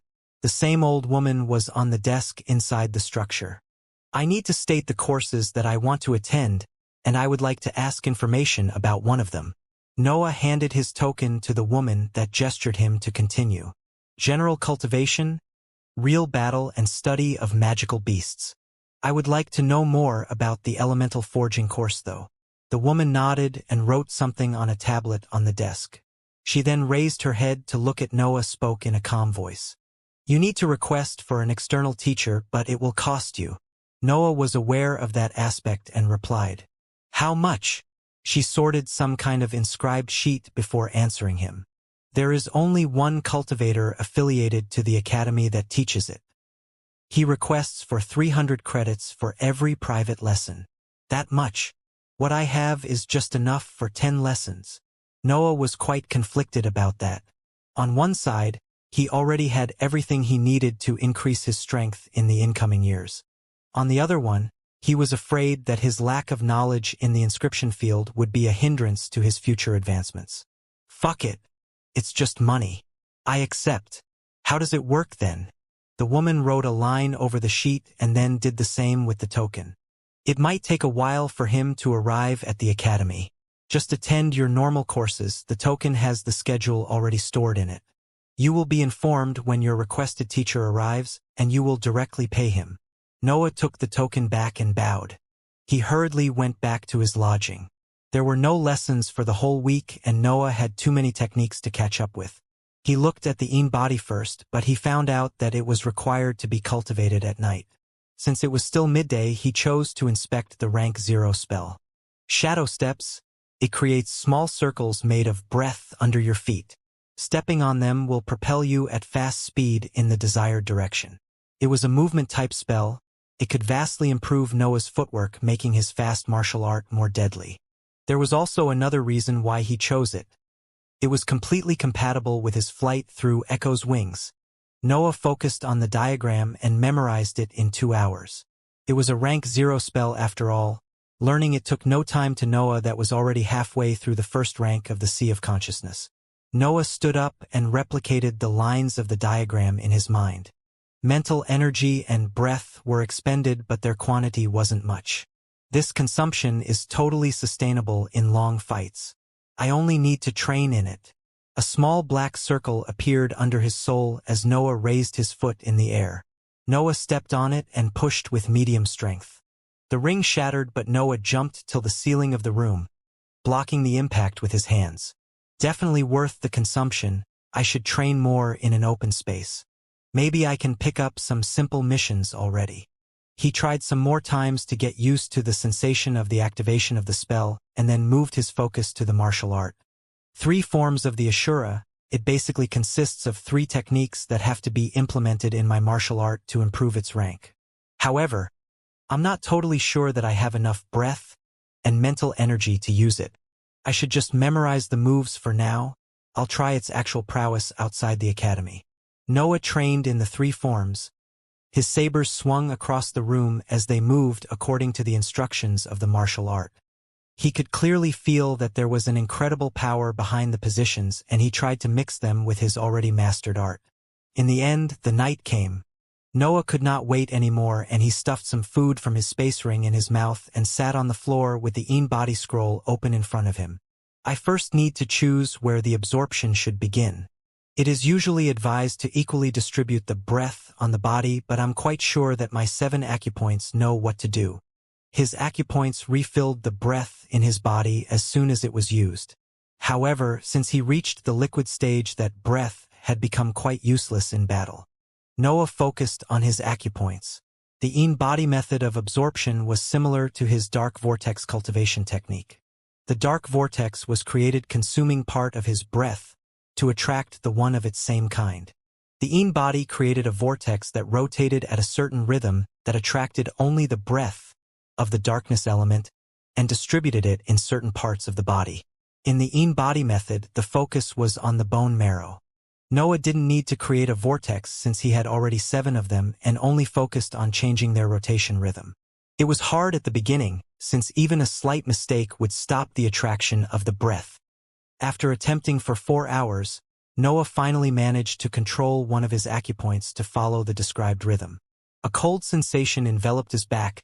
The breath that was absorbed sent chills down his spine. As more and more breath entered the vortex, the acupoint below it began to darken. A wave of coldness invaded Noah. The new breath traveled through his body and completely vanquished the one that was already stored by the 7 hells method. Little by little, that emptied space was being filled by a dark and cold gas. Since the in-body was a body-nourishing method specific for the darkness element, it was obvious that the absorbed breath would be of that same element. The 7 hells method didn't distinguish between them and had freely stored breath of various types, but, with the new method, that breath had become a hindrance for the advancement of the body. The dark gas slowly filled his body, lowering its temperature. Noah endured the coldness and pushed the new breath toward the dantian. The dantian then refined the gas and dispersed it through his skeletal system. His bones began to emit a soft aura that slowly nourished the other parts of his body. So that's how it feels like to use a method that requires the dantian. The refinement of the dantian was necessary for the process to render the cold breath, absorbed by his acupoint, harmless. If his body tried to directly assimilate it, it would create a great deal of damage. Noah continued to practice in the in-body for the rest of the night, trying to automate the procedure. When the sun rose, ending the night, Noah had managed to use 2 of his 7 acupoints for the absorption part. He stood up and felt the breath accumulated in his bones, slowly nourishing his body. It was a cold sensation, but Noah didn't feel the slightest uneasiness. Conversely, he was feeling his body becoming stronger. Such a long time has passed since I last trained my body. It feels good. He smiled, enjoying the sensation of his strengthening. Never mind the battle prowess. I will become used to my new techniques anyway during the real battle class. Right now, I should focus on increasing the level of my centers of power before wasting time in some useless missions for the academy.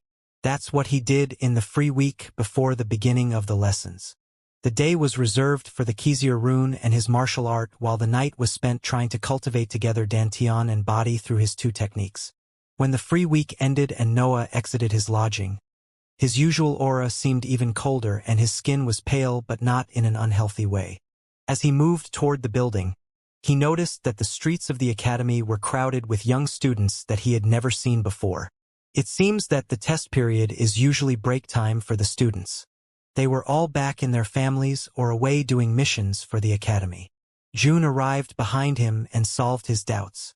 She had even larger eye bags than last week, but her eyes seemed more focused. I didn't see you 2 for an entire week. Don't tell me that you spent all that time cultivating. Ruth arrived with her brother. The answer to her question was quite obvious, seeing the aspect of Noah and June. You should enjoy life more. We are young and talented. We can't waste our best years like this. June shook his head and snorted while Noah limited himself to look ahead of him. Enjoy life? I don't even know when the Bulvin family will find me. Reese's face appeared in his mind and some of his suppressed emotions were kindled again. I bet that Daddy is pretty desperate about Fabian's disappearance. What a pity. I'm way too weak to make a move against a medium-sized noble family. Some traces of killing intent began to be exuded from his figure. However, before anyone near him could notice it, a big commotion invaded one of the streets near his position. Tens of students surrounded a tall man of about 19 years old. He had short silver hair and a slender body. A warm smile was on his face as he greeted those that came to welcome him. His aura too was warm and fiery, which improved his figure in the eyes of the others. Ruth suppressed an excited scream and whispered to June, "That man is Daniel, the prodigy of the Wide family. It is said that not only his family is one of the wealthiest among the large-sized noble families, he is also the strongest student in the academy. Think about it. He has the record in the hunting entrance tests with 110 earth lizards killed." June was speechless and pointed at Noah behind her. "But he broke that record."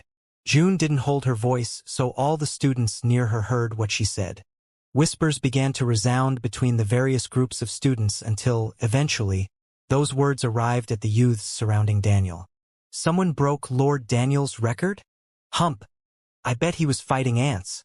But I heard that they were iceborne yetis. Their strength is quite similar to the earth lizards." "Nonsense. And even if they did that, Lord Daniel was less than 17 when he did that accomplishment. We must all remember that. But this Vance is not even 16 apparently." Silence reigned on the streets and June sensed a cold stare on her back. She turned and saw Noah looking at her with the same gaze that he had back when they fought. "I'm sorry, okay? I'll make up for this at some point. I just don't think much about the consequences of my actions." She bowed while saying these words. Noah felt like an old man scolding a child and sighed loudly while massaging his temples. However, some stares and gestures that pointed at him had already begun to appear between the students. He then felt a scorching gaze on him and turned his head in that direction.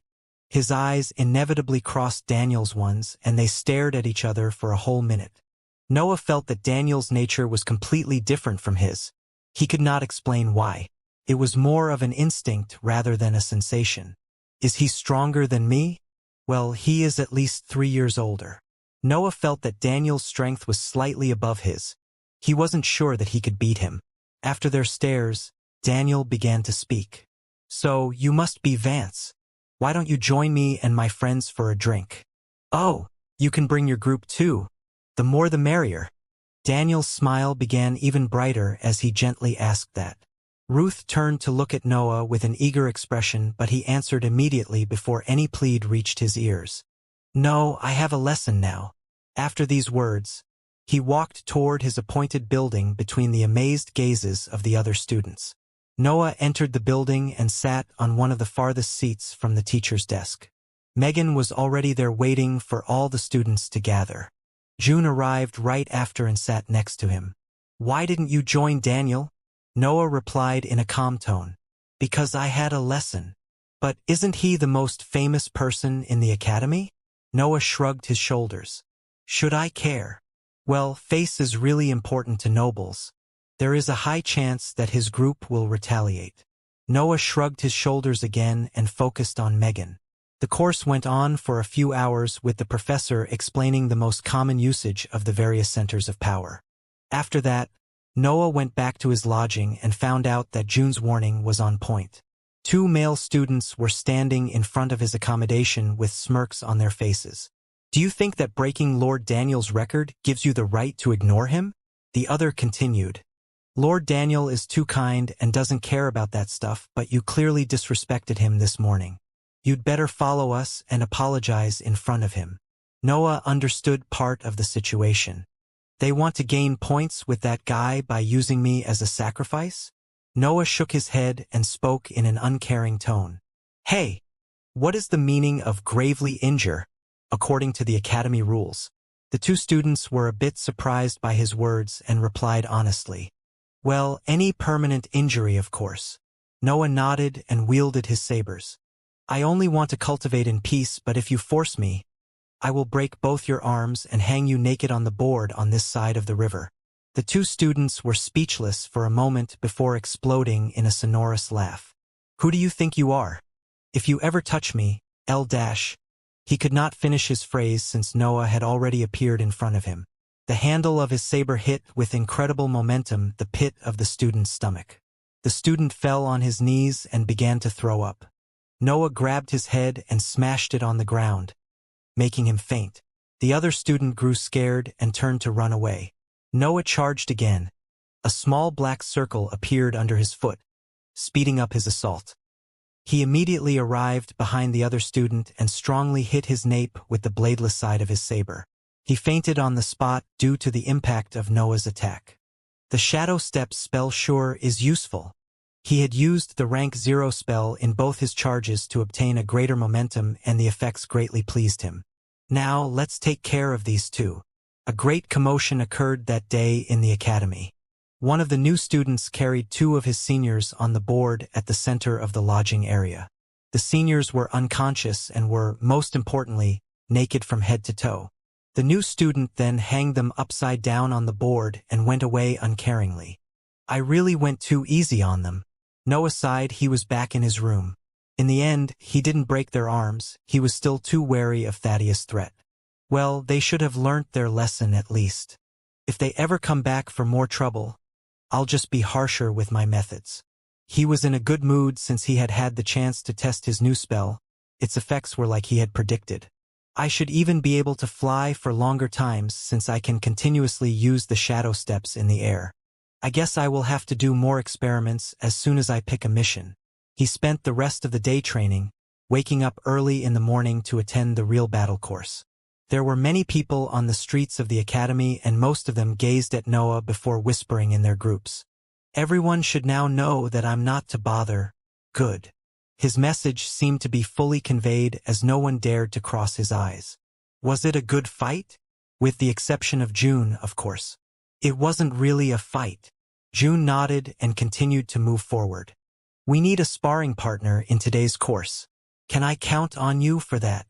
Noah thought for a bit and then nodded after adding something. As long as you watch your mouth from now on. Time passed peacefully for Noah in the academy.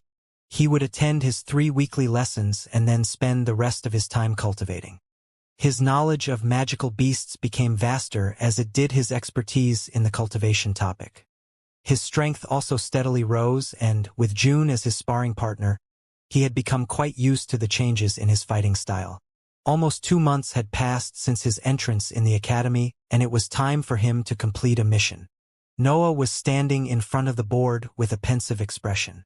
Since the events with Daniel's followers, no one ever bothered him again. Adding that to his increasingly cold aura, it was no wonder that very few people ever approached him. However, if they want some kind of revenge, I believe that this will be the best moment. All the missions that he could accept were outside of the academy ground. If the 2 students managed somehow to place an ambush on him, things could get troublesome. They would need a man in the inside though.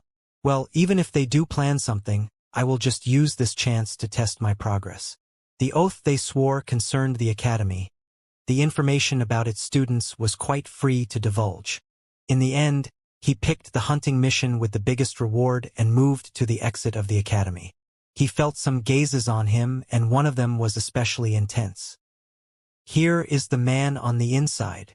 Noah turned to look in that direction only to see Samuel Mullows calmly smirking at him. He then placed his token on the passage for the outside and hurriedly exited the academy. Seeing that, Samuel picked a wooden tablet and neared it to his mouth. He went out, have fun. Noah ran at full speed toward the appointed location for his mission. He had to vanquish a pack of rank 3 sun tigers that occupied a lake in the area near the academy.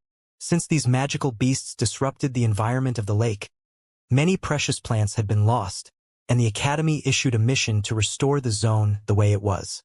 However, Noah's focus wasn't on the road ahead of him, but rather on the branches above. As soon as he stepped in the Aroliac forest, he felt that someone was observing him.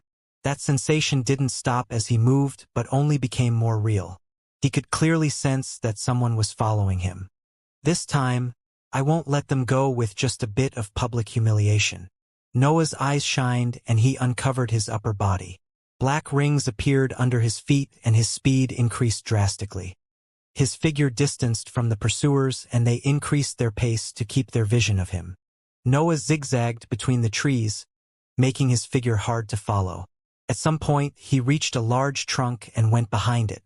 Shadow steps activated and black smoke was released from his legs as he forcefully jumped in the air. With the two spells empowering his leap, Noah reached a height of 15 meters in an instant. Then, two pairs of wings came out of his back, which carried him at the top of the tree where he was hiding. As he reached the tallest branch, he used his mental energy to cover his presence and he stood still, waiting for his pursuers. That usage of the mental energy was one of the skills that he learnt in the general cultivation course. Since the mental energy could be used to inspect things, of course it could be used to hide them. However, it could only hide from weaker mental energies. Stronger ones would just break its concealment. His pursuers went right past his position. His movements had been too fast for them to notice that he had disappeared. Noah watched coldly as the figures went on and, only when he was sure that no one noticed his position, he began to follow them. From the prey, he had become the hunter. As he neared them, he noticed that they had stopped after a few hundred meters. They were arguing loudly. He could not help but shook his head at their poor performance in the ambush. I'm telling you, he must have gone in that direction. There is no way that I lost him. Mal, that guy managed to surpass Lord Daniel's record at that age. I won't be surprised if he knew some tricks. And what tricks could ever do to the 10 of us? We are nobles. He is just a no-one with a bit of talent. Norton, if you really think that some commoner with no background can surpass Lord Daniel, then you really deserve to be hanged naked. If you ever speak of that again, I swear I dash. He could not finish his phrase since a winged figure appeared behind him at high speed. Noah attacked him with the bladeless part of his sabers, hitting the student's shoulders and cracking their bones with the impact. The student smashed on the ground, releasing a painful yell, but Noah simply stomped on his head. The student fainted due to the impact. The other pursuers looked at Noah's figure in fear. His two pairs of wings coupled with his cold expression sent chills down their spine. Noah turned the youth below him and pointed his feet on his knees. Then he grabbed his ankles and forcefully pulled. The student's legs arched in the opposite angle, releasing cracking sounds. Noah then raised his gaze toward the other students and spoke. You know, I was really trying to be a good student, but it seems that you think too highly of yourselves. Don't worry though, I will fix that behavior of yours. One of the students gathered his courage and yelled at the others in his group. He is alone and there are 9 of us. Let's teach him his place. The other youths regained some of their confidence and began to wield their weapons, but Noah had already charged at them. He immediately appeared in front of the one that seemed the stronger of the group and cut diagonally on his chest. Blood flowed, but the wound appeared quite superficial. Noah was still holding himself back. The youth, though, backed for a few steps and a bat materialized behind him. Echo pushed him on the ground and Noah kicked his face a few times. Blood and teeth fell on the terrain. Noah stopped only when he was sure that the student had fainted. At that moment, a ball of fire shot in his direction. Echo appeared in its trajectory and endured the might of the spell. Its body broke in many spots, but it recomposed almost immediately. Noah jumped through his blood companion and shot in the direction of the fire mage. Echo had been absorbed in his body, making the wings reappear on his back. 8 students remained. They were inexperienced but still equipped with spells and martial arts. Since Noah could not use the demonic form for fear of killing them, he used this chance to test the improvements in his fighting style. Noah attacked the fire mage relentlessly. In the eyes of the student, Noah's sabers multiplied. From 2 attacks they became 4, and from 4, 6. He didn't understand at all how all these attacks were not illusory but completely real. In a few seconds, the mage's shoulder was pierced and Noah punched strongly on his face. His mouth distorted and he retreated, but Echo blocked him on the ground, giving time to Noah to neutralize him. The other 7 had reached him by then and attacked with great dexterity. Since they were all near him, the usage of spells with a wide effect range was limited as it would hurt those in their group. It became a battle of martial arts. First form of the Ashura, endless assault. Noah slashed madly at the students encircling him. His breath and mental energy depleted rapidly as more and more blades appeared in the air.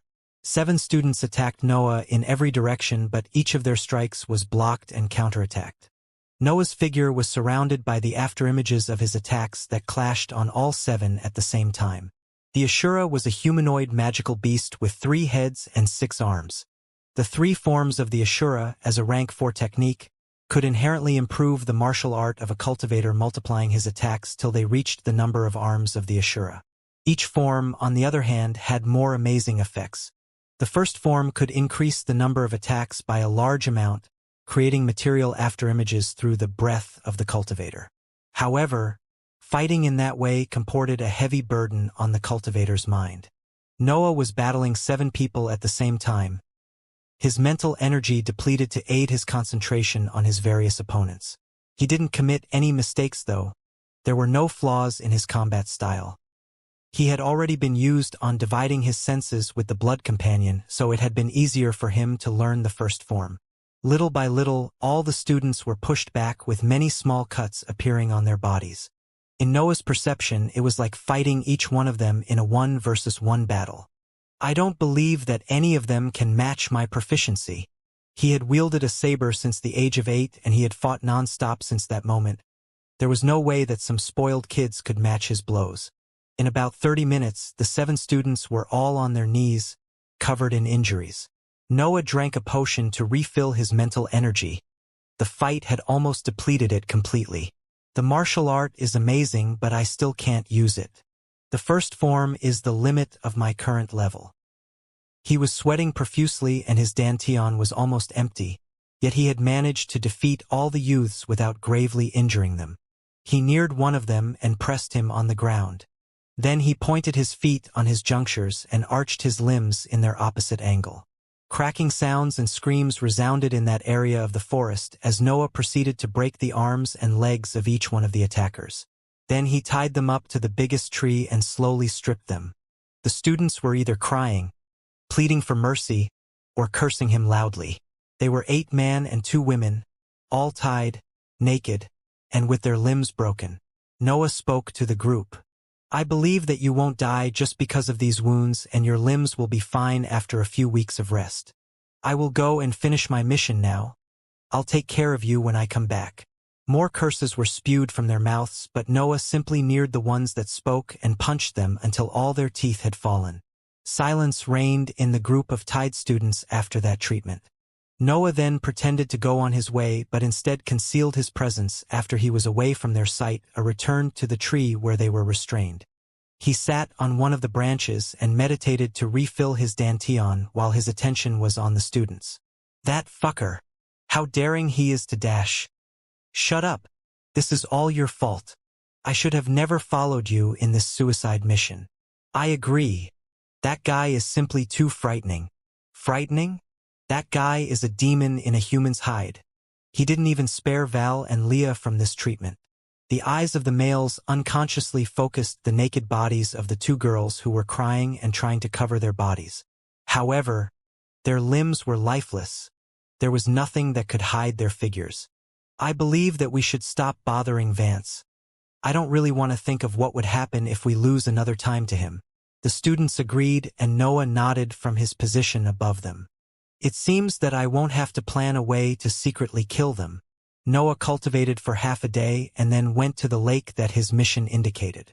15 or so 3 meters tall yellow tigers were silently occupying that territory. According to what he had learnt in the magical beasts course, the sun tigers stored flames in their bodies, which forced them to continuously disperse the heat with external methods. It was common for their kind to occupy an environment with cold water in it. I'll test my martial art a bit more. Rank 3 creatures had lost any form of threat in Noah's eyes. They were simply training for him. Noah used 20 minutes to kill every tiger and stored their bodies in his space ring as proof of his successful mission. He then rested to return to his peak form and moved back to the students. Most of them were struggling to break free from their bindings. They were cultivators after all. Their wounds had already healed. Noah neared them slowly and shook his head, showing his disappointment. And here I thought that you had learnt your lessons. It seems that you really don't care about your teeth. The students trembled. Since their limbs were broken, they were powerless to oppose to Noah. "Mercy, please. I promise I will never d-dash." A kick stopped him from speaking any more. Noah sat in front of the naked youths and smiled coldly, looking each of them straight in the eyes. Only when all of them had their head lowered, he began to speak. "I believe that Daniel isn't aware of your plan, right?" One of the girls raised her head and spoke through the tears on her face. "How could he? He is generous and kind. He will need dash." A slap hit her face while Noah continued. "Only short answers from now on. If I want to know more, I will ask." After he was sure that they understood, he spoke again. "Why do you all follow him? I mean, I understand that his character and his status are amazing, but that shouldn't be enough for people to bother me just to improve their relationship with him." The students lowered their heads, unwilling to answer. Noah sighed. "It seems that I have to break your hands and feet too." He neared one of the girls and held her hand. He began to apply pressure on his grip, and the girl screamed in pain until one of the boys gave him what he wanted. "Wait! Daniel isn't just talented and wealthy. He is also the only light mage of the academy." Light element. Noah finally understood the reason for his conflicting instincts. Talent, wealth, and a rare element. No wonder he has so many followers. His future will be extraordinary. He let go of the girl's hand and stood up. "I believe no one of you wants to get hanged naked on the board, right?" The youths shook their heads almost immediately.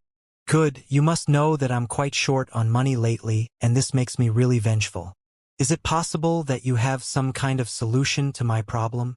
The students understood the meaning behind his words and took out a total of 2,000 credits from their storage devices.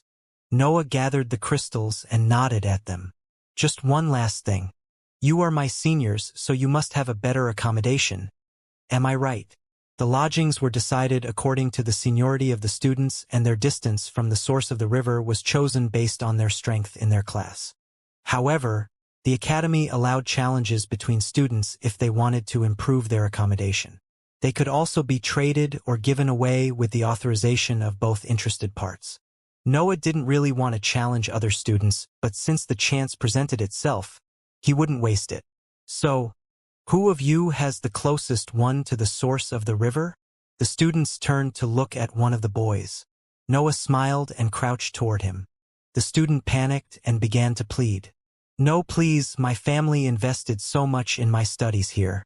I had to pay an incredible sum to G-up." Noah stopped him and patted his shoulder while shaking his head. I know. The love of a family is important in the life of a cultivator.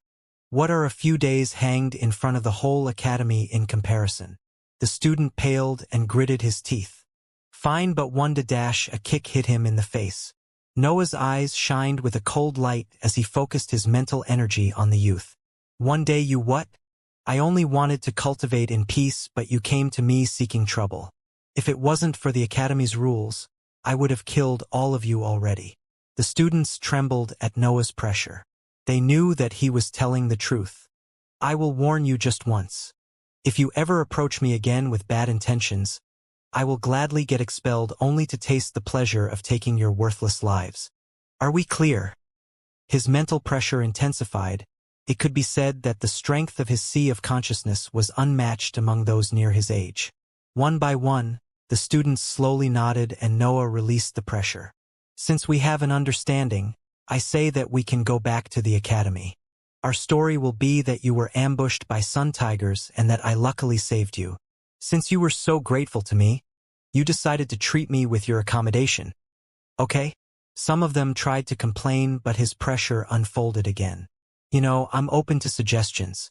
For example, what was your story for when you were done with me? I don't believe you have the guts to kill me." They trembled, silently accepting his conditions, and Noah helped them getting dressed. The girls wept to no end, and the boys showed only envious gazes at the sight of Noah dressing the women.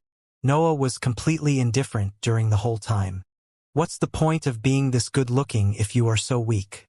Luckily, I'm not a total newbie regarding women. He had lived for more than 40 years overall.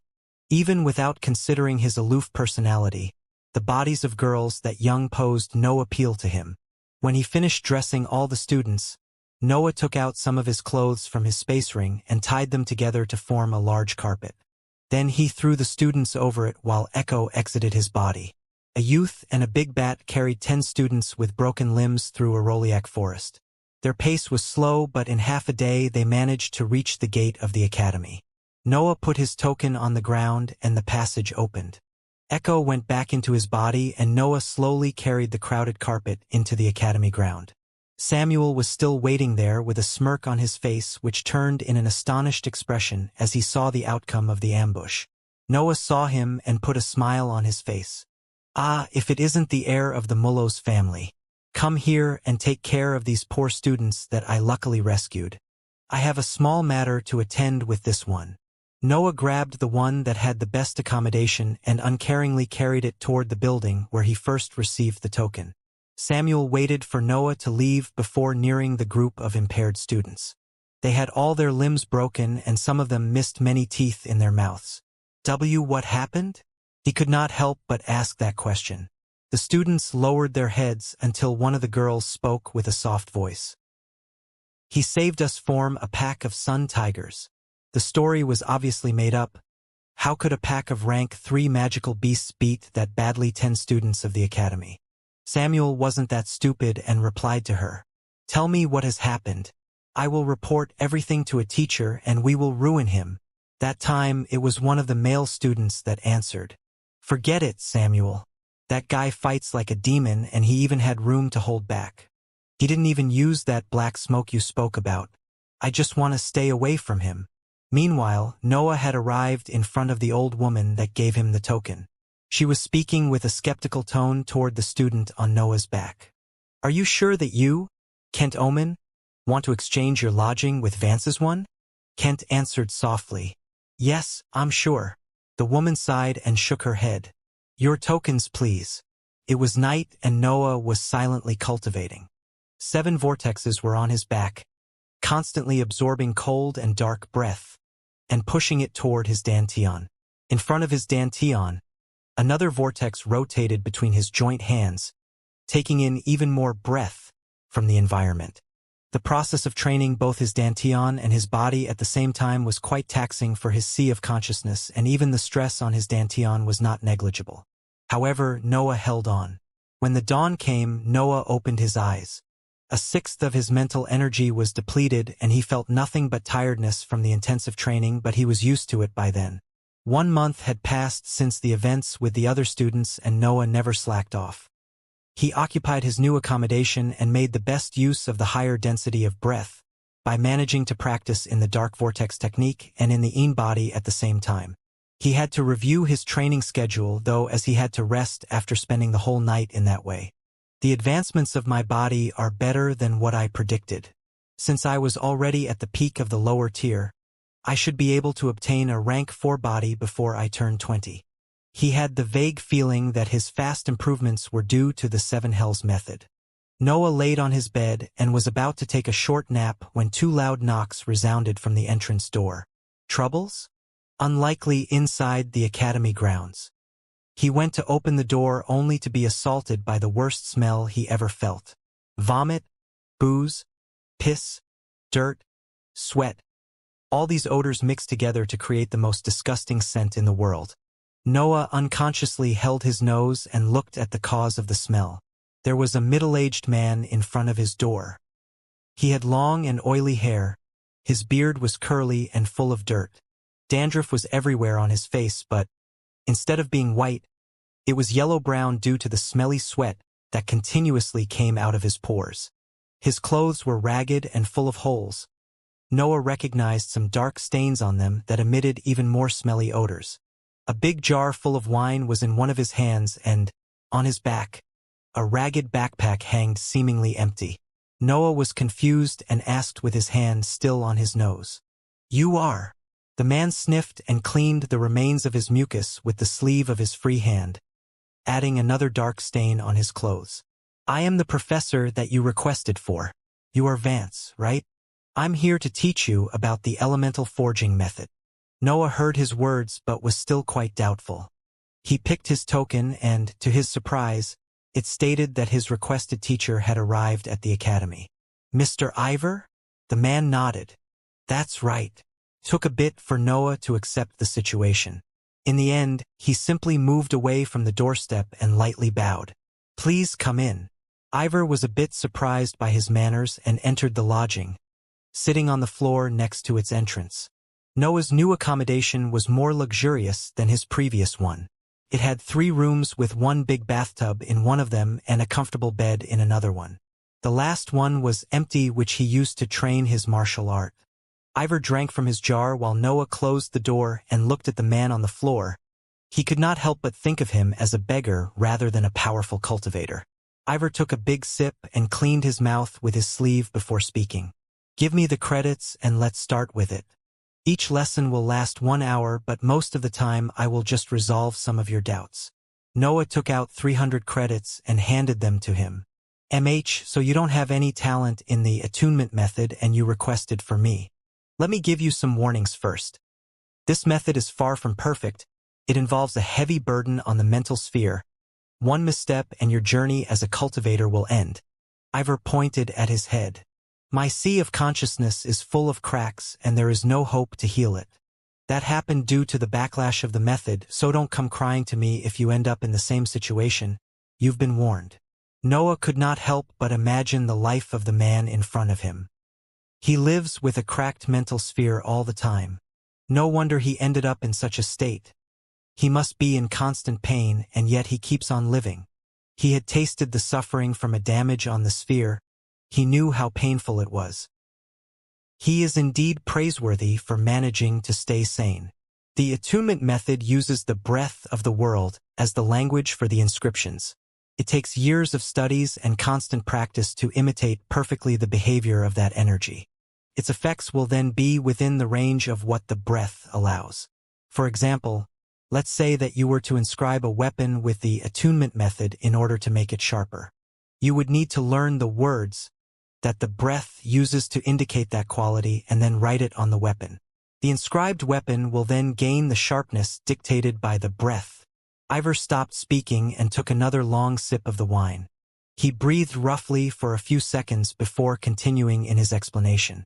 The sharpness of the inscribed weapon will depend on how accurate the translation of the language of the breath was in the material form. It will also never surpass the limits of what heaven and earth consider as sharpness. He took another big sip. However, in the elemental forging method, there are no such limits. Imagine the inscription as a line of text. You understand its meaning because it's written in a language that you can read. However, simple words can't express the language of the breath. That's why cultivators use inscriptions instead of words. The same goes for the ink used in the writing. Normal ink can't contain the true meaning behind the words of the breath. So, what would the ink for the inscriptions be made of? Ivor drank a mouthful of wine, waiting for Noah to answer. Only the breath can be used to write its language. Ivor nodded. That's right. Nevertheless, in the elemental forging, it's the will of the cultivator that dictates the effect of the inscription. There is no need for translation or understanding. The cultivator sets the meaning behind his writing.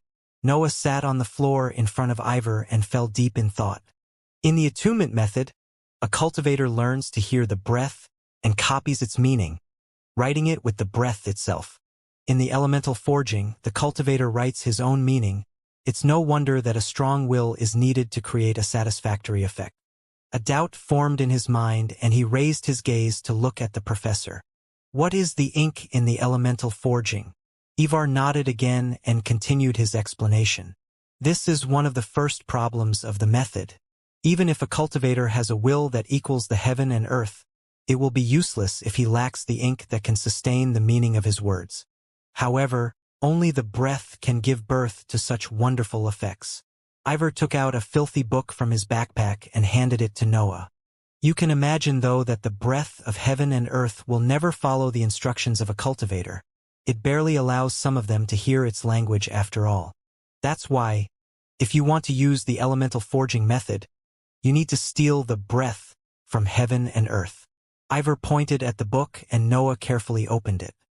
He was so engrossed by the speech that he totally disregarded the poor state of its pages. Inside it, a description of a technique to absorb breath and refining it was illustrated. Noah read with wide eyes before speaking with an incredulous voice. "Is this really possible?" Ivor nodded, releasing a small laugh. "This is only the first part of the method. It will allow you to store the ink needed for the inscription. Then, it will be the time for the forging, but I don't want to increase my headache to explain it before you are successful in this part."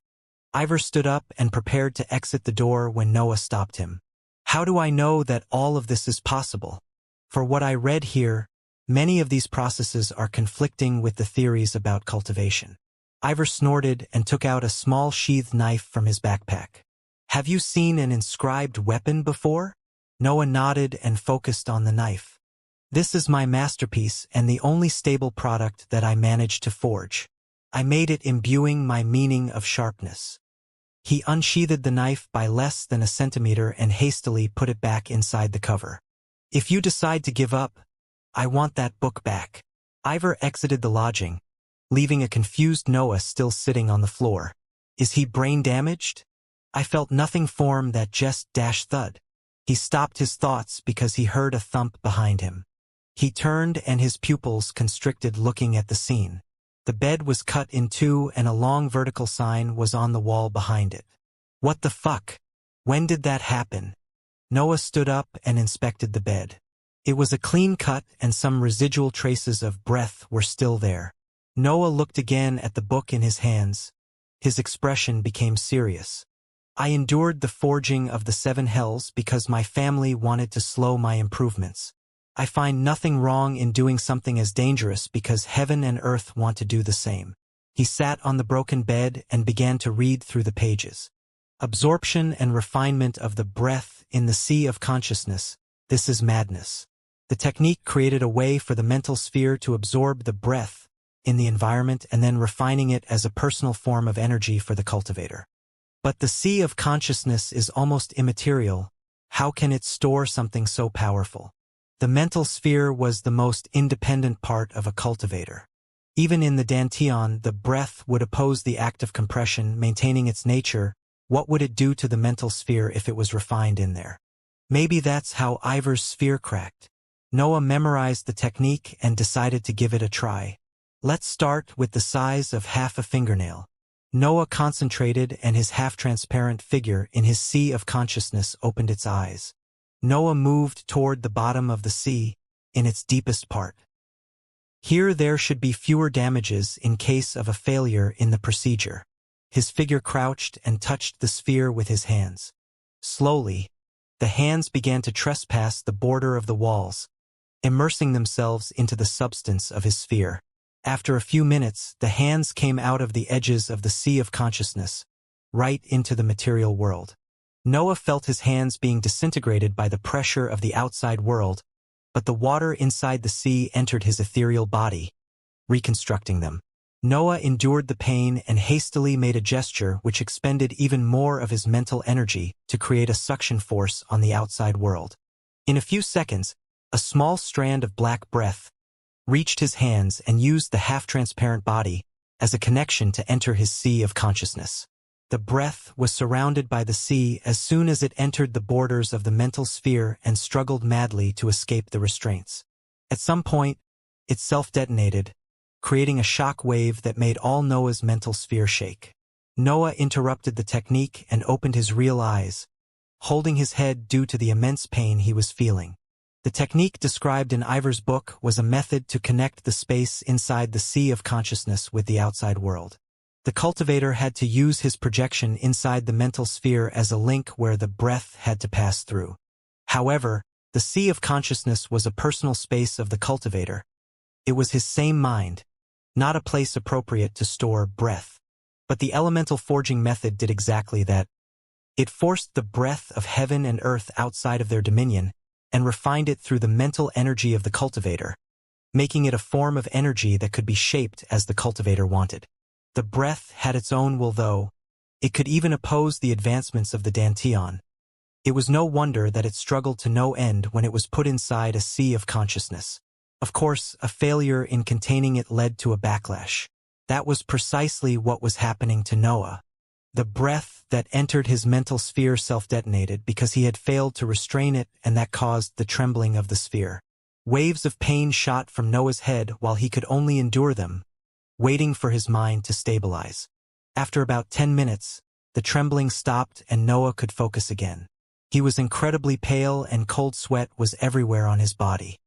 His blue eyes were bloodshot, but his expression was more determined than ever. "I can totally do it. I just need to be more careful and start with even smaller quantities of breath. Also, I need to be at peak form every time I attempt on the technique." He forced himself to eat a small meal and then went to sleep to recover from the effort.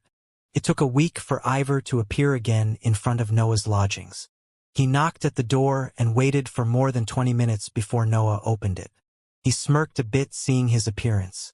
Noah was pale with large eye bags under his eyes. The eyes were inflamed and half-closed, and his long black hair were disheveled. "I don't care if you want to quit now. I had to wait a lot for you to open the door, so this counts as a lesson and I want to get paid." However, Noah simply snorted and answered him. "Shut up and close the door. I've done it." Ivor was about to retort when he understood the meaning of his words. "You what?" During the last week, Noah had used all his free time in the day to attempt in the method and, in the end, he managed to store a minute strand of breath in his sea of consciousness. His mental energy was almost completely consumed to render it harmless and without a will, but he had succeeded. A small black ball of the size of 1/10 of a fingernail was calmly standing above the sea in his mental sphere. It emitted a pressure far superior to Echo's figures, which slowly enlarged his sphere. However, that also caused a constant headache, which led to his lack of respect toward Ivor. "Show it to me."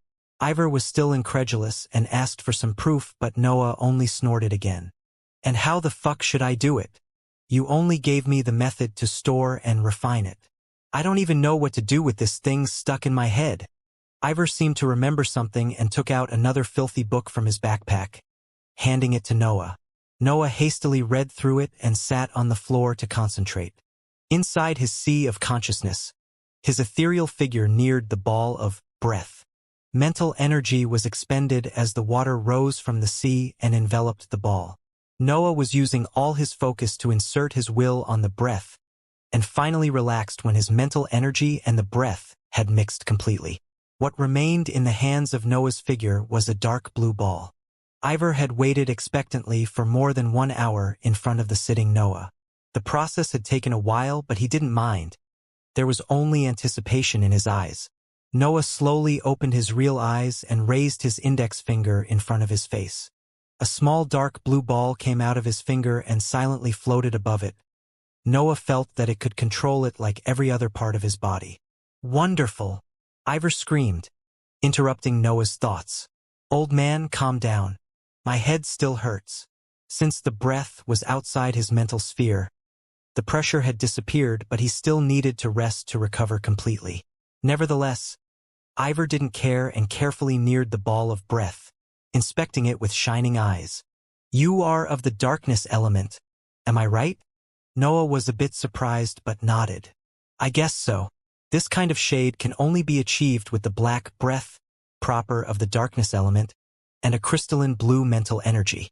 You have all my praises. Your will and mental energy must be top tier to be able to succeed in the method in 1 week." Ivor sat and drank a mouthful of his usual wine. "That ball that you created is the ink that you need for the elemental forging. Of course, its quantity is still not enough to do a proper forging, but you passed the first hurdle." He pointed at the breath over Noah's finger. "That mixture is a form of energy belonging only to you. It's not linked to any external rule, and it's the main material of the method. What you have to do now is keep storing it in your sea of consciousness to increase its capacity so that you can accumulate more of it. Remember, never be distracted while you accumulate it, and always use your complete focus to restrain the breath. You are currently stealing from heaven and earth. They will stop at nothing to destroy your mental sphere and take your life with it." "Wait, what do you mean with that?" Noah stored the dark blue ball back in his sea of consciousness. The pressure returned and, with it, the pain, but he endured it as he did with any other form of training. If storing breath in the mental sphere could speed up its advancements, Noah would gladly bear the pain that it caused. Well, did you really think that you could take away the breath without consequences? Your tribulations will be way more dangerous than those of other cultivators. It is recorded in the various experiments with the method. Noah became irritated again. Recorded where? Ivor seemed to think of something and smiled awkwardly before taking out another book from his backpack. It seems that I forgot to give you this. With the state of my mental sphere, it's easy to forget many details. Noah took the book and read through its pages. There were many experiments recorded with the insights of the cultivators on their sides. Noah could vaguely guess that there were hundreds of years of tests recorded in the book. The value of this knowledge is immense. It spans from ways to better tame the breath to experiments in increasing its density inside the sea of consciousness. Noah looked again at Ivor. He could not help but wonder how such a shabby character was in possession of all those data. Does every practitioner of the elemental forging method have access to all this knowledge? Ivor took a big sip from the jar before answering. Even though this method is recognized as a valid branch of the schools regarding inscriptions, the requirements are too harsh and the dangers that come with it scare away most cultivators.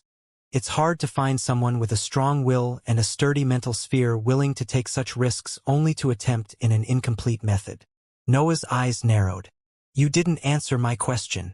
Ivor coughed lightly, putting again the previous awkward smile. There are no more practitioners in this method. They are all either dead or mentally unable to be of any use. I'm the only one who is still trying to keep the method alive. That's why I affiliated with the Academy. I needed to find someone who could make the best use of our accumulated knowledge. Noah replied with a suspicious voice. Don't tell me. Did all the practitioners die because of the method? Well, not everyone. Some of them gave up on performing inscriptions along the way. Let's say that only 9 out of 10 died or ended up in my condition. Noah stared at Ivor for a long time before sighing. It's not like I had any other options. Also, if I managed to make something like that knife, my power would rise exponentially. I guess I'm now the only heir to the method. Am I right? Ivor nodded. Noah's face became stern. I want all the data, techniques, applications, and advice that you have. Don't leave anything behind or I will never attempt to do something this dangerous again, and your precious method will become history with your death. Ivor nodded again. Deal. As a matter of fact, I can already make you my disciple and live here with you. I can give you pointers every time you have a doubt while you can focus completely on increasing the amount of breath stored in your sea of consciousness. Noah shook his head. No, I won't focus completely on it.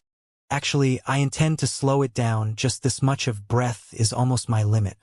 I have no intention of betting my future on an incomplete method. I will continue practicing in it only because it should be my best hope in creating techniques in the higher ranks. Ivor took a long sip before falling deep in thought. Noah could see how the effort hurt him as he continued to drink from the jar every now and then. After about 10 minutes, Ivor gave him his answer. It seems the best option. I became too excited seeing that you had succeeded in the first step in only 1 week. The slow way is the best one in this method since one mistake might ruin you forever. However, I stand for what I said.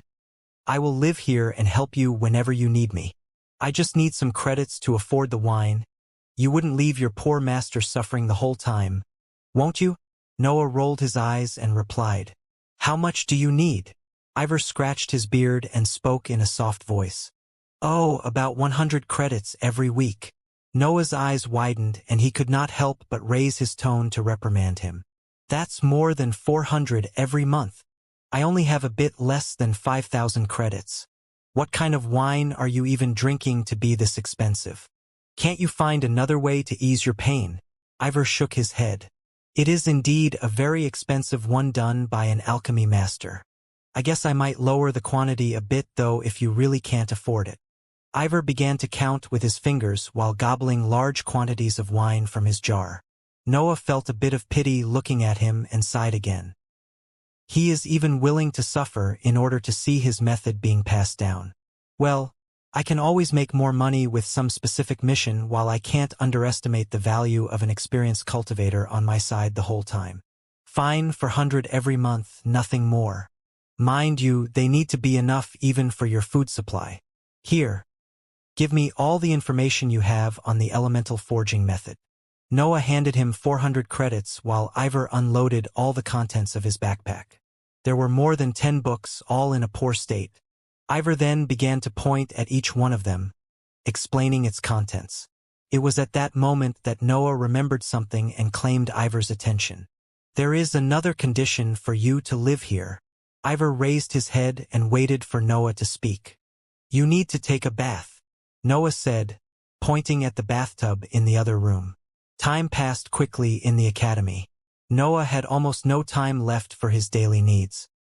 He used all his nights to cultivate his dantian and body, and all his days between the Xianxia rune, his martial art, his courses, and the elemental forging method.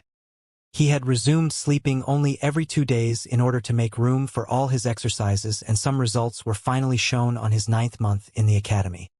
His mind had grown stronger due to the intensive training in the Xianxia rune and the pressure exerted from the breath inside his sea of consciousness. His body had improved due to the Yin body and had finally entered the middle tier of the 3rd rank.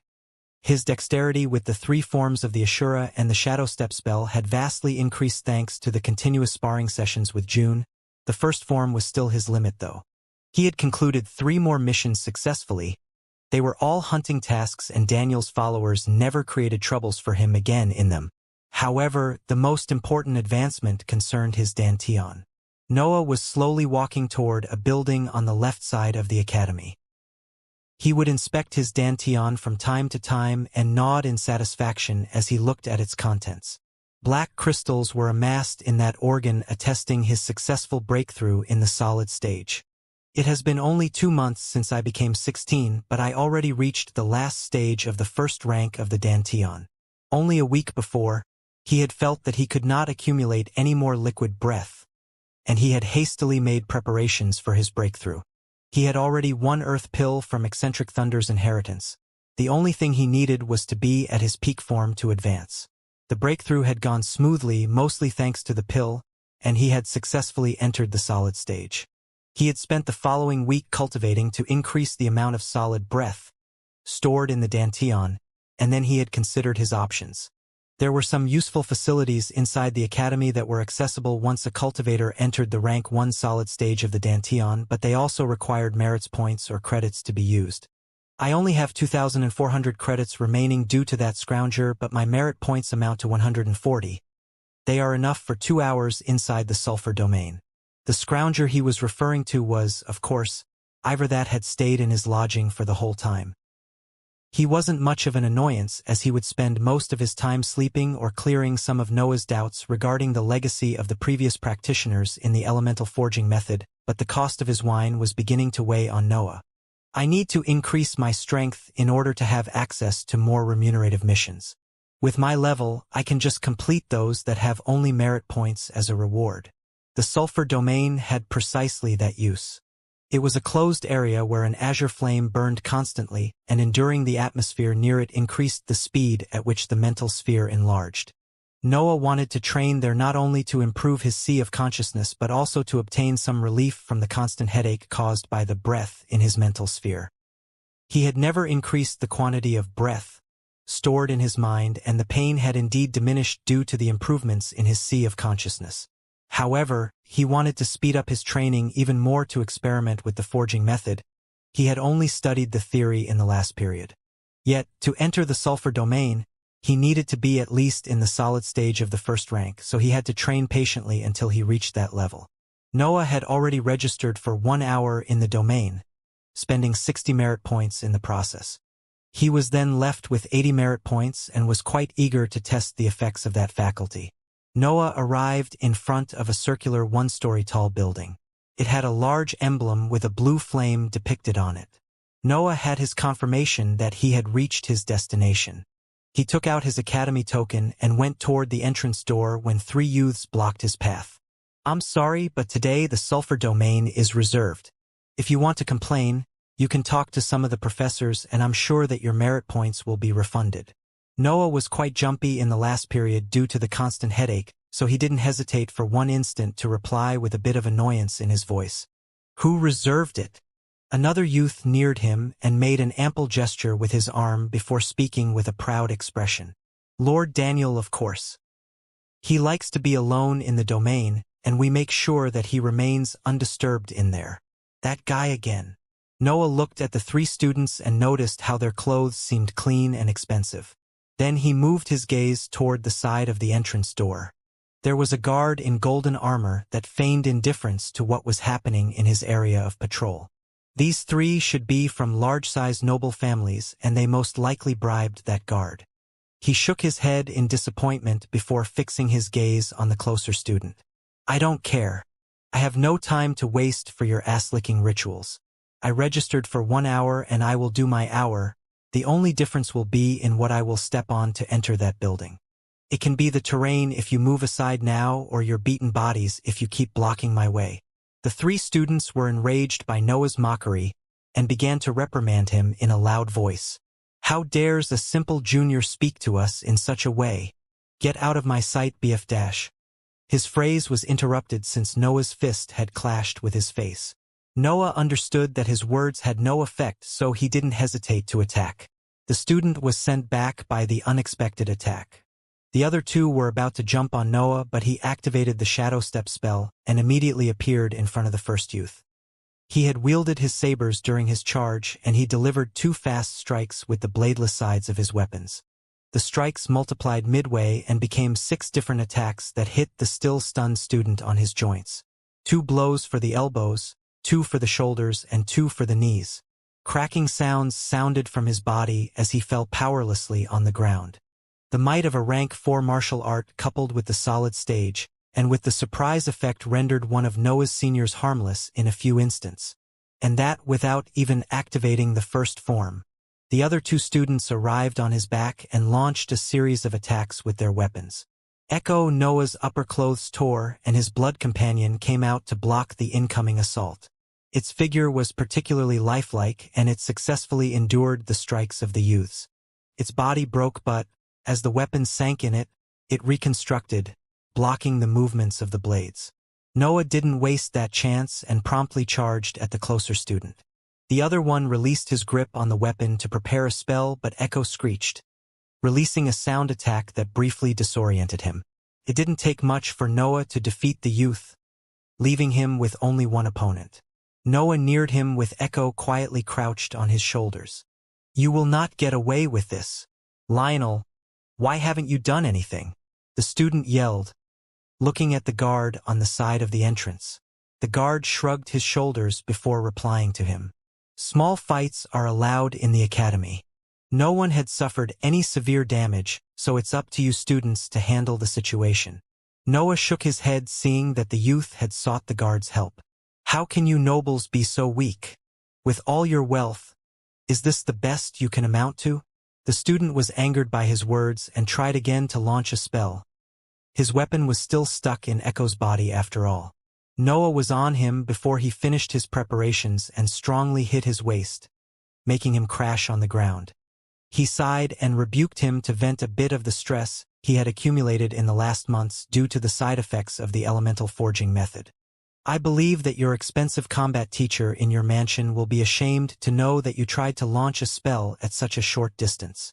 He then stomped his head on the ground, making him faint. Noah put his sabers back in his space ring, as well as Echo in his body, and wore a simple robe to cover his naked upper body. He then turned toward the circular building and moved to enter it. That was a nice fight. It's rare to find someone with that battle experience at your age. Lionel spoke to him before he could reach the door. Noah replied, putting a fake smile on his face. I didn't know that you could bribe a guard to reserve the sulfur domain. If you tell me your price, I might think of making use of your services. The soldier smiled awkwardly and scratched the side of his head. Don't blame me too much. I'm just trying to make a living in a world ruled by nobles. Sadly, the Utra continent is at peace, so we in the royal army can't earn a decent pay. Noah reassured him. No worries. They are not really a threat anyway. Lionel laughed a bit, looking at the fainted students on the ground. Will you apply for the Royal Army? I believe you might become a captain in just a few years. Noah shrugged his shoulders but didn't answer and placed his token on the entrance. The door slowly opened and a burning air came out of it. Think about it. Our position is actually pretty privileged in Elba's city. Noah nodded at him and entered the building. The door slowly closed behind him. He found himself in a long and illuminated corridor. An azure halo was exuded from the end of the passage. The air was so hot that Noah had to circulate the breath in his body to resist the temperature. At the end of the corridor, there was a large circular room with a flickering azure flame at its center. The room had no floor but only a sandy terrain. The grains of sand were yellow but contained azure shades in their colors. What a strange environment. This heat seems to have some effects on my sea of consciousness. As Noah neared the flame, he would feel his mental sphere loosening up, increasing its expansion speed due to the internal pressure from echo and the breath. I understand. The flame has the effect of increasing the malleability of my mental sphere. Simply put, training here will enlarge my sphere faster. I believe I said that I wanted to be alone. A voice sounded from the other side of the flame. Noah peeked and noticed that Daniel was sitting cross-legged on the sand, holding a small sheet in his hands. Oh, it's you. He had raised his gaze and stared at Noah. He could not help but be surprised by his presence there. Noah didn't speak and simply moved in the area occupied by him. He noticed that the temperature increased even more as it did the effects on his mental sphere. He had to use his solid breath, though, to oppose the temperature. His rank 3 body was not enough in that environment. He calculated the distance that he had to keep from the flame to last for 1 hour with his amount of breath and sat on the ground. Noah took out the second Xianxia rune and began to look at it. The pressure from the insides of his sphere enlarged at high speed the loosened sea of consciousness. This speed is simply amazing. I should always spend my merit points to use this building. However, Daniel spoke again. Am I really not worthy of your attention? Noah spoke without moving his eyes from the Xianxia rune. It's not that. I just don't have time for other people. His mental sphere was enlarging at an incredible speed. Noah didn't want to waste any of his time inside the sulfur domain on socializing. What about Murray, Norman, and Scott? Daniel asked, but those names meant nothing to Noah. I don't know who they are. The 3 seniors in front of the entrance door. Noah shrugged his shoulders. Oh, them. They allowed me to pass. One of Daniel's eyebrows arched when he heard Noah's words. All they want is to please me. They will never allow anyone inside unless I say so. Noah didn't move at all. His gaze was always on the rune as he answered. So, you do know that your followers are mindless idiots. Daniel chuckled softly. Idiots? Maybe. Mindless? Not at all. It's the nature of humans to stick with the strongest person or the one with the best future prospects. You might not know, but I'm the only cultivator of the light element that has been seen in decades. Noah shrugged his shoulders again. Is it something that amazing? Being of a rare element will only diminish the number of techniques available for you. Daniel continued to chuckle. If you have enough money, though, that's not a problem. I can have the same number of techniques as other cultivators, but of greater might due to my element. You sure brag a lot. Daniel was momentarily silenced by Noah's statement. An awkward silence occupied the room, and only the flickering of the azure flame could be heard from time to time. Daniel resumed speaking. Do you understand that I will become someone important in the future? Noah replied plainly. There are a lot of important people in the world. Should I care about all of them? Well, yes. If you are powerful and you have the right amount of connections and manpower, you are invincible in this world. Noah's mind wavered a bit. He still maintained his eyes on the rune, but he spared some thought for Daniel's words. A group formed by powerful people is surely stronger than one single person. However, what if someone was so powerful that numbers couldn't make him stagger? At that point, being in a group will only slow you down. Listen, if you really want to keep talking, you better take out some merit points to prolong my staying in this building. At those words, Daniel shut up. The hour passed slowly. Daniel had to exit the building as he had exhausted his breath. He had been inside of the sulfur realm for almost 2 hours after all. Noah spent all his time focused on enlarging the mental sphere. When his time was over, his token sent him a warning. If I choose to remain overtime, my merit points will be expended. There is also a feature like this, he thought, inspecting the academy token. Well, my solid breath is almost completely depleted, and I don't think that a prolonged training in this environment is ultimately beneficial to my sea of consciousness. I will simply come here again after 1 week of normal training. He had still 80 merit points. He could afford another hour inside the area whenever he wanted. Noah exited the building and found out that only the guard remained in front of the entrance. They all went away. That Daniel helped them.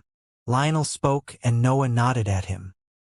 He then returned to his accommodation and rested before waking up at night to cultivate again. Ivor stood most of the time in the empty room. He would go outside of the academy ground only to refill his stash of wine. However, he respected Noah's dedication and never bothered him unless he was studying the researches of the elemental forging method. His attitude made the cohabitation smoother. As the sun rose, Noah stopped his meditation and was about to rest again when he heard someone knocking on the entrance door. He went to open it and found Thaddeus standing in front of his lodging with a wide smile on his face. I see that you got yourself a better accommodation. Noah hastily bowed and replied, Oh, the students in the academy are too nice. A senior actually willingly gave it to me after I saved him in one of my missions. Thaddeus nodded while looking at the interiors of the house. I believe that he must have felt really grateful to you. And tell me, was that before or after you broke his limbs? Noah raised his head and saw that Thaddeus was looking at him with his usual sly smile.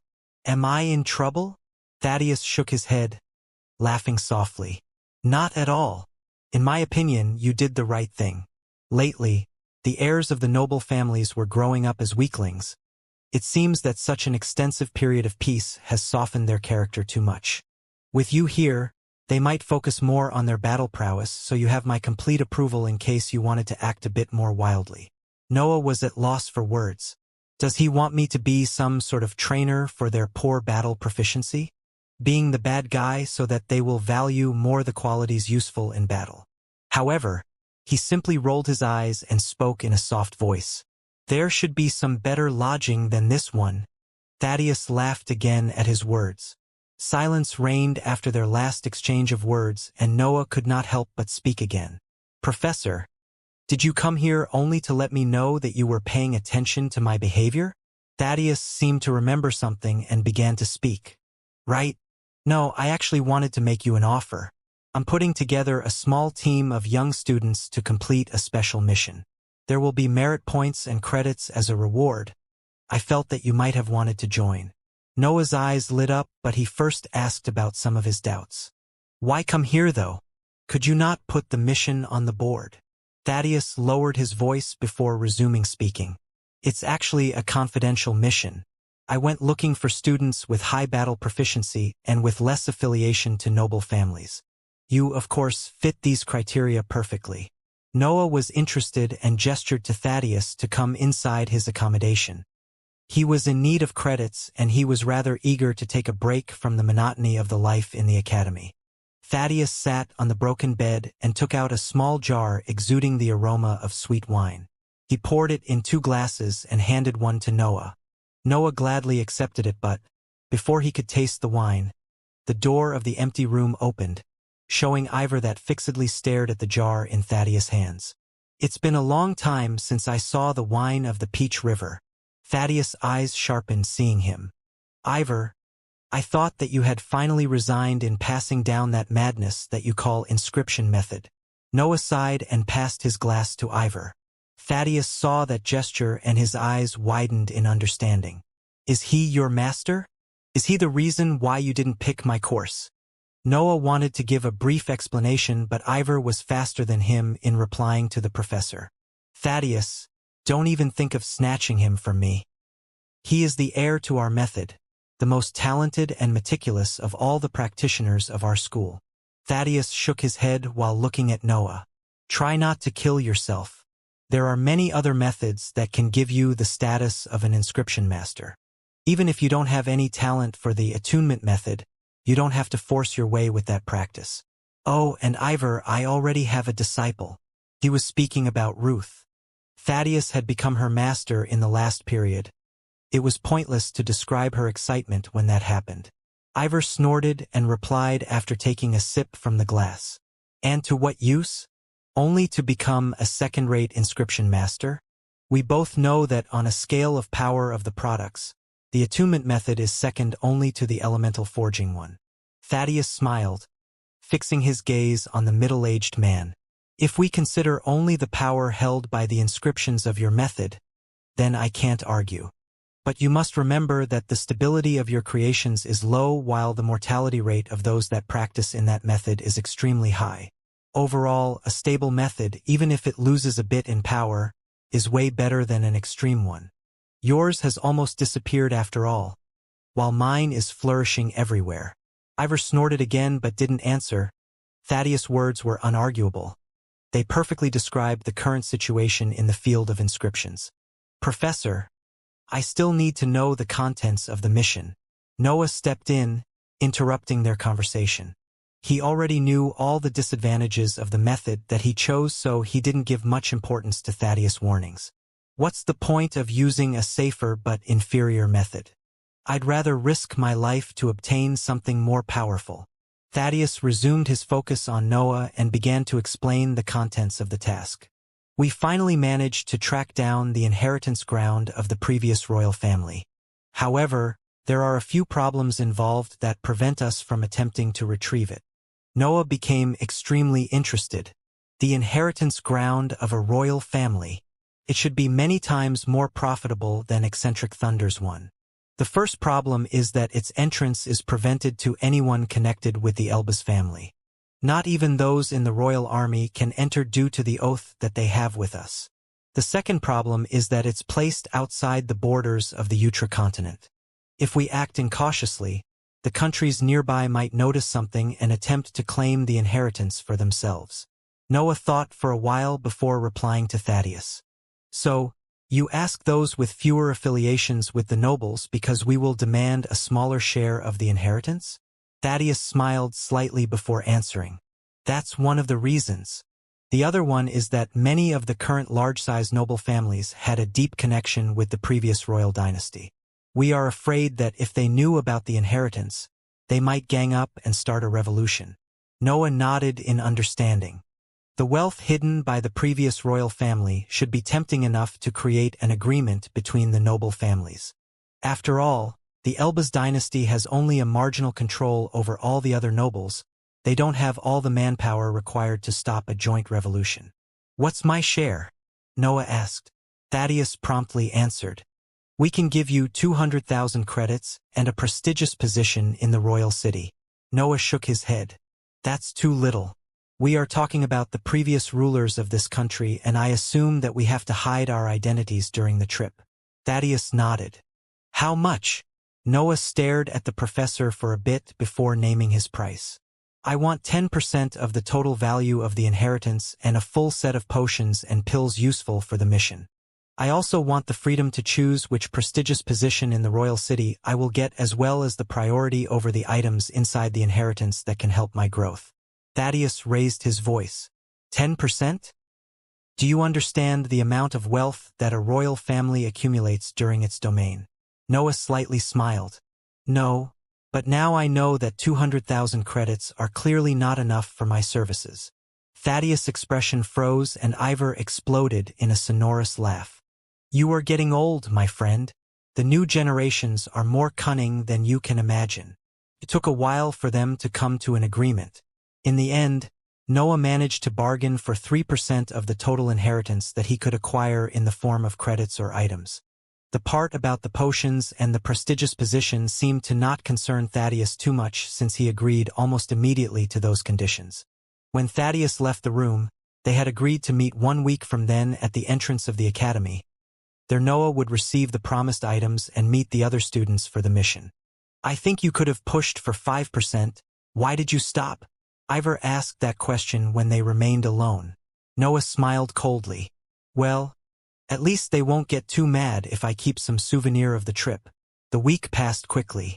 Noah went outside the academy ground donned in his usual black gym suit. He had left 800 credits to Ivor and used again the sulfur domain to make sure that he had increased his power as much as possible. He had only 1,600 credits and 20 merit points left. He was in need of the rewards of the mission. However, his headache had vastly diminished in intensity, which left him pleasantly surprised. I should really pay more attention to the faculties of the academy. Right outside of the entrance, in Aroliac Forest, Thaddeus was waiting with 3 more students. Why am I not surprised that you are here? One of the students was June, and she spoke as soon as she saw Noah arriving. We are the best in our class as well as the poorest. It is quite obvious for us to join this mission. Noah answered. During the previous months, June had clearly shown her superiority to Justin, gaining the undisputed title of the second strongest in the gray shade class. The first spot belonged, of course, to Noah, who remained undefeated. She is from a small-sized noble family. She needs credits to buy new training methods. I traded the Surging River spell, which was valued 50,000 credits. I believe that she still hasn't upgraded all her techniques. Let me introduce you before I review the details of the mission. We have to walk a bit, so let's move in the meantime. Oh, take these. Thaddeus spoke, and 100 or so shining bottles appeared on the ground. The potions for the mission. Divide them equally. The students gathered the goods in their storage devices and followed Thaddeus over the mountain where the academy was. Vance and June joined us 9 months ago. They are the best in the real battle class, so don't treat them poorly simply because they are your juniors.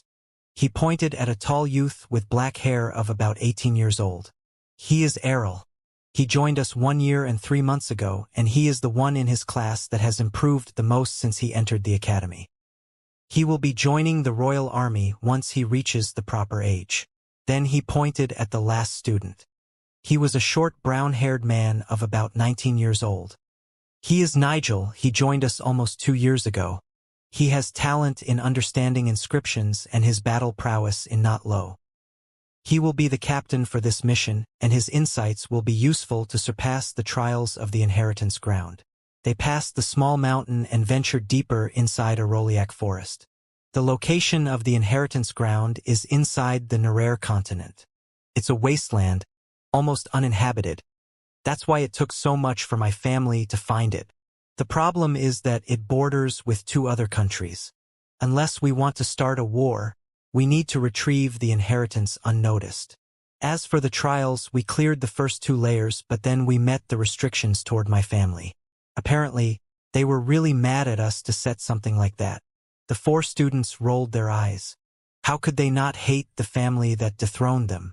Thaddeus made an awkward laugh and continued his explanation. Anyhow, we learnt something in those 2 layers. There is a reward every time a layer is cleared, and the tests inside have all been battle-related. The difficulty was still low. We only met some low-stage rank 3 beasts, but we believe that it will rise exponentially as you explore deeper. Don't worry. If you ever meet something that surpasses your ability, retreat. You can always attempt again once you become stronger. So this will be a long-lasting mission. It makes sense. How could a group of rank 1 cultivators retrieve something that valuable? Noah thought. The maximum number of people that can enter at the same time is 4. That's why there are only this many of you. If you manage to clear more than 2 layers, we will consider the mission a success. Nigel spoke once Thaddeus finished his explanation. Is the total number of layers known? Thaddeus shook his head. Unfortunately, we were unable to discover it. And having experienced only 2 layers, we aren't sure of how much the difficulty will increase as you go deeper. Noah asked a question. Deeper? Do you mean that the trials will be underground? Not exactly. You will understand once you see the inheritance ground. There were no more questions along the way. They traveled for 1 entire day before reaching the borders of the forest. A carriage was waiting for them with a hooded coachman on the rider position. Thaddeus spoke. We will separate here. This carriage will take you to the Narare continent and across the desert. It's a 2 weeks trip. Sadly, the airship is too eye-catching, so we can't use it. We can't create an oath either since that will prevent you from entering the inheritance. We reached an agreement with all of you, so try not to steal anything. We will gladly give you more credits if you really find something exceptionally valuable. He stared at each one of the students in the eyes to make sure that they understood his words. He smiled after he finished with the warnings. You can all go now. I wish you good luck. Be careful. The students bowed and went inside the carriage. They took a side each. The carriage was big enough to fit 4 small couches inside it. After a few minutes, the carriage began to move. Their mission had finally begun. Nigel spoke with a friendly smile on his face. Since we have to spend 2 weeks together, I say that we get to know each other. I would also like to know your specializations since I have to prepare a battle formation. I use the rapier and I am of the water element. Mace, fire element. Spear, thunder element. June had stared at Noah since the presentations begun. A slight smile was on her face. I use 2 sabers. Nigel waited for him to continue, but no more words came from him. I'm sorry, but I advise you to reveal your element. We are working for the royal family now. If I lack some essential information about our actual power and fail the mission because of that, all of us will be blamed. Noah thought for a while before sighing and speaking with a soft voice. Darkness. The eyes of the other 3 students widened. Nigel was the first to recover and spoke with an excited voice. Why didn't you tell anyone? You are the first cultivator of the darkness element that has appeared in decades. One day, your fame might match Daniel's one. Why would you do these missions instead of finding a master that finances you? Noah shook his head and replied. I have my personal reasons to keep this characteristic a secret. I'd prefer that you don't divulge this information. Errol and Nigel nodded almost immediately at his words. Don't worry. We will gladly keep this between ourselves. Yes, we are a team now. We have to respect each other's wishes. The students in the carriage were all from poor backgrounds. When they understood that they could become the first followers of the next Daniel, they didn't hesitate to reassure Noah with their cooperation. June was still staring at him with wide eyes. She came back to reality and released a soft sigh. It seems that even my element is inferior to yours. Noah snorted lightly. It's not like it would have made any difference if I were of another element. June's battle intent was kindled again, and she pointed at Noah while raising her voice. Humph. You will see. After this mission is over, I will upgrade all my techniques and teach you who is the strongest. Noah didn't reply and took out the second Xianxia rune. He didn't want to spend the 2 weeks of travel socializing. June saw his behavior and did the same while Errol and Nigel looked at each other in confusion. Noah had become used to June's character. He had begun to loosen up a bit when he spoke with her, even if their interactions mostly consisted of him teasing her because of his victories. The trip went on quietly. The 4 students would mostly cultivate inside the carriage and take small breaks only to relieve themselves. Nigel would claim their attention from time to time to explain some simple battle formations that they had to set up in specific situations. As the day passed, the environment changed drastically. From the green plains and the mountains filled with woods, the scenery transformed into one of desolation and death. When the last tree disappeared from their sight and only the yellow sand occupied their field of view, they understood that they had entered the Narare continent. There was sand in every direction and no trace of life at all. The temperature was quite high during the day, but not extremely so. It doesn't seem that the desertification is caused by the heat. Maybe this is another peculiar area like a Roliac forest. Noah noted in his mind as the landscape moved. In the end, the 2 weeks passed and they reached their destination. The carriage stopped and the coachman gestured to the students to jump down on the ground. I can't proceed from here on. Just climb that dune and you'll be greeted by the soldiers of the royal dynasty. They had stopped in the middle of the desert, in front of a big dune made of sand. The students nodded and moved toward the direction pointed by the hooded man. Everything looked normal, but then they began to notice the presence of inscriptions in the sandy ground. Their numbers increased until the shape of a formation unfolded in front of their eyes. As they crossed its borders, they felt like they had trespassed some kind of invisible barrier, and the scenery changed immediately. Tens of tents were placed on the terrain, creating an orderly encampment. Soldiers in golden armors ran in every direction doing different errands, and an enormous pit was present in the ground in the distance.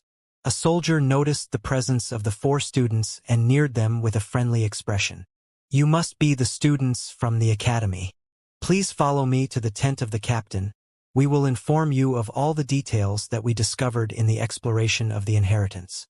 It didn't take much for the group to reach the bigger tent in the encampment.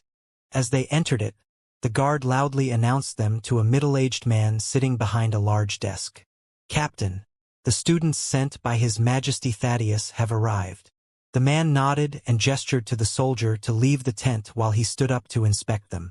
The captain had a medium stature and a seemingly strong body. His skin was dark, but his hair was completely white and long, giving to his appearance an exotic aura. He nodded after he had stared at the 4 for a while. "I'm Preston Bowend. I'm the captain of the troop stationed here. We have been investigating the inheritance ground for more than 6 months already, so I believe that you would want to know what we have discovered so far. Come with me. It will be easier to explain if you see it." Preston went out of the tent with the students on his tail and moved toward the big pit. As they neared it, the shape of a tower began to appear in the middle of the sandy scenery. When they reached the edges of the pit, the eyes of the students were wide due to the astonishment that they felt. How much did they invested to build something like this? That was Noah's first thought when he saw the structure. The hole was 40 meters large and a big tower stood planted inside. It was a circular tower with each floor separated by large and inscribed marble bricks, but the number of stories that the structure had was uncertain since it was impossible to know how much of its body was still inside the ground. There were soldiers carefully excavating inside the hole, trying to uncover more of the tower. Preston spoke with a calm voice. "We know for sure that the tower has been built directly underground, but we managed to expose only 5 floors. Since there is more of the building underground, we are sure that there are at least 6 layers in the inheritance. We have already cleared the first 2, so you will start with the 3rd one.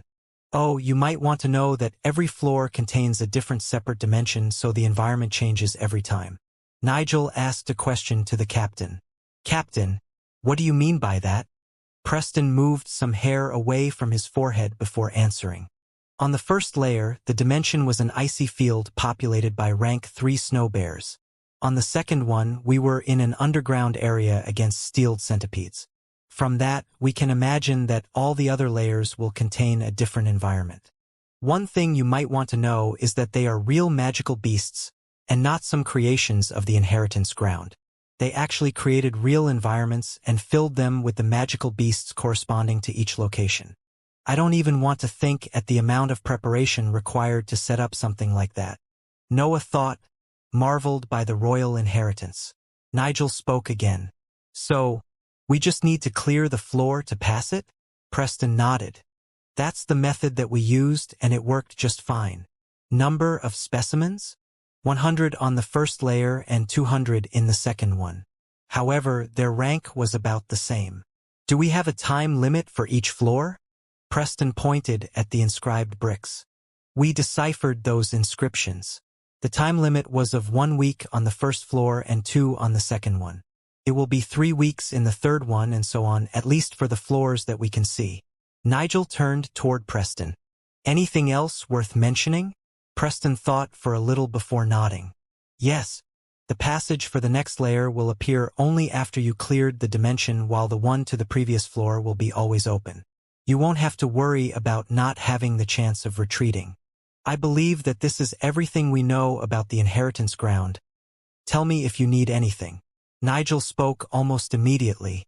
"We need 4 separate tents to rest for the night, provisions for the mission, and empty storage devices for the rewards. Any chance to borrow some of the armors of the soldiers?" Preston shook his head. "They are inscribed per order of the Elbaz dynasty. The inheritance ground would straight up refuse them." Nigel nodded. "Then that will be it. If you manage to have everything done today, we will enter directly tomorrow morning." Preston called one of the soldiers and ordered to gather the requested items. For tents were prepared and the students rested peacefully inside them. Noah did his usual training but with less intensity. He could not afford to be tired when he entered the tower. The day passed uneventfully and the 4 students gathered in front of the pit at dawn. A soldier had given to each of them enough provision for a 1-year journey and a black space ring. Noah was amazed when he inspected the width of the ring. There are more than 100 cubic meters of space, and they gave 4 of them to us. I miscalculated their wealth. Maybe I should have really bargained for a higher share of the inheritance. Everyone ready? Preston arrived behind them. Yes, you can lead the way, Captain. Nigel answered and Preston made a gesture to the soldiers down in the pit. They placed a stair made of wood on the sandy walls and the group of 4 youths descended in the excavation site. A soldier brought them toward an area in front of the tower where more stairs stood on the sides of the building and he pointed at them. You need to climb at the top of the tower where 4 runes are inscribed on the floor. Just stand on one each and you will enter the first layer. They hurriedly climbed them till they arrived at the top of the structure where they saw the designed runes. Nigel raised a hand to claim their attention. As we enter, we will run straight for the passage that leads to the lower layer. We will stop once we reach the passage for the 3rd one to reorganize. Everyone nodded and stepped on one of the runes. The pressure of the teleportation pressed on their sea of consciousness and, when they reopened their eyes, they were in a field covered in snow. According to the information given by Preston, they ran toward a certain area.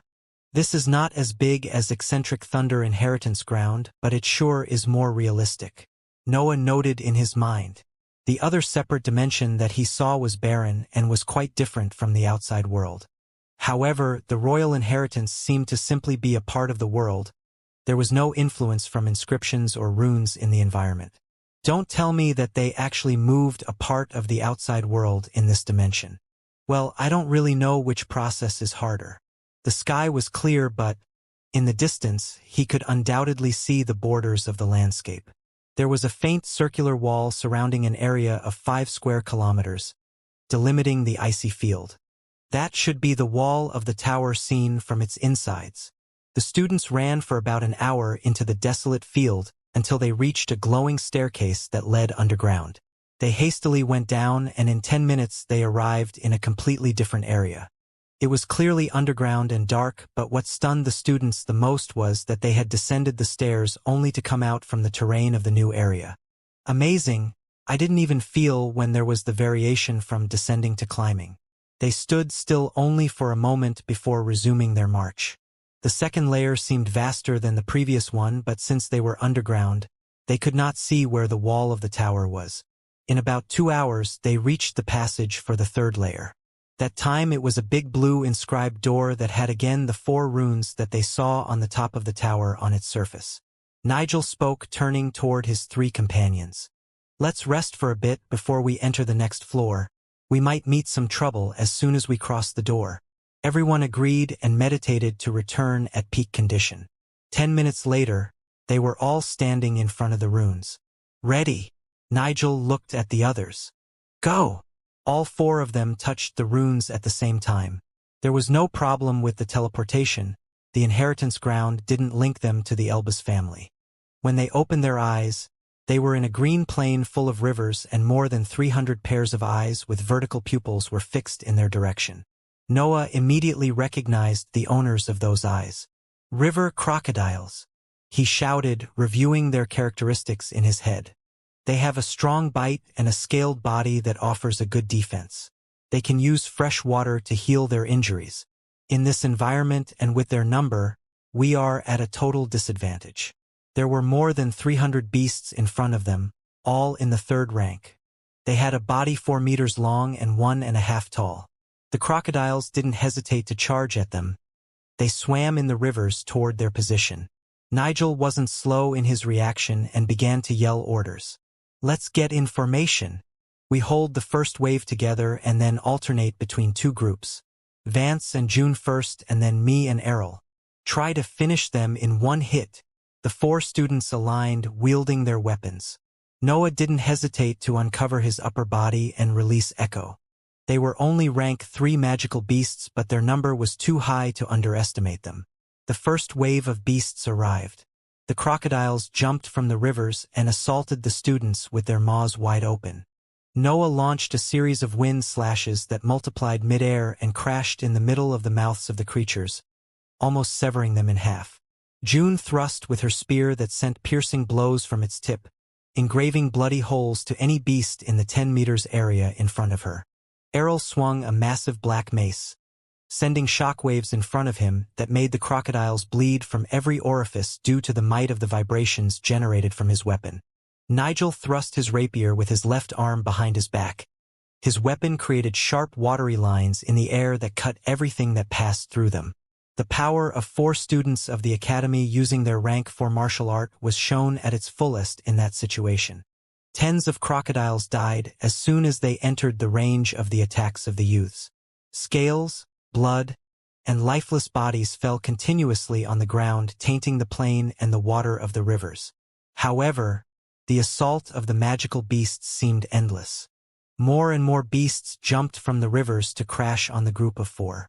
Noah controlled Echo to block the attacks that were about to land on the defenseless spots of their formation, as well as finishing the beasts that survived the clash and wanted to reach the river to recover. Minutes passed and Noah and his group were slowly losing ground. At some point, Nigel gave another order. Spells! Noah and June jumped in the vanguard. June's spear released faint sparks that increased the range of her attacks while Noah activated the first form of his martial art. The horde of crocodiles was momentarily pushed back, giving time to Errol and Nigel to retreat of a few steps and concentrate on their spells. The tip of Nigel's rapier shone with a blue light and he thrust it repeatedly, seemingly in the empty air. However, from the top of his weapon, tens of water bullets shot out and pierced the crocodiles right in the middle of their skulls. Errol waved his mace, which lit up and released a flaming phoenix that launched massive fireballs on the most crowded areas in the pack of beasts. The assault of the beasts was finally slowing down. Change! Nigel yelled again and June and Noah interrupted their techniques and moved in the rear position, leaving Errol and Nigel to physically face the charge of the beasts. June closed her eyes and her spear began to gather orange sparks through all its body. She then reopened them and forcefully lunged toward a crowded area. A thunderbolt shot out from her spear which reduced to ashes anything that passed through. Noah limited himself to deliver ranged strikes that multiplied midair due to the characteristics of his martial art. 6 wind slashes shot out from his figure every time he moved. There was the faint image of 4 additional arms on his torso. Echo, in the meantime, continued its hunt for wounded prey or helped the students in the vanguard. Sometimes, a black fuming thread linked its body to Noah's one. Change! Nigel yelled again and they switched their roles. June and Noah went back in the vanguard position. That was a simple battle formation that Nigel came up with after he had learnt about the abilities of the students in the group. Since the moment when a cultivator casts a powerful spell was generally his most exposed one, he decided that they would have had to alternate between front and rear position. Needless to say, the effect of the tactic left even Noah surprised. Well, it can only work since all of us have a high proficiency in close combat and Echo is covering for any weak point that appears. Noah thought. The beasts had diminished so much that he had time to analyze the battle. Charge ahead. Once the remaining crocodiles were less than 50, Nigel gave the order to finish them. In less than 15 minutes, the third layer of the royal inheritance was emptied of any trace of life with the exception of the group from the academy. All the 4 youths sat on the ground as soon as the battle was over. They needed to recover from the fight. Even though the battle lasted less than 1 hour, they had to constantly use their rank 4 martial art to repel the horde of magical beasts, and they even used some of their most powerful spells at certain intervals. Vance, what is that puppet? It's extremely useful and its expenditure of mental energy doesn't seem high. Errol pointed at Echo that was quietly guarding Noah while he meditated. It's a spell, Noah replied calmly. At that point, some inscriptions lighted up on the circular wall in the distance. Their light gathered in the middle of the green plain and shone for a few minutes before fading. In that spot, a mountain made of obsidian credits and inscribed items appeared. Nigel smiled and turned to the other students. Who wants to inspect the rewards? The 4 students neared the mountain of goods. They all had an amazed expression as they looked at the amount of wealth piled on the ground. Errol was the first to speak. Just the value of these obsidian credits is more than 1,000,000, and there are more than 1,000 inscribed items. There was some greed in his eyes as he kept staring at the rewards. This is only the reward for 1 layer, and it is worth a ridiculous amount of money. Isn't it way too much for just 300 rank 3 magical beasts? Noah thought while keeping his eyes fixed on the items. With the exception of their value in credits, there was nothing that really interested him. Errol, on the other hand, neared a big metal mace with many runes on its body. He swung it a few times and then inspected it carefully. After a few minutes, he nodded happily and raised his head to look at the others in his group. "No one minds if I take this?" All 3 of them shrugged their shoulders. The royal family wouldn't really care if 1 of 2 of these items were to disappear. Also, they were all from poor environments, so they could understand the need for better equipment. Errol happily put away his new weapon and asked a question, looking toward Nigel. "So, how should we divide everything?" Nigel answered in a calm voice. "Let's just split it into 4 piles of equal dimension. Like this, the remaining space in the space rings will be the same for all of us. We will see if we need to change this disposition in the next layers." He was quite sure that they could clear more floors. After all, the battle had been tough but not extremely so. They were all uninjured. The youths split the goods equally and put everything in their black space rings. June, Nigel, and Noah had uncaringly seized a few thousand credits for themselves in the process. When the pile of rewards was moved away, they noticed that a staircase had appeared in the terrain below it. "We should all rest until we return to our peak form. When everyone is ready, we will go to the 4th layer." The other 3 agreed with Nigel's plan and freely rested on the plain. Half a day went by before all of them entered the staircase for the next floor. They were already wielding their weapons, with Noah being shirtless, and they slowly moved on the steps of the stairs. It happened the same switch of directions, and they came out from the terrain of the 4th layer. The environment was covered in white fog with faint purple shades, which limited the field of view of the students to less than 10 meters in every direction. They looked at each other and nodded silently. Nigel pointed toward a direction and the others followed. "I feel that something is looking at my mental sphere. The sensation resembles the one that I felt during the test of my nature." Noah thought. He had felt that his sea of consciousness was being observed since they arrived on the floor. However, as he thought of that, he noticed that the fog had become denser around him and that he had lost sight of his companions. "Is this an illusion? It's impossible that I really separated from them, right? Noah." A female voice sounded from the fog, and Noah's eyes broadened listening to it. A figure moved through the fog toward his position. Little by little, its features became clear. Large, icy blue eyes, thin eyebrows, long black hair. It was a face that he remembered perfectly. "Noah, you've become strong, my child." Lily appeared in front of him. Her expression was one of pain, and bloody tears fell from her eyes. "Mother."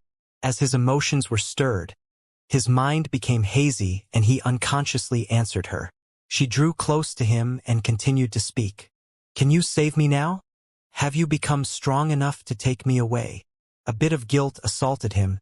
He could not control his emotions as he usually did, and they began to attack his mind. "No," he honestly answered, even though almost 3 years had passed from her death. He was still very far away from the power that he needed to avenge her. Her expression became uglier and more bloody tears came out of her face.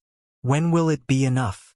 You had many chances to take me away if you just had chosen to give up on cultivation. We could have lived a simple life, away from all these struggles for more power, but you chose to leave me in the mansion. Do you know how many abuses I had to endure? Do you know what your father did to me every day? You could have stopped all of that." Noah lowered his head. The guilt became uncontrollable in his mind. He had always known that if he had put his mind into it, he had a chance to take Lily away before she died. A favor from William and a life as fugitives would have done the trick, but that implied that he had to give up to any ambition regarding the cultivation world. She wasn't his real mother, not in his mind at least, but she gave him nothing else but love. Without a doubt, she had managed to leave a deep mark on his second life. "If you had known, would you have given everything up for me?" She spoke again, and Noah's expression became complex. He answered honestly, I don't know. He mostly suppressed those thoughts with his constant training, but as the question was asked, he had to admit that he really was conflicted about the situation. On one hand, there was the search for power that he desired. On the other one, the woman that gave everything up for him. Lily touched Noah's cheek and lifted his face so that he could look at her. Noah saw how her beauty wasn't covered even with all the blood that came out of her eyes. Don't worry, I forgive you. Now just stay still.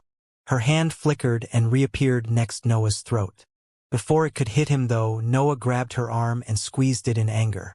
Noah's eyes became cold as he regained control of his mental faculties. Do you know what were her last words to me? Lily's expression became confused and she tried to retreat, but Noah's grip on her arm was firm and unmoving. She said, "Don't care about me." That woman managed to endure any kind of pain in order to give me enough time to develop. A warm smile appeared on his face as he thought about her. Lily panicked and spoke. How did you manage to break free from the illusion? Your mind was lost in guilt. Noah shook his head. I didn't. It's just that she always smiled every time she looked at me. She replied in a confused voice. Then, how did you regain control of yourself? Because you tried to ruin my image of her and that made me angry. Black smoke came out from the hand holding her arm. So angry that all the guilt disappeared and I could think clearly again. The smoke enveloped the arm and the scene shattered, revealing a skinny green limb that was holding a knife made of bones. I might be a psycho incapable of choosing between my mother's life and cultivation. Call me a demon or whatever. I don't care.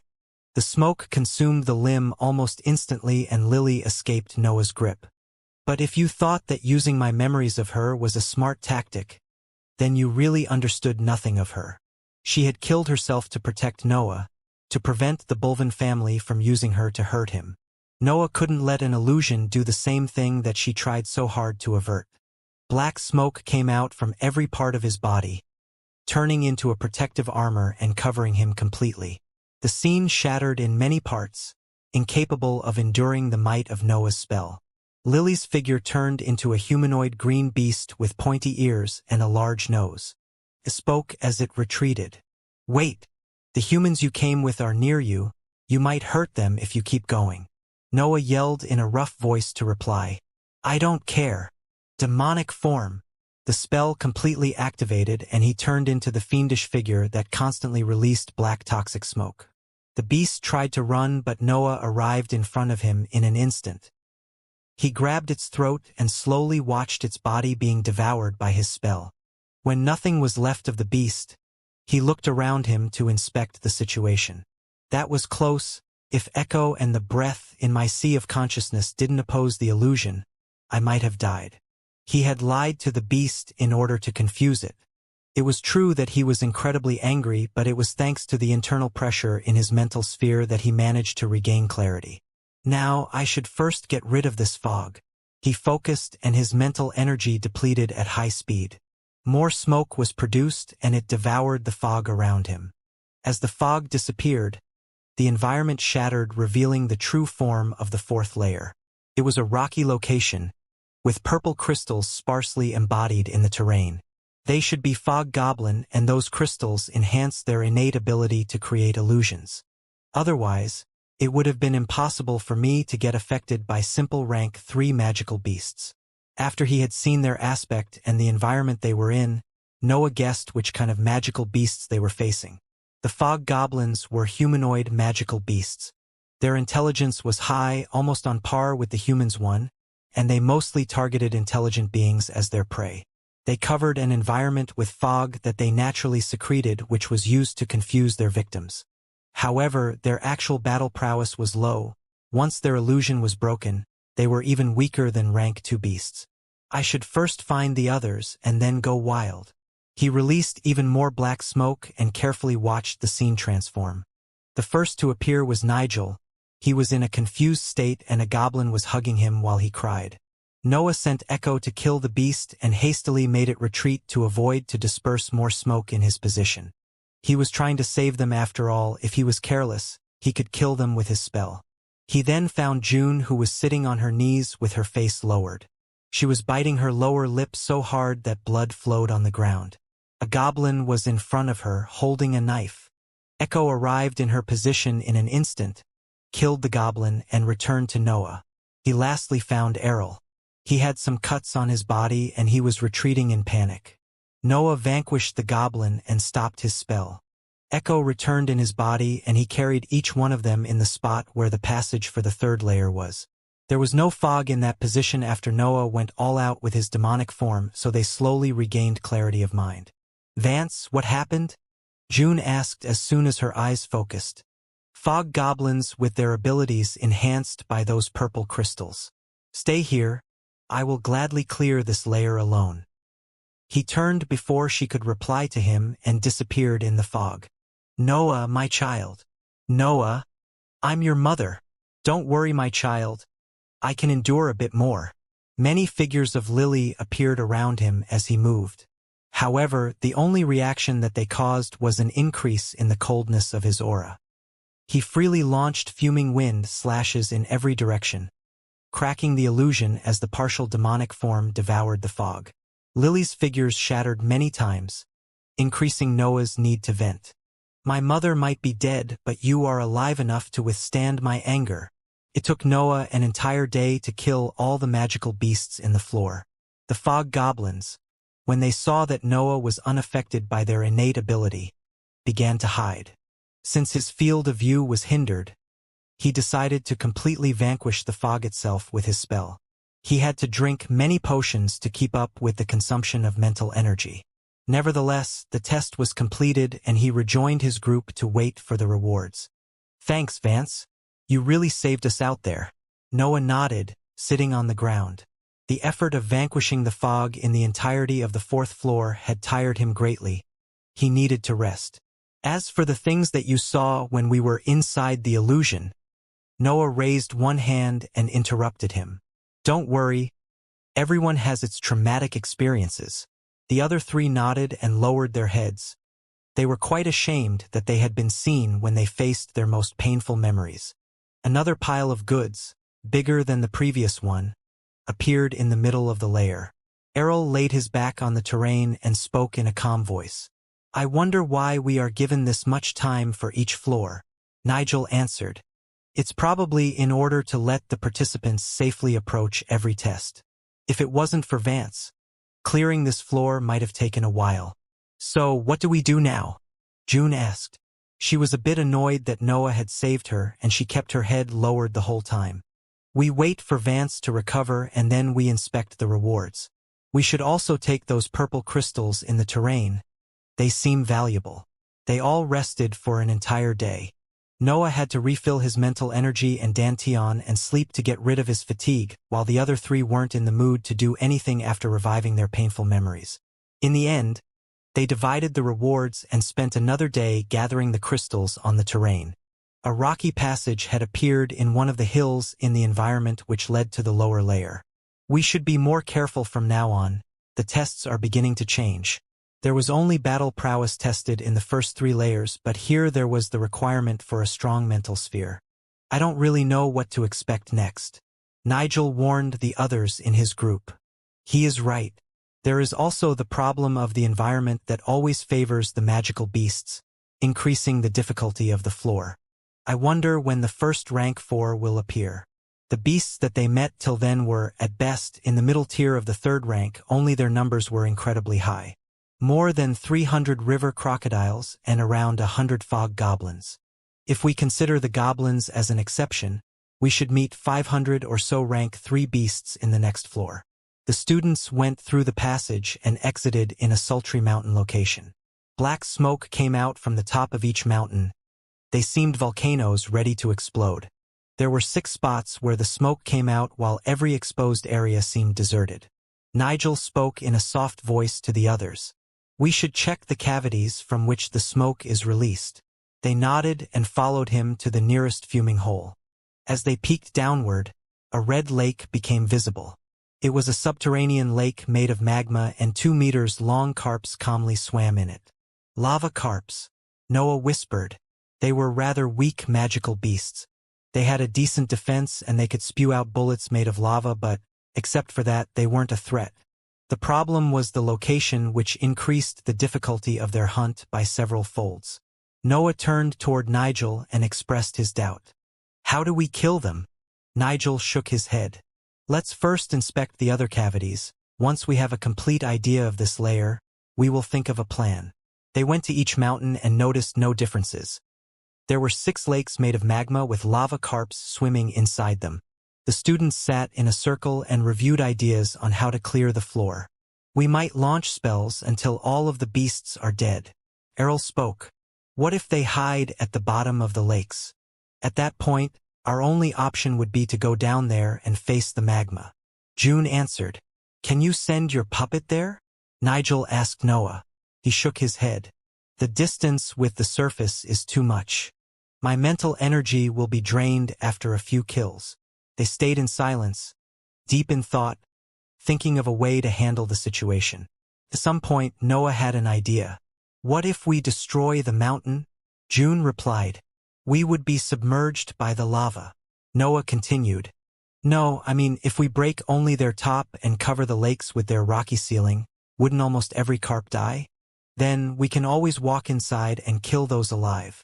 It would take a lot though, said Nigel. We have 5 weeks of time since we are in the 5th layer. It should be enough. They thought a bit more, but there was no other feasible approach. They went at the top of the first mountain and placed themselves in 4 opposite spots. Let's start. Nigel gave the order and the students released their attacks on the terrain. The rocks were hard, tempered with the high temperature of the lake below, but they still cracked in many spots due to the might of the students. Little by little, the top of the mountain was being cracked in many spots. They were only focusing an area of 100 square meters, but the rocks became harder as they neared the empty space above the lake. It took them 5 days to successfully crack the ceiling and make it fall on the area beneath it. Massive boulders rained down on the red lake, covering it almost completely. There were too many rocks, and the lava was not enough to dissolve them all. In the end, the lake solidified, creating an uneven dark plain inside the mountain. Nigel hurriedly yelled, "It's doable. I will inspect for remaining living beasts. You can start with the second mountain." A rope materialized in his hands, and he bound it on the terrain to descend in the cavity. The others went to the nearest mountain and began to launch attacks on the ground around the second fuming hole. As they kept on destroying the terrain, they became faster in the process. The second mountain took 5 days to crumble, while they managed to destroy the top of the third one in 4 days. When they were done with the last mountain, almost 4 weeks had passed. They laid on the terrain. They had launched attacks non-stop for the whole time. They only rested for a few hours every day and used many potions to keep their dantian and sea of consciousness full. They were in desperate need to recover. However, they still paid attention to their surroundings. They didn't dare to relax before the rewards arrived. In about 10 minutes, the inscriptions on the walls lighted up and another pile of goods appeared. The students heaved a sigh of relief. It seems that we won't have to inspect the crumbled areas again. Nigel smiled. He was happy that he could finally relax. How much do you think it's the total value of the rewards of the 3 layers that we cleared? Errol spoke, staring at the mountain of items and credits. It should be around 10 million credits. The royals sure are rich to give away this wealth just for rank 3 magical beasts, said Noah while he calculated the number of credits he would receive due to his agreement with Thaddeus. It's already more than 300,000 credits without adding the little extras that we are keeping for ourselves. I've already surpassed Thaddeus's initial offer. Nigel shook his head and spoke in a calm tone. These are just credits and common inscribed items. Nothing too important. The really valuable things in the eyes of the royal family are the techniques and the spells. Once you reach that status, money loses importance. What's the point of having that amount of wealth if you can't buy the things that makes you powerful? The other 3 nodded. The importance of personal power was clear in their mind. They had achieved their status as students of the academy through power after all. Money was mostly a tool for them. Must be nice though to live the rest of your life in a mansion, uncaring of anything regarding the cultivation world. Once my life as a soldier is over, I want to raise my own noble family and forget about the struggles for wealth. Errol spoke, raising his gaze at the sky. A peaceful life. There was a time when I also desired something similar, Noah thought. He had been at a dead end in his previous life. There was nothing that he was really interested in. He simply wanted to do a modest job and enjoy his few passions. But that was because everything seemed so pointless. You would have remained a simple man both as a dishwasher and as a successful director. It was all so futile. Here, you can become a deity, undisputed among living beings. He had no doubts regarding what he would do during his life. The test of his nature had confirmed his already rooted desires. He raised his gaze at the sky too, trying to look for the distant stars in that fake firmament. When will I be able to walk there freely? In the end, they decided to use a full week to rest and to return at their peak form. A path had opened in the terrain leading to the 6th layer. There was no need for warnings.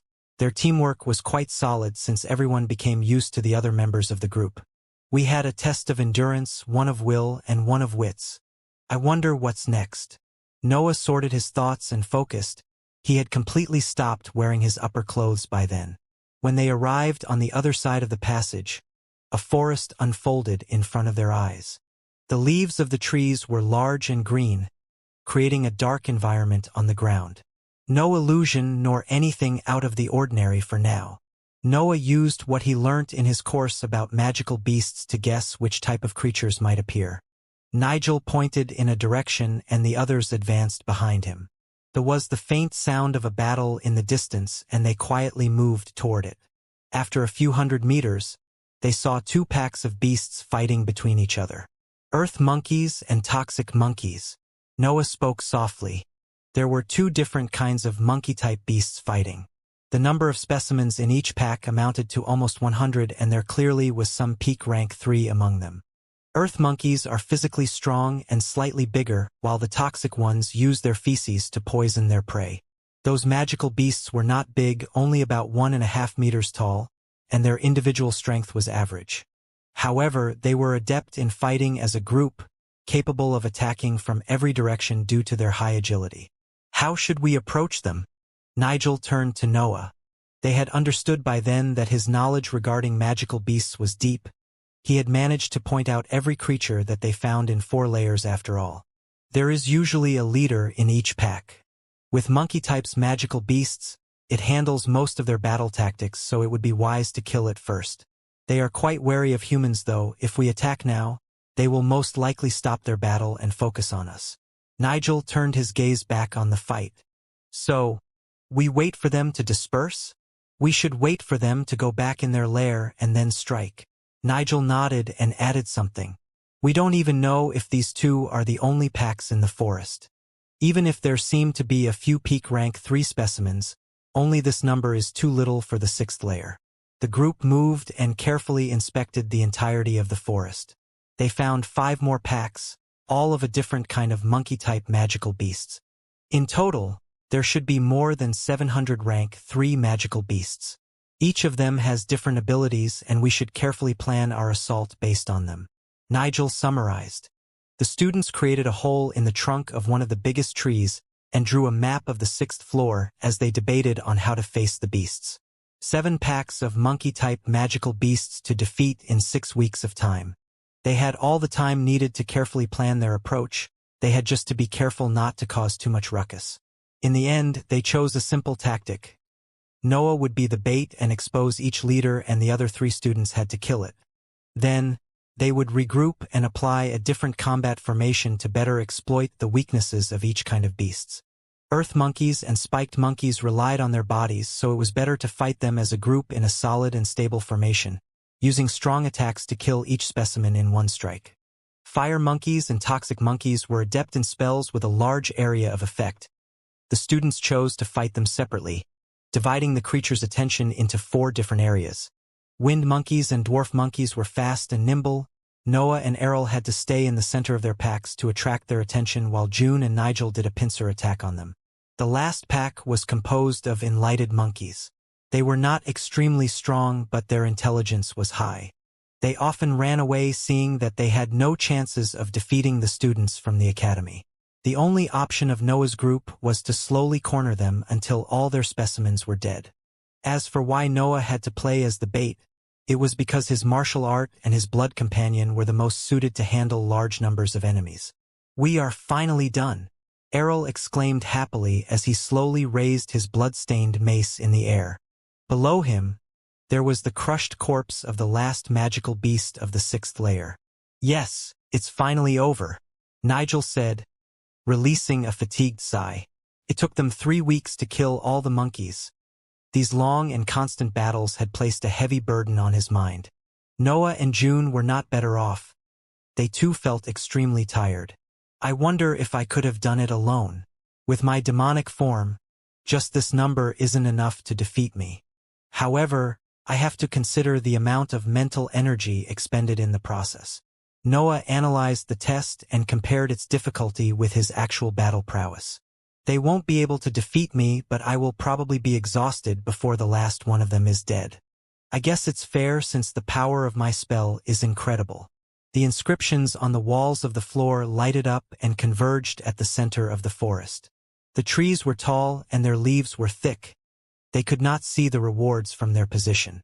"Let's inspect the rewards and then rest for a whole week.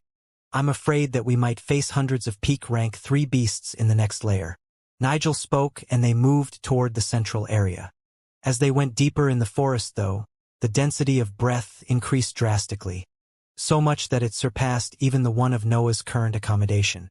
"How is this possible? We clearly inspected this zone before." June spoke and the eyes of the 4 students sharpened. When they arrived at the location where the rewards appeared, their mouths unconsciously opened due to their amazement. On the terrain of the forest, there wasn't the usual pile of items and credits that they received in the previous 3 floors. Instead, a 5 meters large and 4 meters tall blue stone was placed on the ground.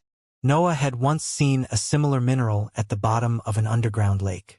"That's a breath blessing," Noah exclaimed. "I never thought that they could be this big. Its value should be immense." The other 3 youths stared with wide eyes at the imponent stone. The density of breath was so high around it that a few drops of breath were slowly accumulating on its surface. The concentration is at the point where the breath changes state by itself. "My friends, I think that we struck it rich." Errol spoke excitedly and moved with his mace to hit the stone. Noah appeared in front of him and stopped his advance. "Errol, what are you doing?" He answered in a confused tone.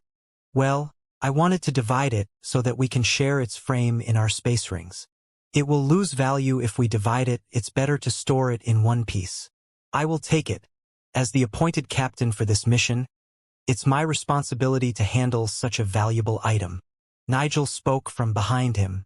"I think you are all underestimating the addiction that he has for cultivation." June spoke calmly as she sat on the ground near the stone and closed her eyes. Nigel and Errol looked confusedly at her gesture and then moved their gazes on Noah. He was smiling slightly as he stared with a fervent gaze the breath blessing.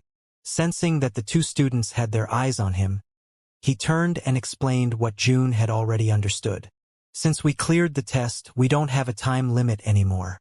The sooner we advance, the sooner we would have to give this precious object to the royal family. I say that we can cultivate here for a month or so before going in the 7th layer. We are advancing rather quickly anyway." He then moved his gaze back on the mineral and sat near it. There was no need to think if it was day or night on the outside world. The limitation in his technique existed only because it was required a higher concentration of breath of the darkness element to make it work. However, near the mineral, the breath of each element was so abundant that any restriction was pointless. Noah hastily used his Yin body and his dark vortex cultivation technique at the same time and began to cultivate. June was doing the same in the opposite corner of the stone. Nigel and Errol looked at each other and smiled happily before occupying the other 2 corners and starting their meditation. Like that, a month slowly passed in the 6th layer. "I think it's time to move," Nigel said as he stood up. Errol also stood up and looked at the other 2 students still sitting on the ground. June opened her eyes and nodded, joining the others in their stare at Noah. Noah had no other choice but to stop his meditation. "If I had this stone for a whole year, I would reach the 2nd rank of the Dantian Way easily. The density of breath, near the mineral was more than twice the one in his accommodation. They had spent more than 3 months in the inheritance ground, which didn't allow them to train much. However, just by cultivating for a month in front of the breath blessing, Noah felt that his advancement could match those that he would have obtained if he had spent that time in the academy. I think they actually surpassed them by quite a margin. Well, that's also due to the fact that I only focused on my dantian and body. Since there were no restrictions on his technique in front of the mineral, Noah chose to put momentarily aside the training with the Xianxia rune and focus only on the Yin body and on the Dark Vortex technique. A twofold density coupled with twice the amount of time that I usually spend in meditation, it's as if I cultivated for more than 4 months.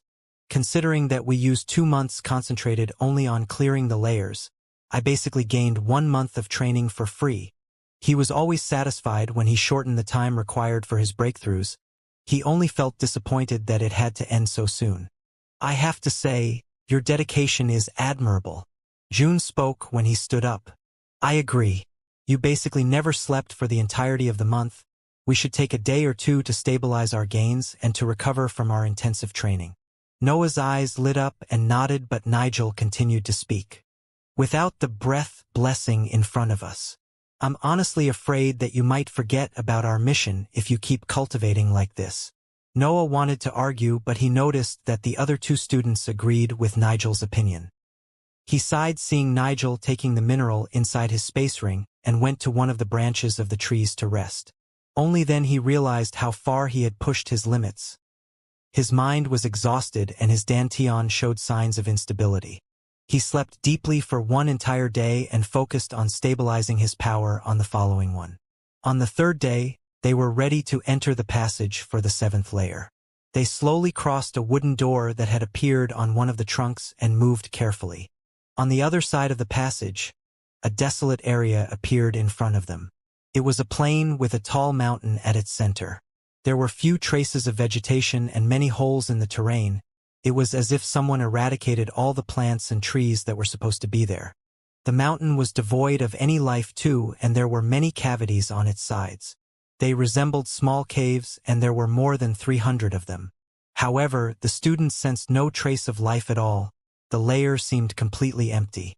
Those should be nests for bird types magical beasts, but with that number, we should at least feel them even if they tried to hide. Noah analyzed. He had a bad feeling about that environment. For some reason, his instincts told him that the situation was similar to Tulboya Cliff. The students advanced cautiously. They were looking for anything that might reveal the entity of the test. Vance, what do you think? Nigel broke the silence and asked for Noah's advice. Noah gazed at the mountain before speaking. It's strange. This place was clearly supposed to contain various life forms, and I also believe that those cavities up there had to be the nests of a bird-type pack of magical beasts. However, the layer seems to be completely empty. Nigel's eyebrow arched. Are you saying that they starved to death? There had to be at least 100 peak rank 3 magical beasts here, according to the increase in the difficulty. At these words, Noah finally realized the situation they were in. His eyes widened and he raised his head to the sky. The sky was filled with clouds that obscured the artificial illumination of the floor. I think that we should retreat, he said, slowly taking a few steps backward.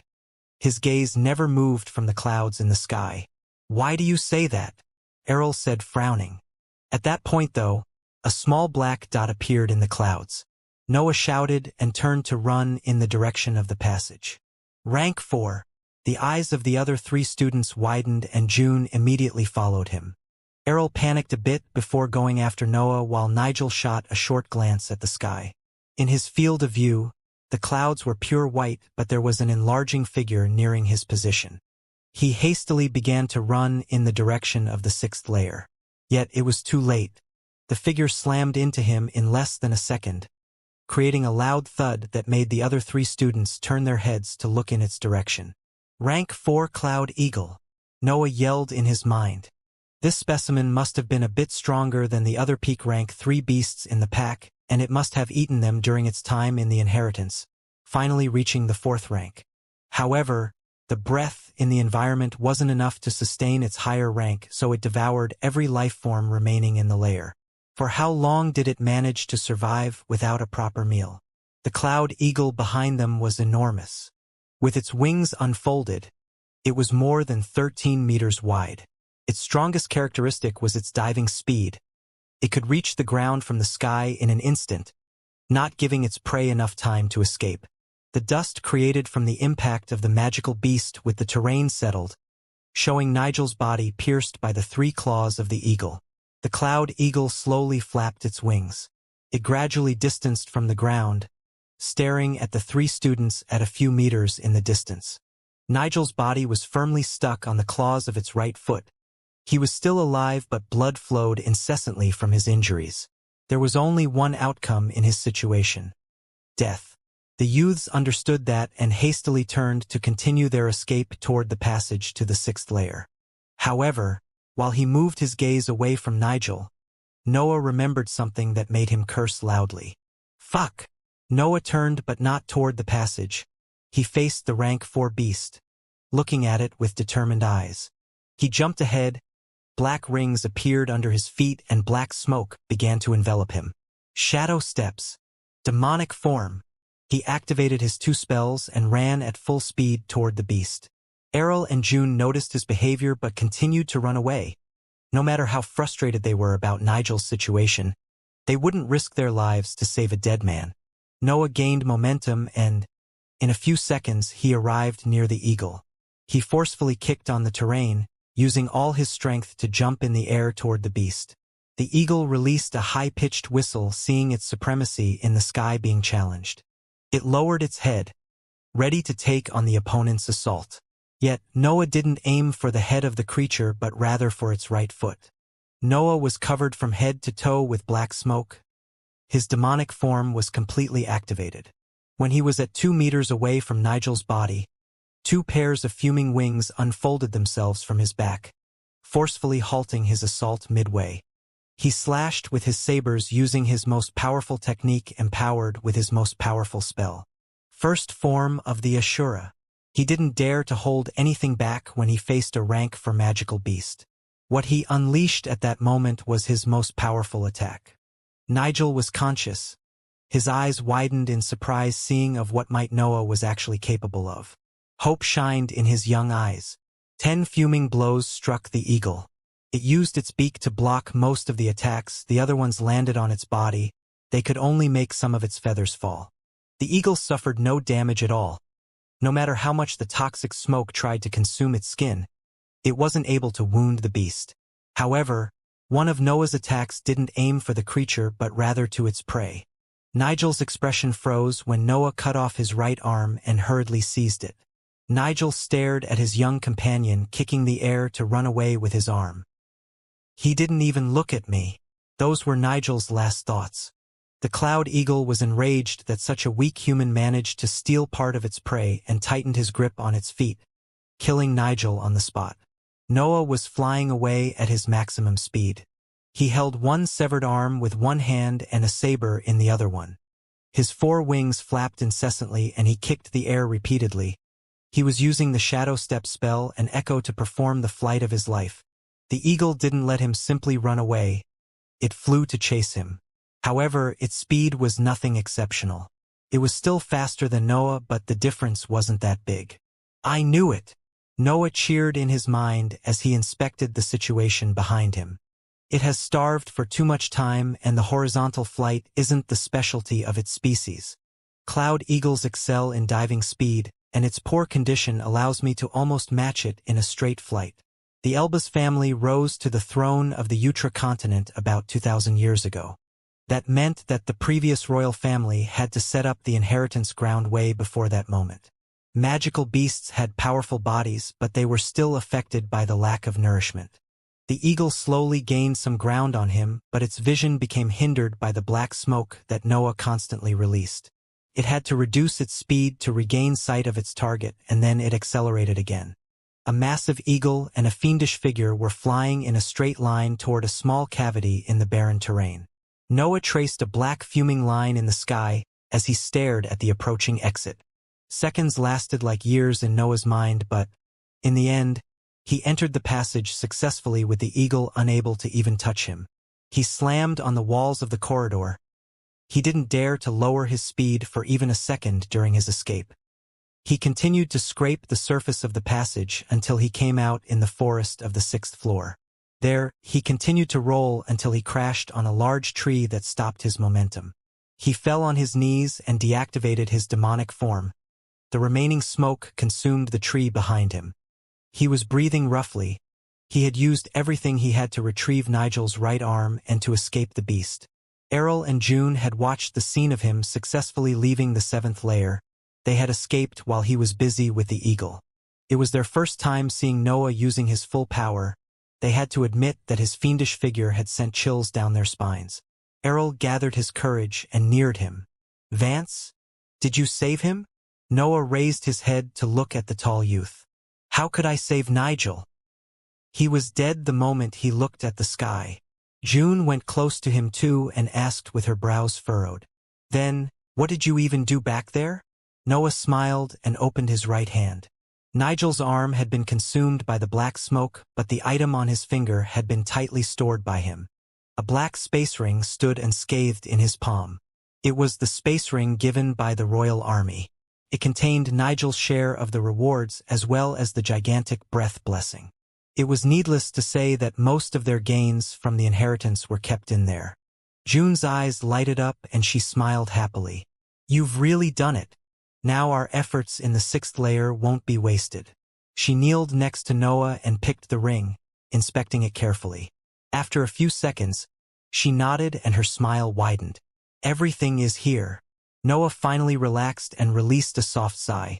He didn't have time to inspect the insides of the device since he was still stabilizing his condition.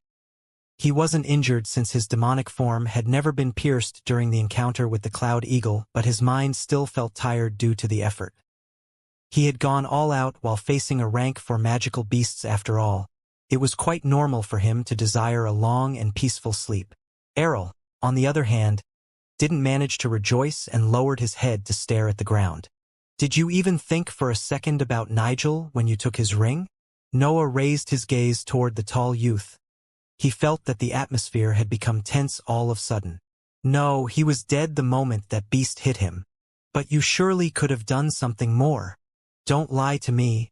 That power you used was at the peak of the cultivators in the 1st rank." Noah shook his head at Errol's complaints. "And yet I didn't even manage to scratch that thing. The heroic ranks are really something else. Also, didn't you run away too as soon as I gave the warning? It was Nigel's mistake that killed him, and his hesitation almost lost us half of the value of our mission."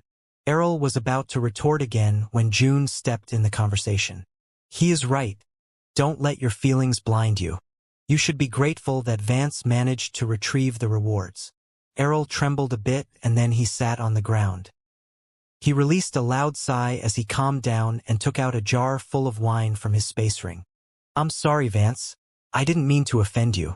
If I have to speak the truth, I would have never managed to jump at that creature even if there was a chance to save Nigel. I think I was angry at myself for being this weak and shifted the blame to you." He poured the wine into 3 different glasses and handed them to Noah and June before raising his own in a toast. "Please accept my apologies." Noah raised his glass too and slightly smiled at Errol. "Don't worry, it's fine. Actually, if it wasn't for the eagle's starved condition, I would have been the first to reach the exit." Errol released a small laugh and emptied his glass. June shook her head and laid on the terrain, slowly sipping the wine. Noah drank from his glass and raised his head to the sky. "I would be lying if I said that I'm not disappointed by my performance. Rank 4 seems such a distant level. He had used everything in his arsenal, and yet he didn't manage to leave any sign on the beast. I can't even face a starved bird. How could I even think about storming Bolvin Mansion?" He repressed his thoughts and laid on the terrain behind him. He knew that his growth was extraordinary already, but he could not help to feel that it was still incredibly slow. "What do we do now?" Errol interrupted his line of thought. "What can we do? We retreat." June answered plainly before turning to one side and falling asleep on the ground. Noah did the same and Errol shrugged his shoulders, finding a comfortable position too before falling asleep. One day later, they reappeared on the top of the tower, outside the inheritance ground. When they descended through the stairs on its sides, they were greeted by a concerned Preston. "You stayed for 3 months in there. I'm eager to know how far did you go." He then noticed that there were only 3 of them. "Where is the other student?" "Dead," June answered the captain. "Oh, I see. Why don't you come to my tent and explain everything in front of a warm cup of tea?" The students immediately agreed to his offer and followed him in the biggest tent. The encampment didn't change much during those months. The pit was a bit deeper and there seemed to be a dozen more tents, but apart from that, everything was as they remembered. It seems that an irregularity had happened in the 7th layer. Even the previous royal family didn't expect for a rank 3 magical beast to evolve. Preston said after the students gave him a detailed report of the 5 layers that they explored. "Don't you worry about your companion. His family will be rewarded for the honorable service that he performed. Yet we have a problem now. It's not easy to put together a group with at least rank 2 cultivation without involving the royals or the powerful nobles. The inheritance ground still hadn't started to give spells and techniques for rewards, which meant that it went way deeper than they thought. I believe that if it wasn't for that irregularity, we could have cleared at least 2 more floors." Errol spoke with confidence, but Noah was of a different opinion. That wasn't exactly an irregularity, but the usual behavior of magical beasts. There is a high chance to meet rank 4 creatures after the 7th floor. Preston nodded and reviewed all the details that he annotated during their explanation. "It seems that there isn't much that you can do here anymore. It's better for you to return to the academy. We kept notes of each one of your courses so that you won't fall behind in your instruction. I will notify the academy. A carriage should arrive in 2 weeks. Just leave your space rings here and feel free to act as you wish in the perimeter of the formation." Noah's eyes lit up listening to the captain's words, and a shameless smile appeared on his face. "You know, Captain, I think that I have an idea to better use our time here. It will also greatly benefit your troop." Noah moved toward an empty area of the encampment. "So, what is your bright idea?" Preston followed him with June and Errol at his sides. Noah looked around and nodded in satisfaction. "Captain, there should be around 50 soldiers in your troop. Am I right?" Preston answered with a confused expression. "Well, yes, 53 to be precise." Noah continued. "And I believe that the items from the inheritance ground will stay with you until the envoy from the royal family arrives. Right?" "That is true." June and Errol were already shaking their heads since they understood Noah's intentions. Noah made a gesture and the breath, blessing inside Nigel's space ring, materialized on the ground. Its appearance attracted the attention of the entire camp since the density of the breath instantly increased by 1-fold. Preston's mouth was hanging on his jaw. He still hadn't inspected the goods that the students retrieved, and he was quite shocked to see such a precious mineral in that gigantic shape. "I thought that it would have been a complete waste to keep such a miraculous resource hidden in a space ring. You and your soldiers should at least make use of it until the royal family arrives." Preston came back to reality hearing his words. "And no, that's the personal propriety of the royal dynasty. We can't." However, his eyes fell continuously on the blue mineral as if they were captivated by it. Noah went next to him with a bright smile on his face. "But we are doing this for the royal dynasty. Making their soldiers stronger will increase the stability of their dominion. Don't you want to protect them? What if a day comes when you are too weak to fight their enemies? Also, we aren't doing anything that endangers the item. We are simply storing it in an open field." Preston moved his gaze from Noah back to the breath blessing. "Storing it in an open field, you say?" He mumbled for a few more seconds, and then a smile broke his stern expression. "Right. We are simply keeping it here for, safety. The space rings are not safe anymore during these dangerous times. I should guard this precious item personally." Noah coughed lightly at his side, interrupting the captain's speech. Preston turned and saw that all his soldiers were staring at the mineral with eager expressions. Noah helped him in his delusion, answering to his previous words. "Captain, I think that this stone is too precious for you to single-handedly protect it. I can't rest well thinking that you are all alone out here. Nevertheless, don't worry. I will stay with you the whole time." Noah made an ample gesture and turned to the other soldiers. subtly winking at them. Some of them understood the meaning behind his signal and hurriedly made a military salute, joining Noah in his promise. Captain, I will not leave you alone. Neither I will allow my mighty captain to endure this burden alone. Little by little, all the soldiers understood what was happening and swore to protect the breath blessing. June shook her head as she neared Noah.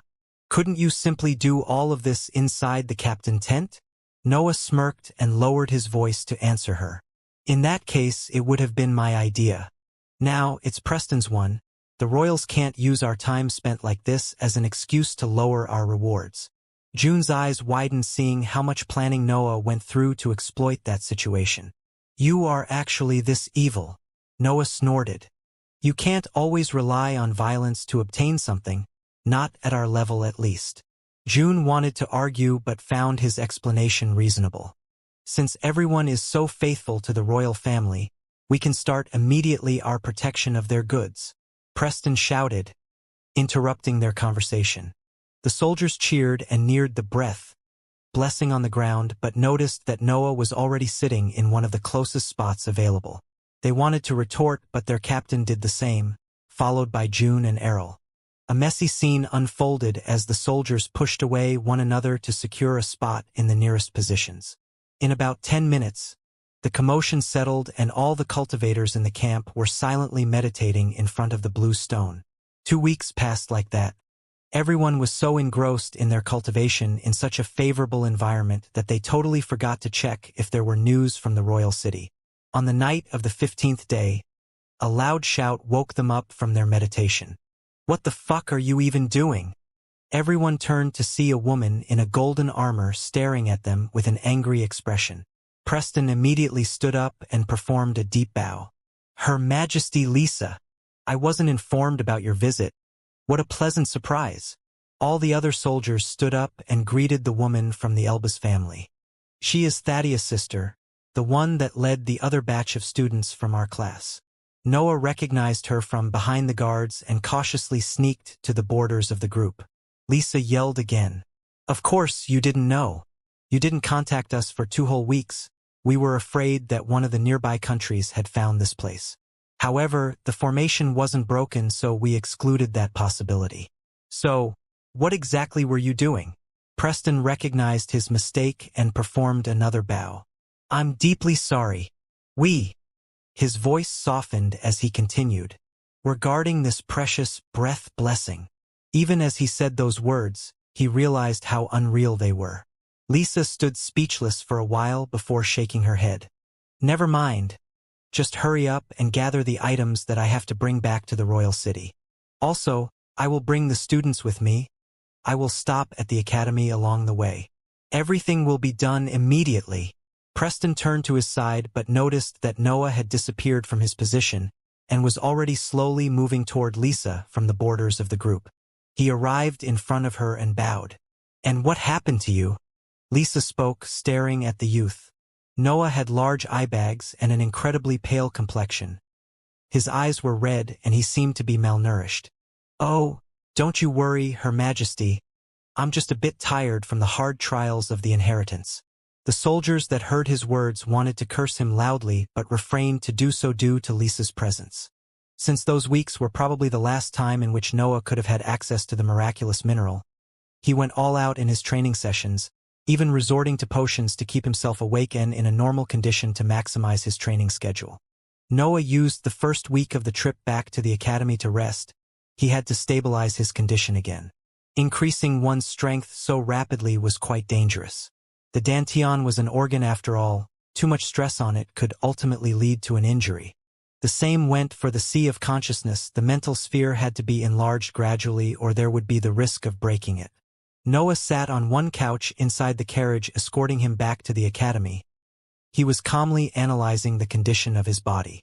My dantian has completely recovered. There is no danger in resuming my previous training rhythm. My accumulated stress also has disappeared. It seems that the constant battles that we underwent in the inheritance ground helped my mental sphere quite a bit. Overall, they had been away from the academy for 4 months while his actual time spent training his dantian and body was equal to 6 months in his accommodation. 2 months gained while my mind has still slightly enlarged due to the breath in my sea of consciousness. I almost don't feel any pressure at all from Echo these days. I wonder if I can create another blood companion. He thought for a while before tossing that idea away. Right now, I should just focus on increasing the level of all my centers of power. I should also start to absorb again breath in my sea of consciousness.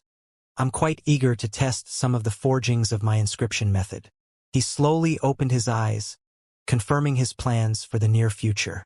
With the rewards for this mission, I will finally be able to buy some spells that don't have a limitation in their rank, and I will be also able to use the facilities of the Academy for a while. The first to break through should be my mind, followed by my dantian and body. I just need to quietly cultivate. Have you recovered enough to give me your version of the events in the inheritance ground? Lisa spoke to him wearing a slight smile. She couldn't be in the open since she would be too eye-catching, so she had stayed in the carriage with the other 3 students the whole time. Noah nodded, putting a stern expression. I believe that my companions have already covered every detail of our mission. Lisa laid her back on the carriage while putting a hand below her chin. Vance, right? My brother has spoken to me about you. Did you reach the solid stage already? Noah didn't dare to lie to her, as Thaddeus had made clear that the intelligence of the royal family surpassed the common sense. Yes, I did a few months ago. And how old are you exactly? 16 years and 6 months. Errol and June's eyes widened, but they remained silent. According to the standards of the cultivation world, a human would acquire his dantian at the age of 15. However, in the academy, there were only talents. Virtually each of its students had obtained a dantian before that age. Even so, the usual age in which cultivators reached the solid stage was when they were 17 or more. It wasn't a matter that concerned talent. They simply didn't have enough time to cultivate till that level. June, for example, was 17 and she had broken through the solid stage during the month that they spent cultivating in the 6th layer. She had actually spent less time than Noah to reach that stage, but he had obtained his dantian at an incredible age. After all, how many people in the world could obtain a rank 3 body and a rank 1 mental sphere before the age of 14? That is indeed a great achievement. If you and Daniel were of the same age, you would have surpassed him. Errol joined the conversation, intrigued by Lisa's words. Is it possible to know Daniel's level? Lisa waved her hand and answered as if it was a small matter. He broke through the 1st rank and successfully became a rank 2 cultivator. His status as a student was removed and he joined Professor Wanda Hammond in the alchemy division of the academy. This all happened in this year's tests. It should have caused quite a commotion in the academy. Oh right, the tests for my courses. Noah remembered that detail about his enrollment. Lisa seemed to understand his thoughts and reassured the students. Don't worry about those. You all did an excellent job in the royal inheritance, so you are exempted from them. Not that I believe that any of you would have failed. The students relaxed and continued to look at Lisa. There was still another question that required her explanation. You will get your rewards from Thaddeus after the total value of what you retrieved is estimated. He will contact you himself, so you can just go back to your normal lifestyles. Having cleared their last doubt, silence occupied the carriage. Lisa didn't seem like she wanted to speak anymore, so the students began to spend their remaining time in the carriage as they wanted. Noah resumed his usual training schedule, causing June to imitate him. Errol simply laid on his couch. Lisa's presence didn't allow him to reach the relaxed state needed to train. Lisa slept most of the time. She was so silent that it almost seemed that she was only closing her eyes. In the end, another week passed and the carriage reached Aroliac Forest. Lisa left the students at the borders of the forest and continued toward the royal city while they went on their way back to the academy ground. They arrived at the small mountain and Errol pressed his token on the terrain, opening a passage. After so much time, they had finally returned. I think I will rest for a few days and then resume my courses. See you around, friends. Errol was eager to return to his lodging and separated from the group. June and Noah slowly walked on the right side of the river. They reached June's accommodation first and she silently opened its door. Before entering, though, she turned to look at Noah and spoke with a plain voice. You look older than your age. After that, She entered her place and closed the door behind her. Noah shook his head and resumed his walk toward his lodging. Considering her character, the meaning behind her words was something battle-related. He didn't bother to think too much about them. I feel like I'm forgetting something, though. As he opened the door of his accommodation, an awful smell assaulted him, accompanied by a loud lament. You unfilial disciple. You actually left me to suffer all this time. Oh right, I only gave him enough money for 2 months of wine. Noah looked at the pitiful state in which Ivor was. He had returned to his previous smelly and ragged figure, and tens of empty jars were left all around the floor. Noah picked 1,000 credits and casually threw them to him. Go to the alchemy division and buy some wine. Money shouldn't be a problem from now on. Just the amount that he had seized from the rewards amounted to 10,000 credits. Ivor's expenses could be covered for 2 years with those. Seeing that he was about to complain more, Noah revealed him something to placate his mood. You might want to know that I've decided to accumulate breath again in my sea of consciousness. Noah knew that even if Ivor didn't pressure him, he had a lot of expectations regarding his improvements in the elemental forging method. Ivor's eyes lit up and regained some focus. Are you sure? Is the internal pressure gone? Noah shook his head. Not completely, but I'm quite certain that it can store at least twice the amount of breath that I currently have. Ivor nodded and straightened his position. Wonderful. That will also speed up your mental sphere's growth. I will buy the wine, you just do what you have to. Ivor exited the lodging, leaving Noah alone. He gathered all the trash and threw it away from his house. The cleaning services of the academy would take care of that in the night. He took a bath and calmly focused on his sea of consciousness. His ethereal figure crossed the matter of the sphere and acted as a bridge where the breath could pass through. The vortex on his figure's hands was small, attracting only small quantities of black gas every time. Noah suppressed and refined each of the minute strands of breath, stopping his absorption each time. The consumption of mental energy was higher since he had to refine the breath multiple times, but he preferred that method. Even if it was more time-consuming, it was way safer than the reckless storage of a single and bigger quantity of breath.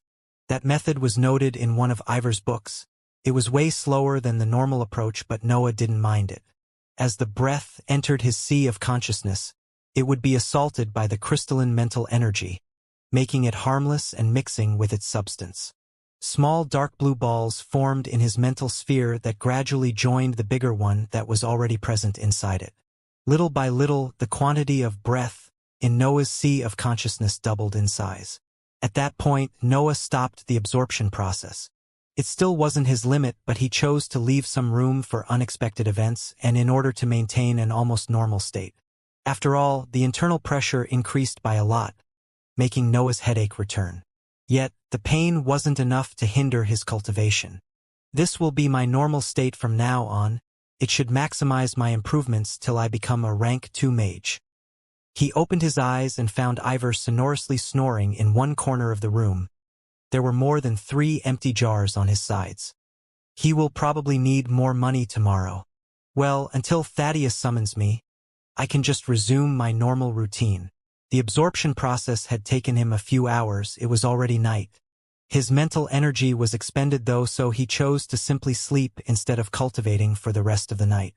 In the morning, he visited the management building to obtain the new calendar of his courses.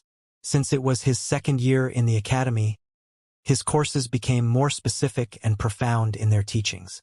The course regarding magical beasts would start to analyze the body parts of each creature, underlying their proprieties and usage. The real combat course would focus less on the 1 versus 1 battle and explore the many formations used by the Royal Army, allowing its students to take part in missions requiring a group. The general cultivation course would begin to study the creations of spells and techniques, exploring the achievements in that field done by preceding cultivators. They were also shifted to the afternoon hours instead of the morning ones, leading Noah to modify his training schedule.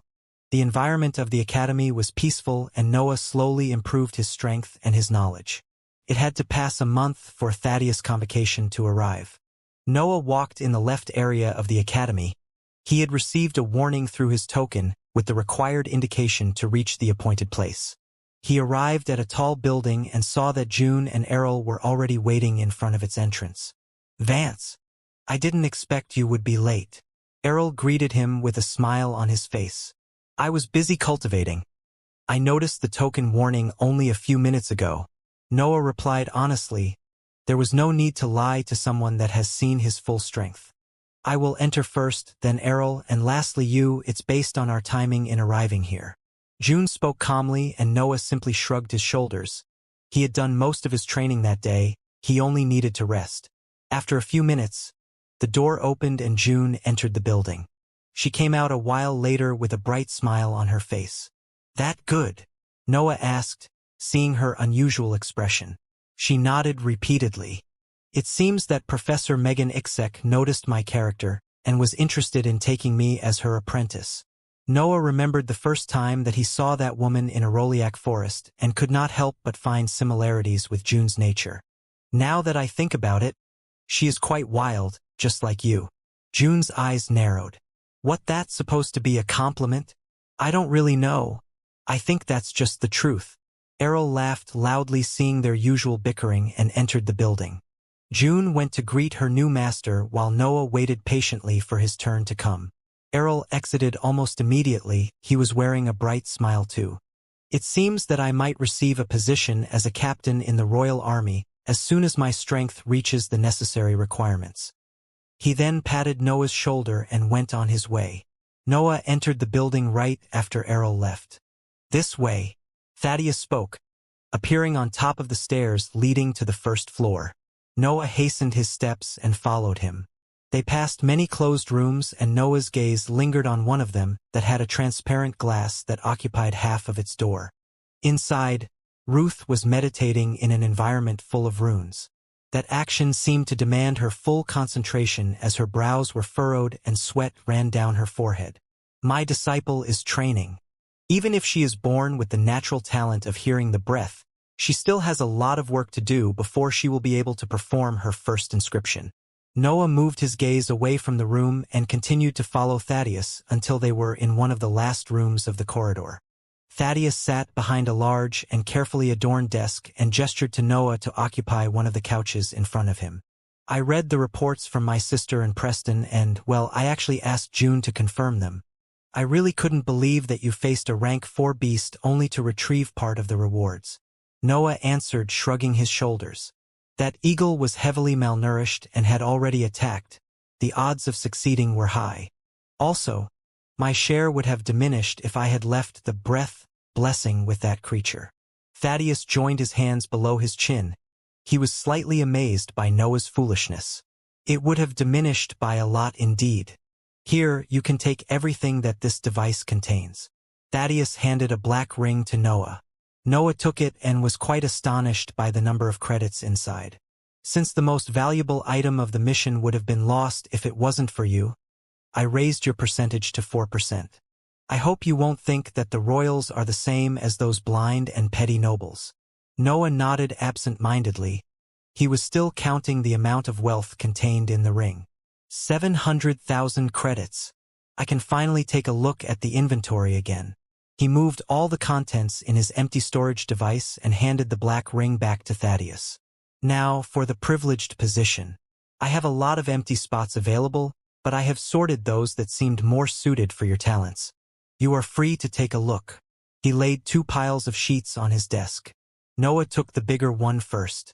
It wasn't to disrespect Thaddeus' opinion, but simply to have a broader vision of the various professions in the royal city.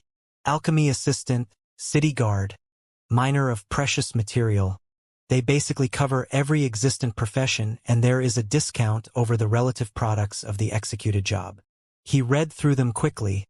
There was nothing that attracted his attention, nor that seemed especially suited for him. He picked the other sheets. There were only 5 of them. Hunters Guild member, captain in the junior city troops, escort guard, soldier, and martial art trainer. These are indeed all made for me. Is the position of the hunter really that privileged? Almost every valuable item is made using magical beasts' body parts. I say that having a discount over all those articles is pretty privileged. Thaddeus laughed lightly as he answered to Noah's question. This one should also be less strict as a profession. I don't really want to involve myself with the struggles of the army. Hunter it is. You really don't want to join the army as expected. Thaddeus commented and began his explanation. A token will be sent to your accommodation. When you have time, go to Elba City and formally join the guild. I advise to increase your strength first though. You won't benefit much from it if you can only hunt rank 3 beasts. Can I join whenever I want? Noah asked in surprise. Of course. Your main focus has to be on your studies. You can even wait till the end of your enrollment here before moving to the royal city.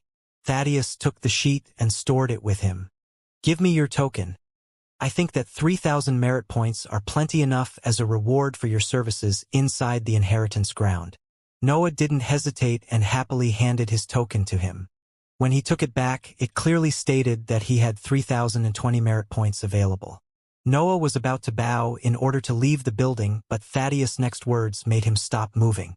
I think that you would be happy to know that we are hindering the investigations of the Bulvin family.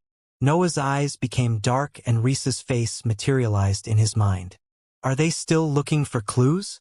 Thaddeus smiled, staring at the youth standing in front of him. Yes, they even sent letters to the royal city requesting an investigator specialized in inscriptions. Can you blame them though? They lost the best cultivators of the younger generation in that accident, without considering the 3 heirs. Their future prospects are quite grim. Noah's expression remained still as he continued to ask questions. How much do they know? Not much.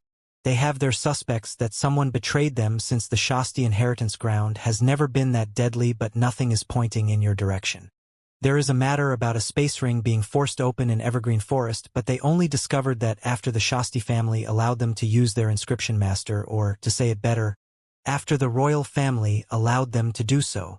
Why are you doing so much for me? Noah wasn't that naive to think that they had done that out of goodwill. You are a potential asset, a valuable one, I'd say. Not only you have a rare element, but we also don't need to force you to sever your noble ties. Also, almost all the cultivators that can face a rank 4 beast have sworn an oath with the royal dynasty or are close to the most powerful noble families. You are our biggest investment concerning the royal inheritance. Noah nodded in understanding.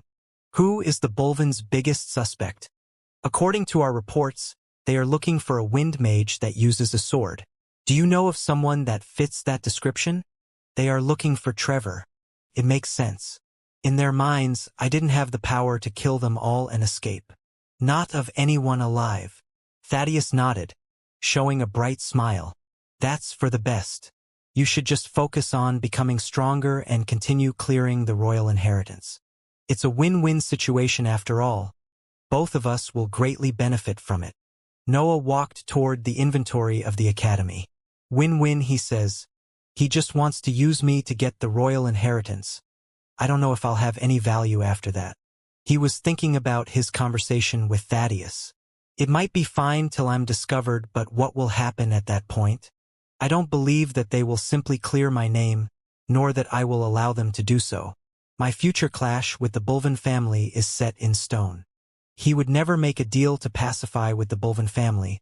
There was no chance that he would just forget about the events in the mansion. What's most likely to happen is that I will be blamed for all my crimes and the royal family will trade my life to pacify the situation.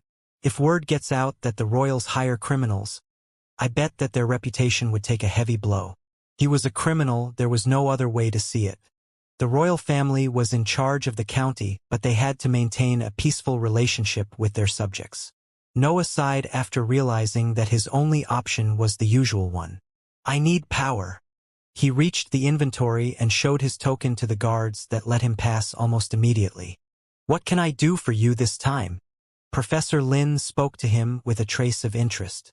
Noah arrived in front of his desk and lightly bowed before making his request. I would like to inspect all the spells having the darkness element as a requirement. Lin's brow arched in suspicion. All of them? Yes, please. Noah's reply was fast and polite. Lin stared at the youth for a bit before picking the usual white crystal and focusing on it. When he handed it to Noah, a list of about 30 spells was shown at his probing. So few of them. A big part of the list was composed of the rank 0 spells that he had already inspected the first time that he went there. The others were mostly rank 1 or rank 2 spells, and their prices were exorbitant. Noah carefully evaluated each one of them before sighing inwardly. To think that I believed to be rich just a few minutes ago. Professor, I want the rank 0 spell Blind, the rank 2 spell Blood Drain, and the spell Warp. Lin's eyes widened hearing Noah's speaking. He stuttered as he answered to him. But that's will cost you more than 500,000 credits. Noah calmly replied to his words by handing him a space ring. 590,000 credits to be precise. You can check my storage device if you don't believe that I possess that sum. Lin accepted the ring and was amazed to see its contents. All of Noah's credits were inside of it. He gulped and gave the ring back to Noah as he stood up from his chair. Come with me, you will deposit the money and then receive your spells. Noah followed the professor in the deepest part of the room through the inscribed floor. Lin pressed on some runes on the wall and a passage opened. Come. Noah didn't hesitate and continued to walk. They walked through a dark corridor for a bit before Lin stopped and pressed on a rune on the floor. A large pit appeared where a sea of credits was stored. These should be the finances of the whole academy. Drop the required credits here. We couldn't make that kind of transaction in the open. Noah waved his hand and emptied most of the contents of his space ring in the underground vault. Lin nodded and gestured to Noah to return to the previous room. The gap closed automatically as they stepped away from the area. As they exited the corridor, Lin picked the white crystal from his desk and placed it on the same cavity of the other time. The inscriptions lit up and 3 scrolls materialized. I don't know where you obtained all that money, but I advise you to train carefully in the warp spell. You wouldn't be the first cultivator to die because of an error in its execution. Noah stored the scroll and bowed to the professor. Then he hastily left the inventory to return to his accommodation. He didn't even look at Ivor as he sat on his bed and took out the 3 scrolls. Blind is a simple rank 0 spell that covers a small area with black fog. It can be useful to surprise enemies with weak mental energy. In less than 2 hours, he memorized the diagram and pointed toward a corner of the room. His mental energy was slightly expended and a small black cloud of about 30 centimeters appeared in that area. It lasted only for 1 second though and then dispersed in the air. A bit weak, but I can't expect much from a supportive spell. If used wisely, it can be useful. He took the second scroll, storing the first one. Blood Drain up to rank 2, limited to Darkness Element Cultivator. Morphs one hand in a demonic claw that drains blood to heal injuries. It can slightly strengthen the body if enough energy is absorbed, but there is the need to refine that power to do so. The spell was meant for those that relied mostly on the body to fight, which didn't really fit Noah's fighting style. However, he was deeply interested in the strengthening part. Magical beasts can freely absorb the breath of other creatures and cultivators. I feel that this spell tried to imitate that ability and reached some satisfying results. His main goal in buying this spell was to study the mechanism behind it. If one day he managed to create his own spells, he would surely experiment in that same field. Well, I also need to rely less on my demonic form. That spell simply consumes too much mental energy. It took him an entire day to understand the diagram and memorize it. At dawn, Noah was happily staring at his right hand that had successfully turned into a black fiendish claw. The expenditure on mental energy is not high at all. Even if I don't use the spell to heal my injuries, it will still weaken my enemies. I will try its effect on my next mission. He dispelled the spell and the claws evaporated, revealing his normal hand under them. Noah turned toward the last scroll and his eyes shined due to his excitement. Warp spell, rank based on the mental level of the user, limited to Darkness Element. The user teleports at a distance depending on the quantity of mental energy used. This one cost 500,000 credits. Spells without a rank limit are surely expensive. The diagram of the spell was so complex that Noah didn't manage to make progress in it even after half a day of study. I need to take it slowly and carefully memorize everything. I was really lucky with the demonic form since it was implanted directly in my sea of consciousness. Noah used the next 2 weeks to memorize the diagram. He had to diminish his focus on his training to do so, but, in the end, he managed to learn perfectly the contents of the scroll. Of course, he decided to try it as soon as he did it. Noah was on his bed, reviewing the diagram. He had to manipulate the breath to perform certain patterns, and he had to do so in a specific rhythm. When he was sure that he wouldn't commit any mistake, he stood up and stared at a spot in front of him. Ivor was sleeping in the empty room. He was completely alone. Noah activated the spell. His body was immediately covered in black flames. At the same time, those same flames appeared in a spot at 1 meter from his position. The two fires then extinguished in an instant, revealing Noah in the area where the second black flames had appeared. The process had taken less than a second from start to finish. Noah opened his eyes and supported himself on the near wall. His mind was assaulted by a powerful dizziness, and he felt the urge to vomit invading his body. It took him a few minutes to suppress the aftereffects of the spell. What a strong rejection. I need to spend a lot of time to get used to the teleportation before trying to use it in battle. For now, I should just be happy that I cast the spell successfully. He sat back on his bed and reviewed his situation. I've done everything I could to increase my battle prowess in the short run, and I even invested in my future. There are no threats looming over me nor duties that require me to stop training. What I have to do now is to cultivate in a peaceful environment. And that's exactly what he did. His courses were compelling and gradually increased his knowledge of the topics that he was interested in. Noah never skipped a lesson, not even when he went outside of the academy to complete his bimestral missions. He trained in the sulfur domain for 1 hour every 2 weeks. Using that facility too often would ultimately soften the mental sphere, and Noah didn't want to risk it happening. He would also absorb breath in his sea of consciousness every time the internal pressure diminished.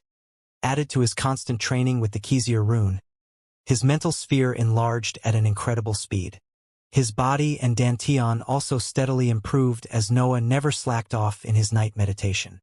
His remaining time was used to become accustomed to his new spells and to implement them in his combat style, which he then tested during the missions. Time passed quickly and, at some point, the event that he was waiting for finally happened. Noah was on the bed of his accommodation. 1 year had passed since he returned from the royal inheritance. He was 17.5 years old by then. His facial features had matured and he had become slightly taller but remained still of medium stature. His hair had grown so much that he had to comb it in an intricate way to prevent it from touching the ground. It was the examination period of his courses. His second year as a student of the academy was successfully ending.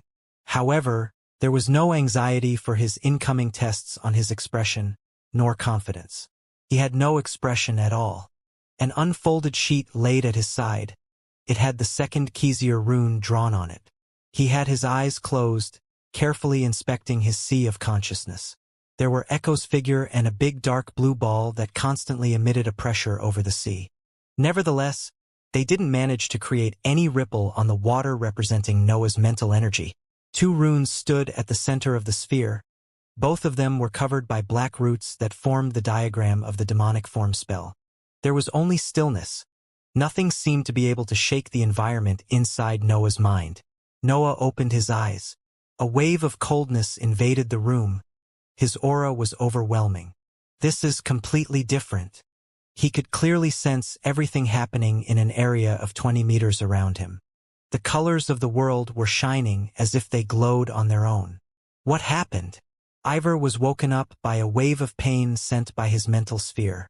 Since his sea of consciousness was fragmented, he was extremely sensitive to any powerful presence that naturally oppressed his mind. Noah shifted his gaze on him. His eyes had an unprecedented brilliance on them.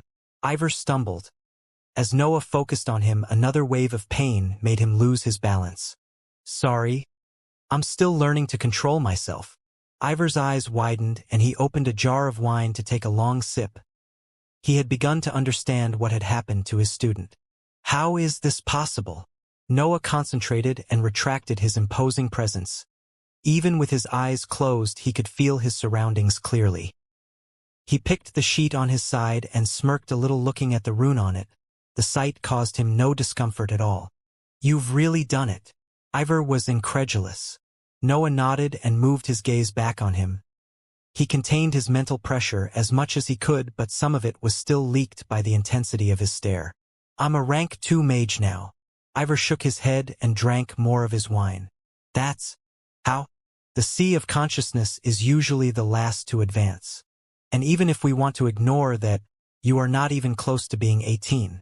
A cultivator reaching that stage at the age of 25 would be considered a peerless talent. A situation like yours has never happened in the history of the cultivation world. Ivor still couldn't accept the event. In his eyes, Noah was a monster with limitless potential. Noah completely ignored his comments and stood up from his bed. I think it's time to start with the forging. Noah wasn't concerned about the tests of his courses. He was genuinely interested in the study of magical beasts, so he had diligently memorized every lesson of that course. A simple written examination wasn't something that could worry him. There was nothing to say about the real battle course. His strength was overwhelming among the students of his class, and he had real experiences with battle formations. Failing in that test was virtually impossible for him. Regarding general cultivation, the test emphasized the progress of the students during their enrollment in the academy. Noah could pass that one just by revealing half of his mental energy. Are you ready to start? Ivor recovered from his amazement and became excited. Yes, being a rank 2 mage should allow me to forge something useful for my level. I just need to store enough breath in my sea of consciousness to make it reach the same density of a cultivator in the liquid stage. In the various books that Ivor gave him, there were hundreds of notes regarding the power of the product according to the breath used to forge it. Generally speaking, inscribed items had a rank that described their power. They were rank 1 if they replicated the strength of a rank 1 cultivator, rank 2 if they did it for rank 2 cultivators, and so on. They were then further divided in low, middle, and high tier, depending on which state of that rank they belonged to. If Noah was to create an inscribed item with the liquid breath of a rank 1 dantian, he would obtain a rank 1 product in the middle tier. His sabers, the ones obtained in Eccentric Thunder's inheritance, had precisely that power. Why just liquid? You can surely push for a forging with solid breath. Noah snorted at Ivor's complaint. I want to exercise in the method first. I'd rather take it slowly than risk my mental sphere because I attempted to create something that surpasses my ability. According to the notes of the previous practitioners of the elemental forging, a cultivator should always try to forge something less powerful than his dantian. In Noah's case, that meant that he should stop at the liquid breath. However, those notes never considered the case of a cultivator having his sea of consciousness stronger than his dantian. Since I am now a rank 2 mage, accumulating breath that equals the solid stage of a rank 1 dantian should be doable. The problem lays on its actual power. Noah wanted to create something that increased his battle prowess. Having an item on the same level of his weapons was useless. With the solid breath, I might be able to forge something useful, but it will still only reflect my current level, which I don't really need. I have an idea that might actually give me a rank 2 weapon, but I need more experience on the method to be sure of it. The products of the elemental forging were the strongest among the various inscription methods. If Noah really managed to create a rank 1 high-tier weapon, he would have an inscribed item that neared the second rank of the dantian in power. Nevertheless, he had already access to a similar power through his spells due to his recent breakthrough. That's why he wanted something stronger. You need a bigger house which should also have a reinforced room or basement. The unstable products of our method tend to explode. Noah nodded at Ivor's words and pondered for a while with the academy token in his hand. He was searching for facilities that met his requirements. There are rooms that I can rent, but they are quite pricey. Money really isn't a problem, but I'd rather not waste it if I can get what I need for free. He had more than 100,000 credits left, but he wanted to preserve them and accumulate a big sum in order to buy more spells or techniques. After all, with just one visit at the inventory, he had spent almost all the profits he obtained in the royal inheritance. It seems that I only have that choice left. Noah put away the token and approached the door in order to exit his lodging. Where are you going? I know that the alchemy division is quite experienced in explosions. They should have what you need. Noah shook his head. There would be too many eyes on me. Maybe I can't prevent the news about my breakthrough from being disclosed, but I'd rather keep my creations a secret. That is wise. So, Ivor approved his line of thought. It was always better to have some hidden card under your sleeve. Daniel, a guy that graduated once he became a rank 2 cultivator, joined the alchemy division, which means that he had practiced in that field for a while.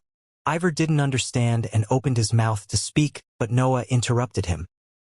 He had the best accommodation in the academy and, according to the information in the token, that house has a large underground basement completely reinforced with inscriptions. It should be the best environment where to practice. That's wonderful, right? What do you have to do to occupy that house? Noah sighed, lightly smiling at Ivor. I have to beat the current strongest student in the academy. Ivor showed a surprised expression, but then his brows furrowed and he drank from his usual jar. You are a rank 2 mage. Aren't you the strongest student? I should be, but I wanted to avoid becoming too famous. Well, I need the credits and the reinforced room, so I can only completely give up to my anonymity. He was already known by the students as the one that broke Daniel's record, but since he spent most of his time isolated in his accommodation, only those in his class remembered his facial features. I should first pass my tests though, and I need the 3rd Xianxia rune from the inventory. Also, I need to test my new strength. I might kill the student in Daniel's lodging if I'm not able to control myself. He made up his mind and exited his house. His direction was toward the left side of the academy. Noah first went to the inventory. Professor Lin seemed to be particularly interested in his growth and showed an interested expression every time he entered that building. His face, though, turned to one of disbelief as soon as he heard of Noah's request. You are joking, right? Lin stood up from behind his desk and shouted. He was a bit angry since he thought that the student was making fun of him. Noah sighed and took out the 2nd Xianxia rune from his space ring. He showed the contents of the sheet to the professor, and then he began to look at it with a calm expression. Lin wasn't convinced just by that and carefully stared at Noah's face, waiting for any sign of struggle to appear. However, as the hours passed, Lin's mouth slowly opened in disbelief. Professor, it's been half a day already. I have other errands to attend to. Noah had grown bored of that useless process and decided to move his gaze back on the cultivator. How is this possible? Are you sure you don't have Xianxia blood in your veins? Noah just shrugged his shoulders to answer. Lin sat back on his chair and muttered with himself. He really couldn't accept what he was witnessing. Do you know that you probably are the first cultivator to ever achieve something like that? I have to inform the royals. This is something worthy of the official records of the history of cultivators. Noah's eyes widened and he wore a shameless smile. Isn't it possible to keep this event private? You know, I'm quite shy. Lin stared at Noah. His expression said that he didn't believe one of the students' words. Even if I wanted to, I couldn't do it. Everything inside the academy belongs to the royal dynasty, so every transaction has to be recorded and copied. You can be assured that the news of someone requesting for the 3rd Xianxia rune won't go unnoticed. It seems that it won't be known immediately. I should have enough time to take my new accommodation and isolate myself in there to train. Lin continued to stare at Noah. There was still some disbelief in his eyes. Professor, I still need the rune. Lin came back to reality and hastily picked the white crystal on his desk. In a few minutes, Noah went out of the building with the 3rd rune in his space ring. Now the tests. Noah went to look for the 3 professors of his courses in their different buildings in order to ask to do his tests privately. The excuse that he used was that he had to complete a mission in the following days in order to meet his bimestral duty. The 3 weren't particularly opposed to it and accepted to examine him. Professor Roy, of the Magical Beasts course, was an old cultivator completely addicted to the study of those creatures. He gladly accepted to speak more of them. Noah underwent a long interrogation at which he answered perfectly, gaining the favor of the professor. He didn't really know why he liked to learn about magical beasts so much. Maybe the events with the King of the Valley had left a deep impression on him. Yet, he felt incredibly interested in the variety of those creatures and in their habits, so he simply studied them. Bruce Nerdy didn't even test him. As soon as Noah made his request, he immediately said 2 words. You pass. That left even Noah surprised. Bruce saw his expression and explained his reasons in a simple way. You are the strongest in your class, and that position was never questioned even after June became Megan's student. You tell me what's the point in testing you? June became stronger under the teachings of her master, but still couldn't match Noah's hard-working personality. Her character, though, matured quite a bit. She had become less impulsive in the last year. Megan Ixek was the last professor that he visited. She asked him many questions about the inventions of famous cultivators, but Noah only remembered the contents of their discoveries, being almost completely ignorant about the names of those mighty individuals. He couldn't help it, he simply didn't care about their names, he was only interested in their experiments with the various techniques. You are really similar to my disciple, you listen only when it concerns something that you are interested in. I had to say that she could have beaten you if she managed to think more about her actions instead of always doing what she wanted. In a week, her combat style improved drastically. Megan said, shaking her head. I think that she has taken you as her goal. For such a young girl to be so focused on battles, her life mustn't have been easy. She sighed, and Noah remembered a scene in the fourth layer of the royal inheritance. June sitting on her knees with her head lowered, the blood from her bitten lips continuously tainting the ground. To have such a reverence towards strength, one must have withstood harshness in his life. Well, those that don't do it are simply blind. In a world where the threat of magical beasts was constant, the search for power was a survival instinct of the human species. You pass. Just do me a favor. Noah waited for her to continue. My disciple still didn't realize it, but she considers you as a friend, so try not to hurt her with your actions. I know that your situation isn't simple, but that doesn't mean that you have to involve her in your messes. Is she asking me to not drag her in my personal fights? I will surely try to avoid that, Noah said. He really meant those words. His character was apathetic, but that didn't prevent him from caring about other persons. June was definitely far away from his definition of caring, but he appreciated her character. He wouldn't like to hurt her for no reason. After the issue concerning the tests was over, it was time to pick a mission and becoming used to his new strength. Noah spent a week in Aroliac Forest and was extremely satisfied with the results of his breakthrough. Now I just have to beat that guy and take his accommodation. After that, I can start forging. Noah thought, and his eyes shined due to his excitement as he moved toward the management building. A big commotion occurred in the academy. It was the period after the final examinations of the courses. Normally most of the students would return to their families or engage in long missions at that time. However, all the students chose to delay their plans due to an unexpected event. Vance, the recluse student that showed his face only during the lessons but that also broke Daniel's record, challenged Manuel Guscio, the current holder of the title of the strongest student in the academy. The Guscio family was a large-sized noble family affiliated with the UD1. Daniel and Manuel had a friendly relationship, but, due to their age gap, their level had always been quite far away, never allowing a proper confrontation between them. After Daniel left, Manuel had taken his position as the leader of the new generation, obtaining respect and reverence from his peers. Manuel was a man nearing 20 years of age. Since he had seized the best accommodation in the academy, his power had steadily increased, nearing the breakthrough for the second rank of the Danteon. He was just a few weeks away from reaching the peak of the solid stage. After that he would use his reagent and undergo the breakthrough. Never could he had imagined that his academy token would send him a notification in that period. A challenge right before my advancement? Does this junior want to become famous by stepping over me? Manuel thought, sitting cross-legged on an extremely comfortable mat laid on the floor of his accommodation. Should I ignore it? I don't think that I will lose face if I don't agree to such a request. He pondered, scratching his head lightly. It's from that student, Vance, the one that surpassed Daniel. Even though his relationship with Daniel was friendly, he still had a competitive nature. He just suppressed those feelings because the age gap rendered almost impossible for him to catch up. However, a random youth appeared which was even younger than him and surpassed his seemingly unbeatable friend. If I refuse his challenge, the other nobles will forever think of me as a second-rate cultivator, fearful of the real geniuses. Challenges could be ignored, but there was a monetary fee to pay to do so. Nevertheless, Manuel was the heir of a powerful family. That sum was nothing in his eyes. What he was worried about was the impact that such a refusal would have on his image. He wanted to be considered akin to a Daniel by his generation. That's why he was working so hard to reach the second rank of the Danteon before the age of 20. He wanted to match Daniel's achievement.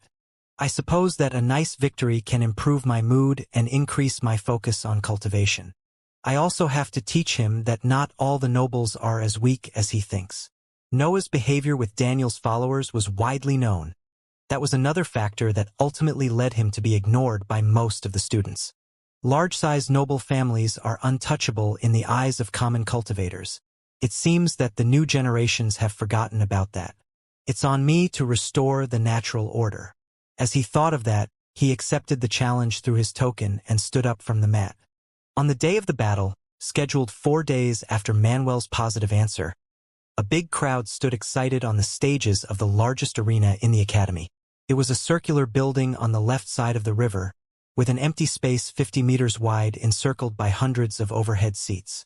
It resembles the Colosseum of my previous world, just way smaller. Noah thought, lazily standing at the center of the arena surrounded by the crowd of students. There are some inscriptions on the ground and even on the walls below the stages. It seems that I won't have to worry about breaking it. He was waiting for his opponent to appear, turning a deaf ear to the screams of the crowd above him. I knew that there would have been a commotion, but this is far greater than I thought. Basically, all the students are here, and there are even a few professors. The students were shouting cheers and making their bets.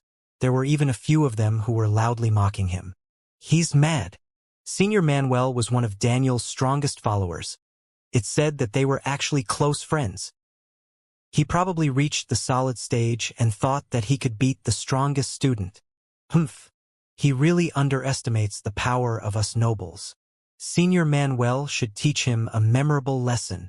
Break his limbs and make his teeth fall. I will gladly buy one of them for 1,000 credits. The most heated group that insulted him was composed by the students that Noah punished back when they tried to ambush him. Why don't they ever learn? Well, this Manuel shouldn't be as useless as them. There are nobles that don't waste the privileges of their status after all. Like he used everything he had to improve his strength, there had to be other cultivators that did the same. When one of them was born in a large-sized noble family, it would be labeled as a genius due to his fast growth. That hadn't much to do with talent, though. They simply had more resources and they used them wisely to increase their power. For someone like Noah that had to use every chance that he could find to accumulate more resources, their lives appeared way too easy. If you don't fight for what you need, you will obtain a power that you can't use. I wonder how many of my spells he will make me use. It's not that he was underestimating him, the quantity of his breath was definitely inferior to his opponent, implying that in a long battle he would lose. However, he was a rank 2 mage. His mind was on a completely different level, and that advantage didn't stop to the increase of the pressure that he naturally emitted. Junior, if you thought that using me to become famous was a smart plan, you really underestimated the difference between our status. Manuel appeared from one of the passages on the walls. He was wearing a luxurious green battle robe that coordinated perfectly with his long brown hair. He wielded a long sword with a golden inscribed handle of the same color of the embroidery of his dress. Did he bought that robe only for this match? It doesn't seem like he has ever used it. Noah inwardly shook his head. He couldn't really understand the mental processes of nobles. He was only wearing tight black pants, showing his defined and pale upper body to the crowd. Actually, I just want your accommodation. The crowd was silenced by Noah's statement but was then revived by Manuel's words. The best house in the academy belongs to the strongest student. If you want it, you have to defeat me. The crowd exploded in cheers. Manuel's demeanor seemed to be more appreciated than Noah's one. One was prideful and confident while the other was cold and indifferent. There was no doubt about who would attract the favor of the students. Noah shook his head and wielded his sabers. Let's just start. I have things to do.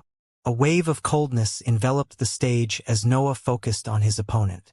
Manuel's expression changed instantly. His smiling face transformed into a stern one. Noah's stare seemed to pierce him physically, and the pressure it caused was suffocating. His battle intent sure is worth of praise, Manuel thought, mistaking the pressure of Noah's sea of consciousness for his battle might. It wasn't to blame, though. The possibility that the youth in front of him was a rank 2 mage was unthinkable. He is not bad, he is able to withstand my focus. Well, I stayed in the forest for 1 week to learn how to hold back after all. That wasn't the full extent of the mental pressure he was capable of. He was restraining himself. Manuel decided to take the battle seriously and pointed his sword at Noah. Sparks gathered on the metal of the blade, and the handle lighted up to accelerate the process. In less than a second, a thunderbolt shot out from the tip of the sword toward Noah. Echo appeared in the air in front of him with its wings spread wide. The thunder hit its body and pierced it, continuing on its way to hit the wall behind the blood companion.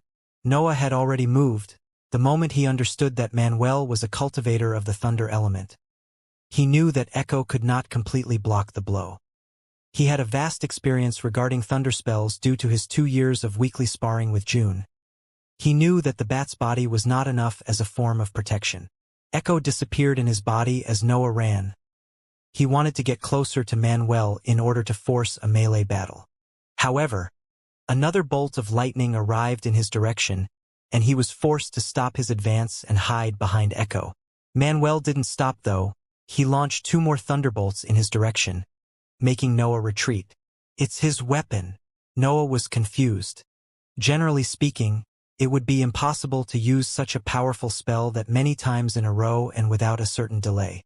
Yet, Manuel did exactly that, and Noah pointed the reason for that unusual ability to his weapon. That sword shortens the casting time of the spell, and it seems to lower the mental energy required for its activation. It's definitely a rank 1 item at the peak of the tier. As Noah retreated, Manuel stopped using his spell and took out a bottle from his space ring in order to restore some of his mental energy. Pills and items were allowed in those kinds of battle. Wealth was a form of power after all. The only rule was to not attempt on the life of your opponent. This is getting annoying. I should try that thing. Echo's wings came out of his back and Noah shot in a straight line toward Manuel. His opponent didn't hesitate and pointed his blade back at him. Another thunderbolt shot in his direction, but Noah didn't change his pace. As he and the spell were at less than a meter from each other, a black ring appeared under his feet and he immediately shot in the air. He flew over the spell. Manuel, however, knew about his wings and promptly moved his blade to aim in his position midair. Little did he expect that, as soon as the spell shot out from his weapon, Noah kicked the air over him and diagonally changed his direction.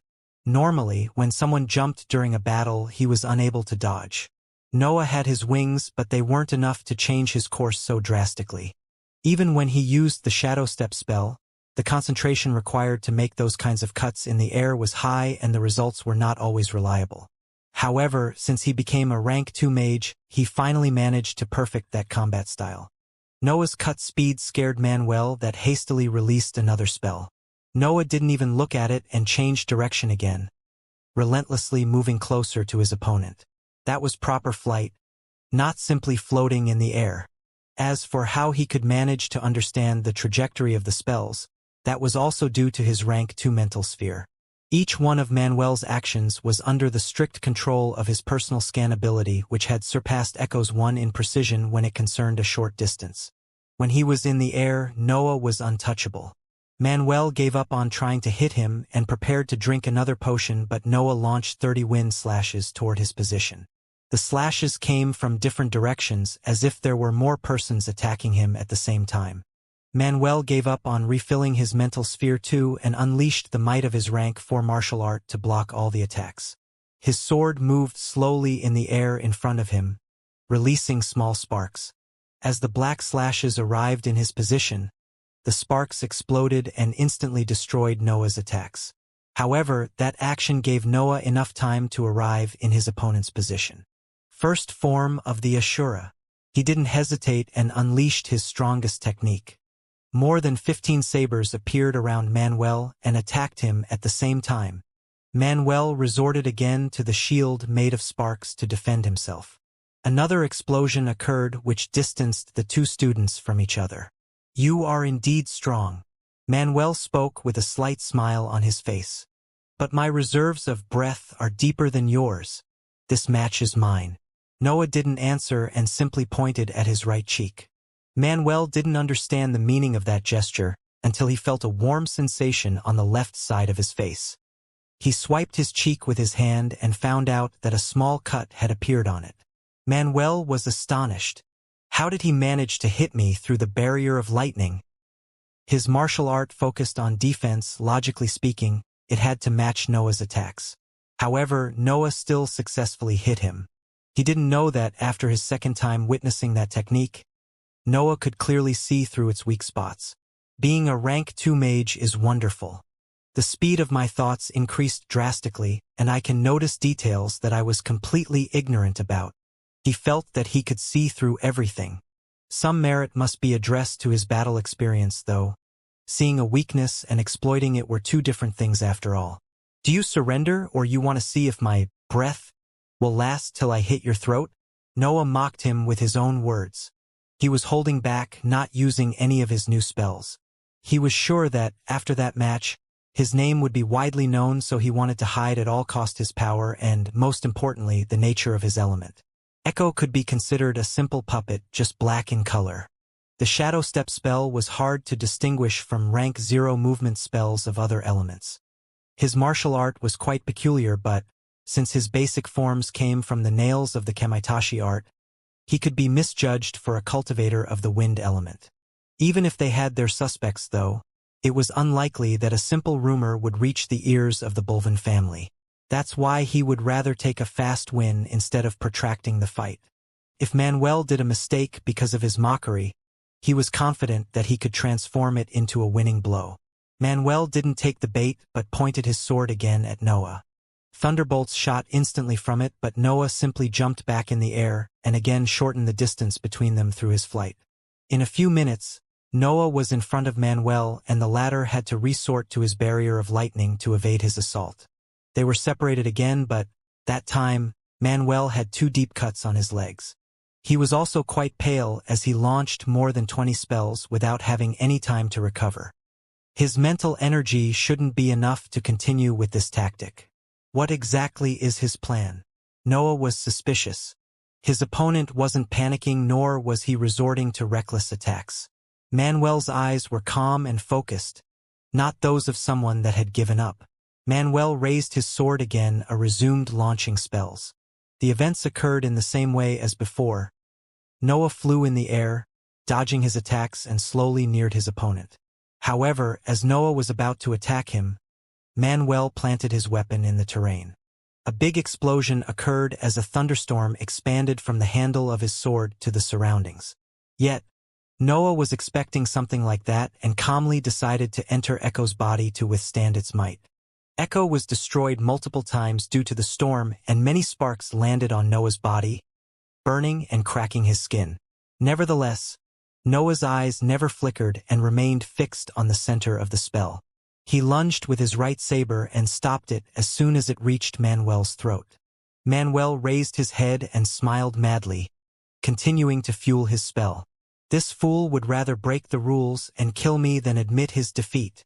Noah had deliberately chosen to not use any of his other spells and endure the attack with his body, but, in the end, he found himself in that situation. His eyes shone with a dark light as he hastily focused the entire might of his mental sphere on Manuel. What Manuel felt in that moment was a cold pressure assaulting his mental sphere. As soon as a crack appeared on his sphere, the spell stopped and he fainted on the spot. The thunderstorm vanished, revealing Noah completely covered with injuries and Manuel lying unconscious at his feet. The crowd was silent for a moment before exploding in a loud commotion. Noah, however, emitted pure anger from every part of his body, with his killing intent clearly focused on the youth below him. "Enough, you one." Thaddeus appeared next to him and spoke in a soft voice. Noah didn't raise his head but retracted his pressure. "It's funny that you didn't stop him when my saber was on his throat," Noah said in a plain tone, finally facing the professor and showing him a wide fake smile. "If you want to probe me, You should at least send Daniel. He continued, and then he simply turned toward the exit of the arena. Thaddeus' eyes glowed with a dark light as he stared at the departing youth covered in his own blood. Lynn appeared next to him and pressed a hand on Manuel's head. It's just a small injury, but he needs at least 1 month of complete rest. Thaddeus nodded without moving his gaze from the direction where Noah had gone. So, he has really done it, rank 2 mage before 18, unbelievable.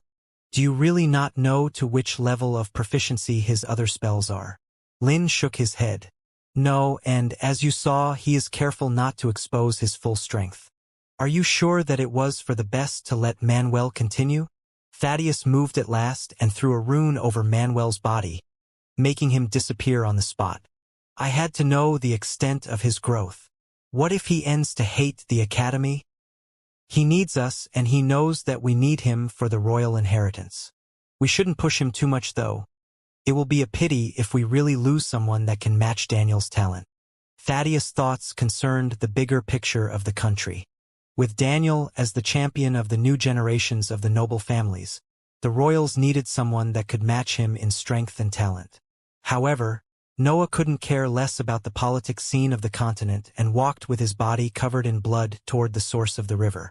Fuck all those control maniacs, Noah cursed in his mind as he walked alongside the river. As he arrived in front of his accommodation, he strongly knocked on the door. Ivor, we are moving. Ivor didn't take much to come out of the small house and was a bit surprised to find Noah in that bloody state. Was he that strong? Noah snorted and directly turned toward the source of the river. No.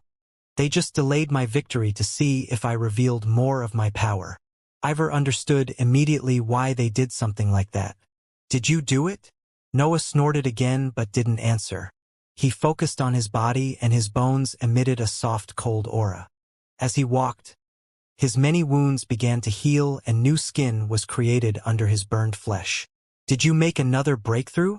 Ivor noticed the speed at which his body recovered and was quite surprised. I entered the upper tier of the 3rd rank of the body a while ago. Just these superficial injuries are nothing. By the time they reached the source of the river, all his cuts had stopped bleeding and his burns showed signs of recovery. This place is better than I assumed, Noah thought. The accommodations became bigger as he neared the source and the density of the breath increased by another fold. It wasn't at the same level as the big chunk of breath blessing, but it was still an amazing area where to cultivate. The last house in sight was a 2-story building with a large balcony on the 1st floor. Noah directly moved toward the entrance door and pointed his academy token at it. The door released a mechanical sound and unlocked. Noah pushed it without thinking twice. Welcome back, young master. 3 cheerful voices rang as soon as the door opened as 3 young girls wearing revealing clothes welcomed him. However, once they saw Noah's bloodied figure and Ivor's shabby one, they stammered and one of them mustered her courage to speak in a trembling voice. Where is Master Manuel? Noah was still irritated by the events in the arena and didn't waste time to explain the situation. This house is now mine. Gather his stuff and go away. If I still see you around after 2 parts of incense, I will personally escort you out. He released a bit of his aura to make his statement clearer. The maids panicked and hurriedly picked everything that belonged to their master and ran away from the front door. Ivor couldn't help but shake his head seeing the 3 beauties leaving the building. Why didn't you let them stay? We could have had fun. Noah forcefully closed the door and directed an angry gaze at Ivor. I barely have time to sleep and you want me to waste more time? Also, everything that I will do from now on must be completely secret. I can't have those weaklings running around my house. Ivor complained some more. But they were so beautiful. Why don't you ever think about your poor master when you make those decisions? My poor master should stop being a scrounger and start helping me. All you do is drinking wine and sleeping. Well, there isn't much that I can do if you don't start forging. At these words, Noah showed an excited smile. Don't worry, I will start soon. Noah inspected the whole house and felt satisfied. There were 7 rooms divided between the ground floor and the first one. What he appreciated the most, though, was the underground basement of the habitation. It was clean and 20 square meters large. Both its walls and floor had inscriptions that increased their durability. This is perfect. He sat on the mat previously owned by Manuel and calmly focused on his recovery. In 2 days, he was back at his peak form. Noah sat cross-legged on the mat. Inside his sea of consciousness, many small dark blue spheres gathered in the hands of Noah's ethereal figure. The balls fused with each other, slowly forming a single big sphere that emitted a faint light. A faint pressure was emitted from it, which made Noah nod internally. This one has reached the liquid stage. Its matter was denser than the previous balls that he had accumulated. He could clearly feel that the power of the one in front of him had surpassed the limits of the gaseous stage. Now, I just need to create more of these until I have enough ink to start forging. A week slowly passed in which Noah focused mainly on accumulating breath in his sea of consciousness. After he felt that his headache was about to return, he decided to stop. A seemingly dark blue lake stood over the sea in his mental sphere, releasing an immense pressure. Noah, however, simply looked at it casually. He was a rank 2 mage. The breath on the level of rank 1 cultivators wasn't enough to make him flicker. If I continue to absorb more, I can surely make it reach the level of the solid breath, but my headache will return. I should just test with this to gain some experience with the process. Ivor. He called his master that was peacefully snoring in a corner of the basement. Ivor opened his eyes, and it took them a while to gain focus. What? Noah had patiently waited for him to wake up and answered calmly. I'm ready to start. I've gathered enough to attempt in a breakthrough in the solid stage. The quantity of breath in his sea of consciousness wasn't even close to the one in his dantian. However, since it was mixed with his mental energy, it could be compressed freely to reach the same amount of density of his dantian. Ivor stood up and held back his excitement. Now, you have to start a second refinement to insert your will in it. Remember, simple intentions are the easier to imprint on your energy, so try to start with something easy and that you are familiar with. Noah thought for a while and decided in his mind. His ethereal figure immersed itself in the dark lake, and they both descended in the sea below them. Noah reviewed in his mind all the moments in which his sabers had cleanly cut in half his opponents. He had a lot of memories of his battles. From the first time when he fought the rank 1 Four Eyes Wolves to his recent fight in the arena, his combat style has always focused on 2 qualities: speed and sharpness. He tried to imprint his meaning of sharpness on the dark lake, concentrating on the memories where he killed his enemies in one blow. The refinement process took a long time.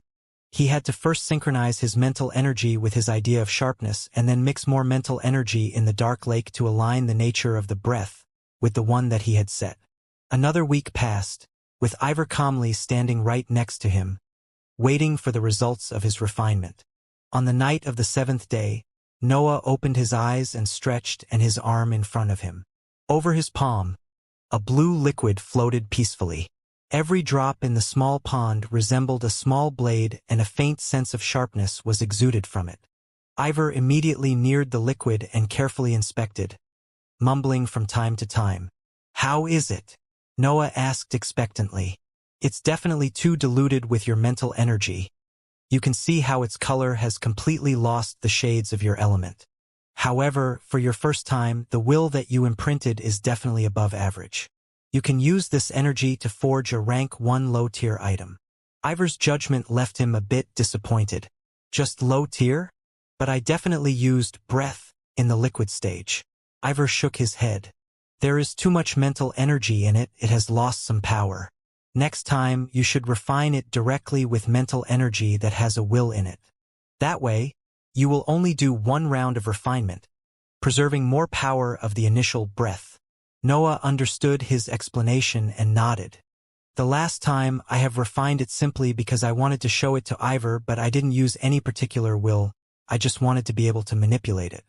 From now on, I should just render the breath harmless and leave it in my sea of consciousness until I decide what to do with it." As he thought of that, an idea popped into his mind. "Ivor, can't I just take the breath from my dantian? It will shorten the time required in the accumulation process, and there will be less power loss during the refinement. I actually don't know why there are so few notes about this in the books that you gave me." Ivor looked at Noah with an irritated expression. Do you think that it's that common for a cultivator to have his mental sphere at a higher rank than his dantian? Noah was speechless for a moment and realized his peculiar situation. So, is it possible? Ivor sighed and nodded while he gulped some wine. If you can endure the pressure of the breath of your dantian, then yes. Yet, I recommend you to focus on increasing the intensity of your will for now, so you would have to mix less mental energy with the breath. And how do I do that? Noah shrugged his shoulders as he said that. The notes that he received mostly concerned the various processes. They stated, though, that the matters about the will were personal and every practitioner had to find his personal way to express it. Well, there aren't many general rules on that topic. Usually, strong emotions give birth to strong wills. You should try to empower the meaning that you want to imprint with something that you deeply desire. That is quite vague. I guess I can only keep on experimenting until I become good at it. What did you think about when you created the will for your knife? At that question, Ivor supported himself on the wall and drank a mouthful of wine. As he began to speak, a bitter smile appeared on his face. You must know that I've never been too interested in cultivation. I was just a simple noble. I fell in love with a beautiful woman and she had the same feeling for me. Yet, my status wasn't good enough and she was then married to another family. From that moment on, the attunement method has been precluded from me. The moment when heavens and earth feel that you don't believe in their fairness, you will lose all your chances to ever hear the language of the breath. Noah's eyes lit up in understanding. So, it's not something inborn, but it depends on your experiences and thoughts. But I didn't want to give up. She was the love of my life after all. Cultivating until I was strong enough to take her back was too slow, so I decided to bet everything on the elemental forging method, as it was the fastest way to increase my power. I refined the breath, thinking about my love for her and my anger toward the unfairness of the world. I tested the process for 2 whole years before I finally produced a stable item. I used breath on the level of the solid stage of the 3rd rank of the dantian, and obtained an inscribed weapon that could express the battle prowess of the heroic ranks. Is he saying that it's possible to surpass the barriers between ranks? I know what you are thinking. It is possible to create something powerful with weak materials, but you always need something that increases the level of the item. In my case, it was my will that propelled my creation directly in the heroic ranks. Noah lowered his head in respect. Such strong feelings. I wonder if I have something like that. Yet, a single weapon, no matter how strong it is, can't compare to the full power of a large-sized noble family. I was defeated, so I chose to create something even more powerful. My current mental sphere is the result of that decision. Ivor emptied his jar as his story ended and looked at Noah with a bitter smile. Our road is contradictory. We require an imponent will to create our items, but we also need self-control to know our limits. Focus on the basics and never take a step further unless you are absolutely sure that you have what you require to complete the process. Use your strong emotions to forge and not to guide your actions. Now get accustomed to the forging. Once you manage to create something stable, I will give you my legacy. As he said that, he stood up and climbed the stairs to leave Noah alone in the basement. The 3rd year in the academy was generally used by the students to specialize in their future profession. There were no lessons unless someone requested for private ones, and the academy ground was mostly empty as all the students focused on their duties. Most of the students were almost 20 after 2 years of enrollment, so the few exceptions like Noah could use that time to increase their cultivation level in that favorable environment. Noah was currently inside the basement, attempting in the forging process. 2 weeks had passed since his first attempt, but he still had to obtain some successful results. Fuck! Noah threw away the bone of a sun tiger. As the piece of magical beast flew, it crashed with the wall of the basement and exploded, making all the inscription on the room flicker. Another failure. I even exhausted all the breath that I refined. The elemental forging was quite different from other types of inscription methods.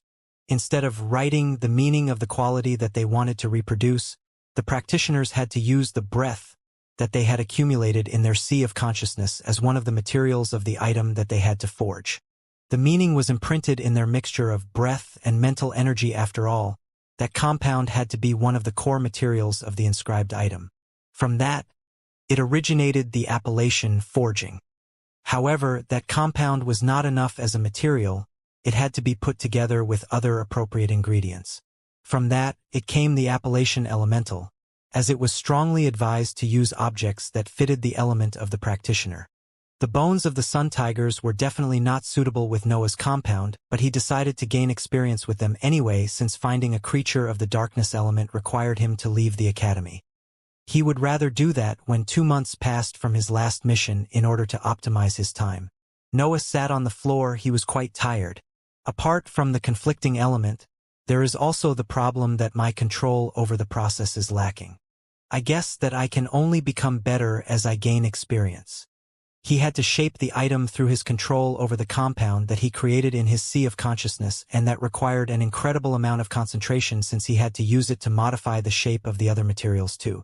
I need to absorb breath again. His daily life didn't change much in the new accommodation. He would always cultivate body and dantian at night while he used the day to train his mental sphere and in his other various activities. One of those was exactly the forging. Noah spent 5 days to refill his mental sphere with the same amount of breath that he had previously. As he became more used to the process, he had increased his absorption speed. That time, though, he didn't refine it but simply limited on rendering it harmless and without a will. A black lake stood over the sea in his mind when he closed his eyes to concentrate on the meaning that he wanted his mental energy to convey. Strong emotions, strong emotions. He initially thought that he could use his vengeful feelings for the Bulvin family to empower his will, but even if the results were better than during his first refinement, they still didn't meet Noah's standards. It seems that those feelings are not selfless enough to reach Ivor's level. He would have gladly sacrificed himself to obtain what he wanted while I want to be alive and well after I kill Reese. My wellness was one of Lily's wishes after all. Noah searched inside himself for stronger emotions and could only find one thing more powerful than his anger for his father. I wonder if my ambition will work. He focused and remembered the sensations that he felt the first time he gazed at the shining stars during the test for his nature. He remembered when his most powerful attacks that he spent so much to learn were completely ineffective against a magical beast in the heroic ranks. He remembered the king of the valley, able to block the exit for its entire pack with its breath. He remembered Kevin, withstanding uncaringly the spells of the water mage with the might of his body. And, in the end, he remembered the event that signed the beginning of his journey as a cultivator. A dragon, a mighty beast that he had only seen in fantasy books, spat a lance made of flames toward him. He remembered how marveled he was when he first saw the flames shaping themselves to form a piercing attack. Then an old man, without any apparent quality, calmly appeared in the air and blocked that attack with one hand.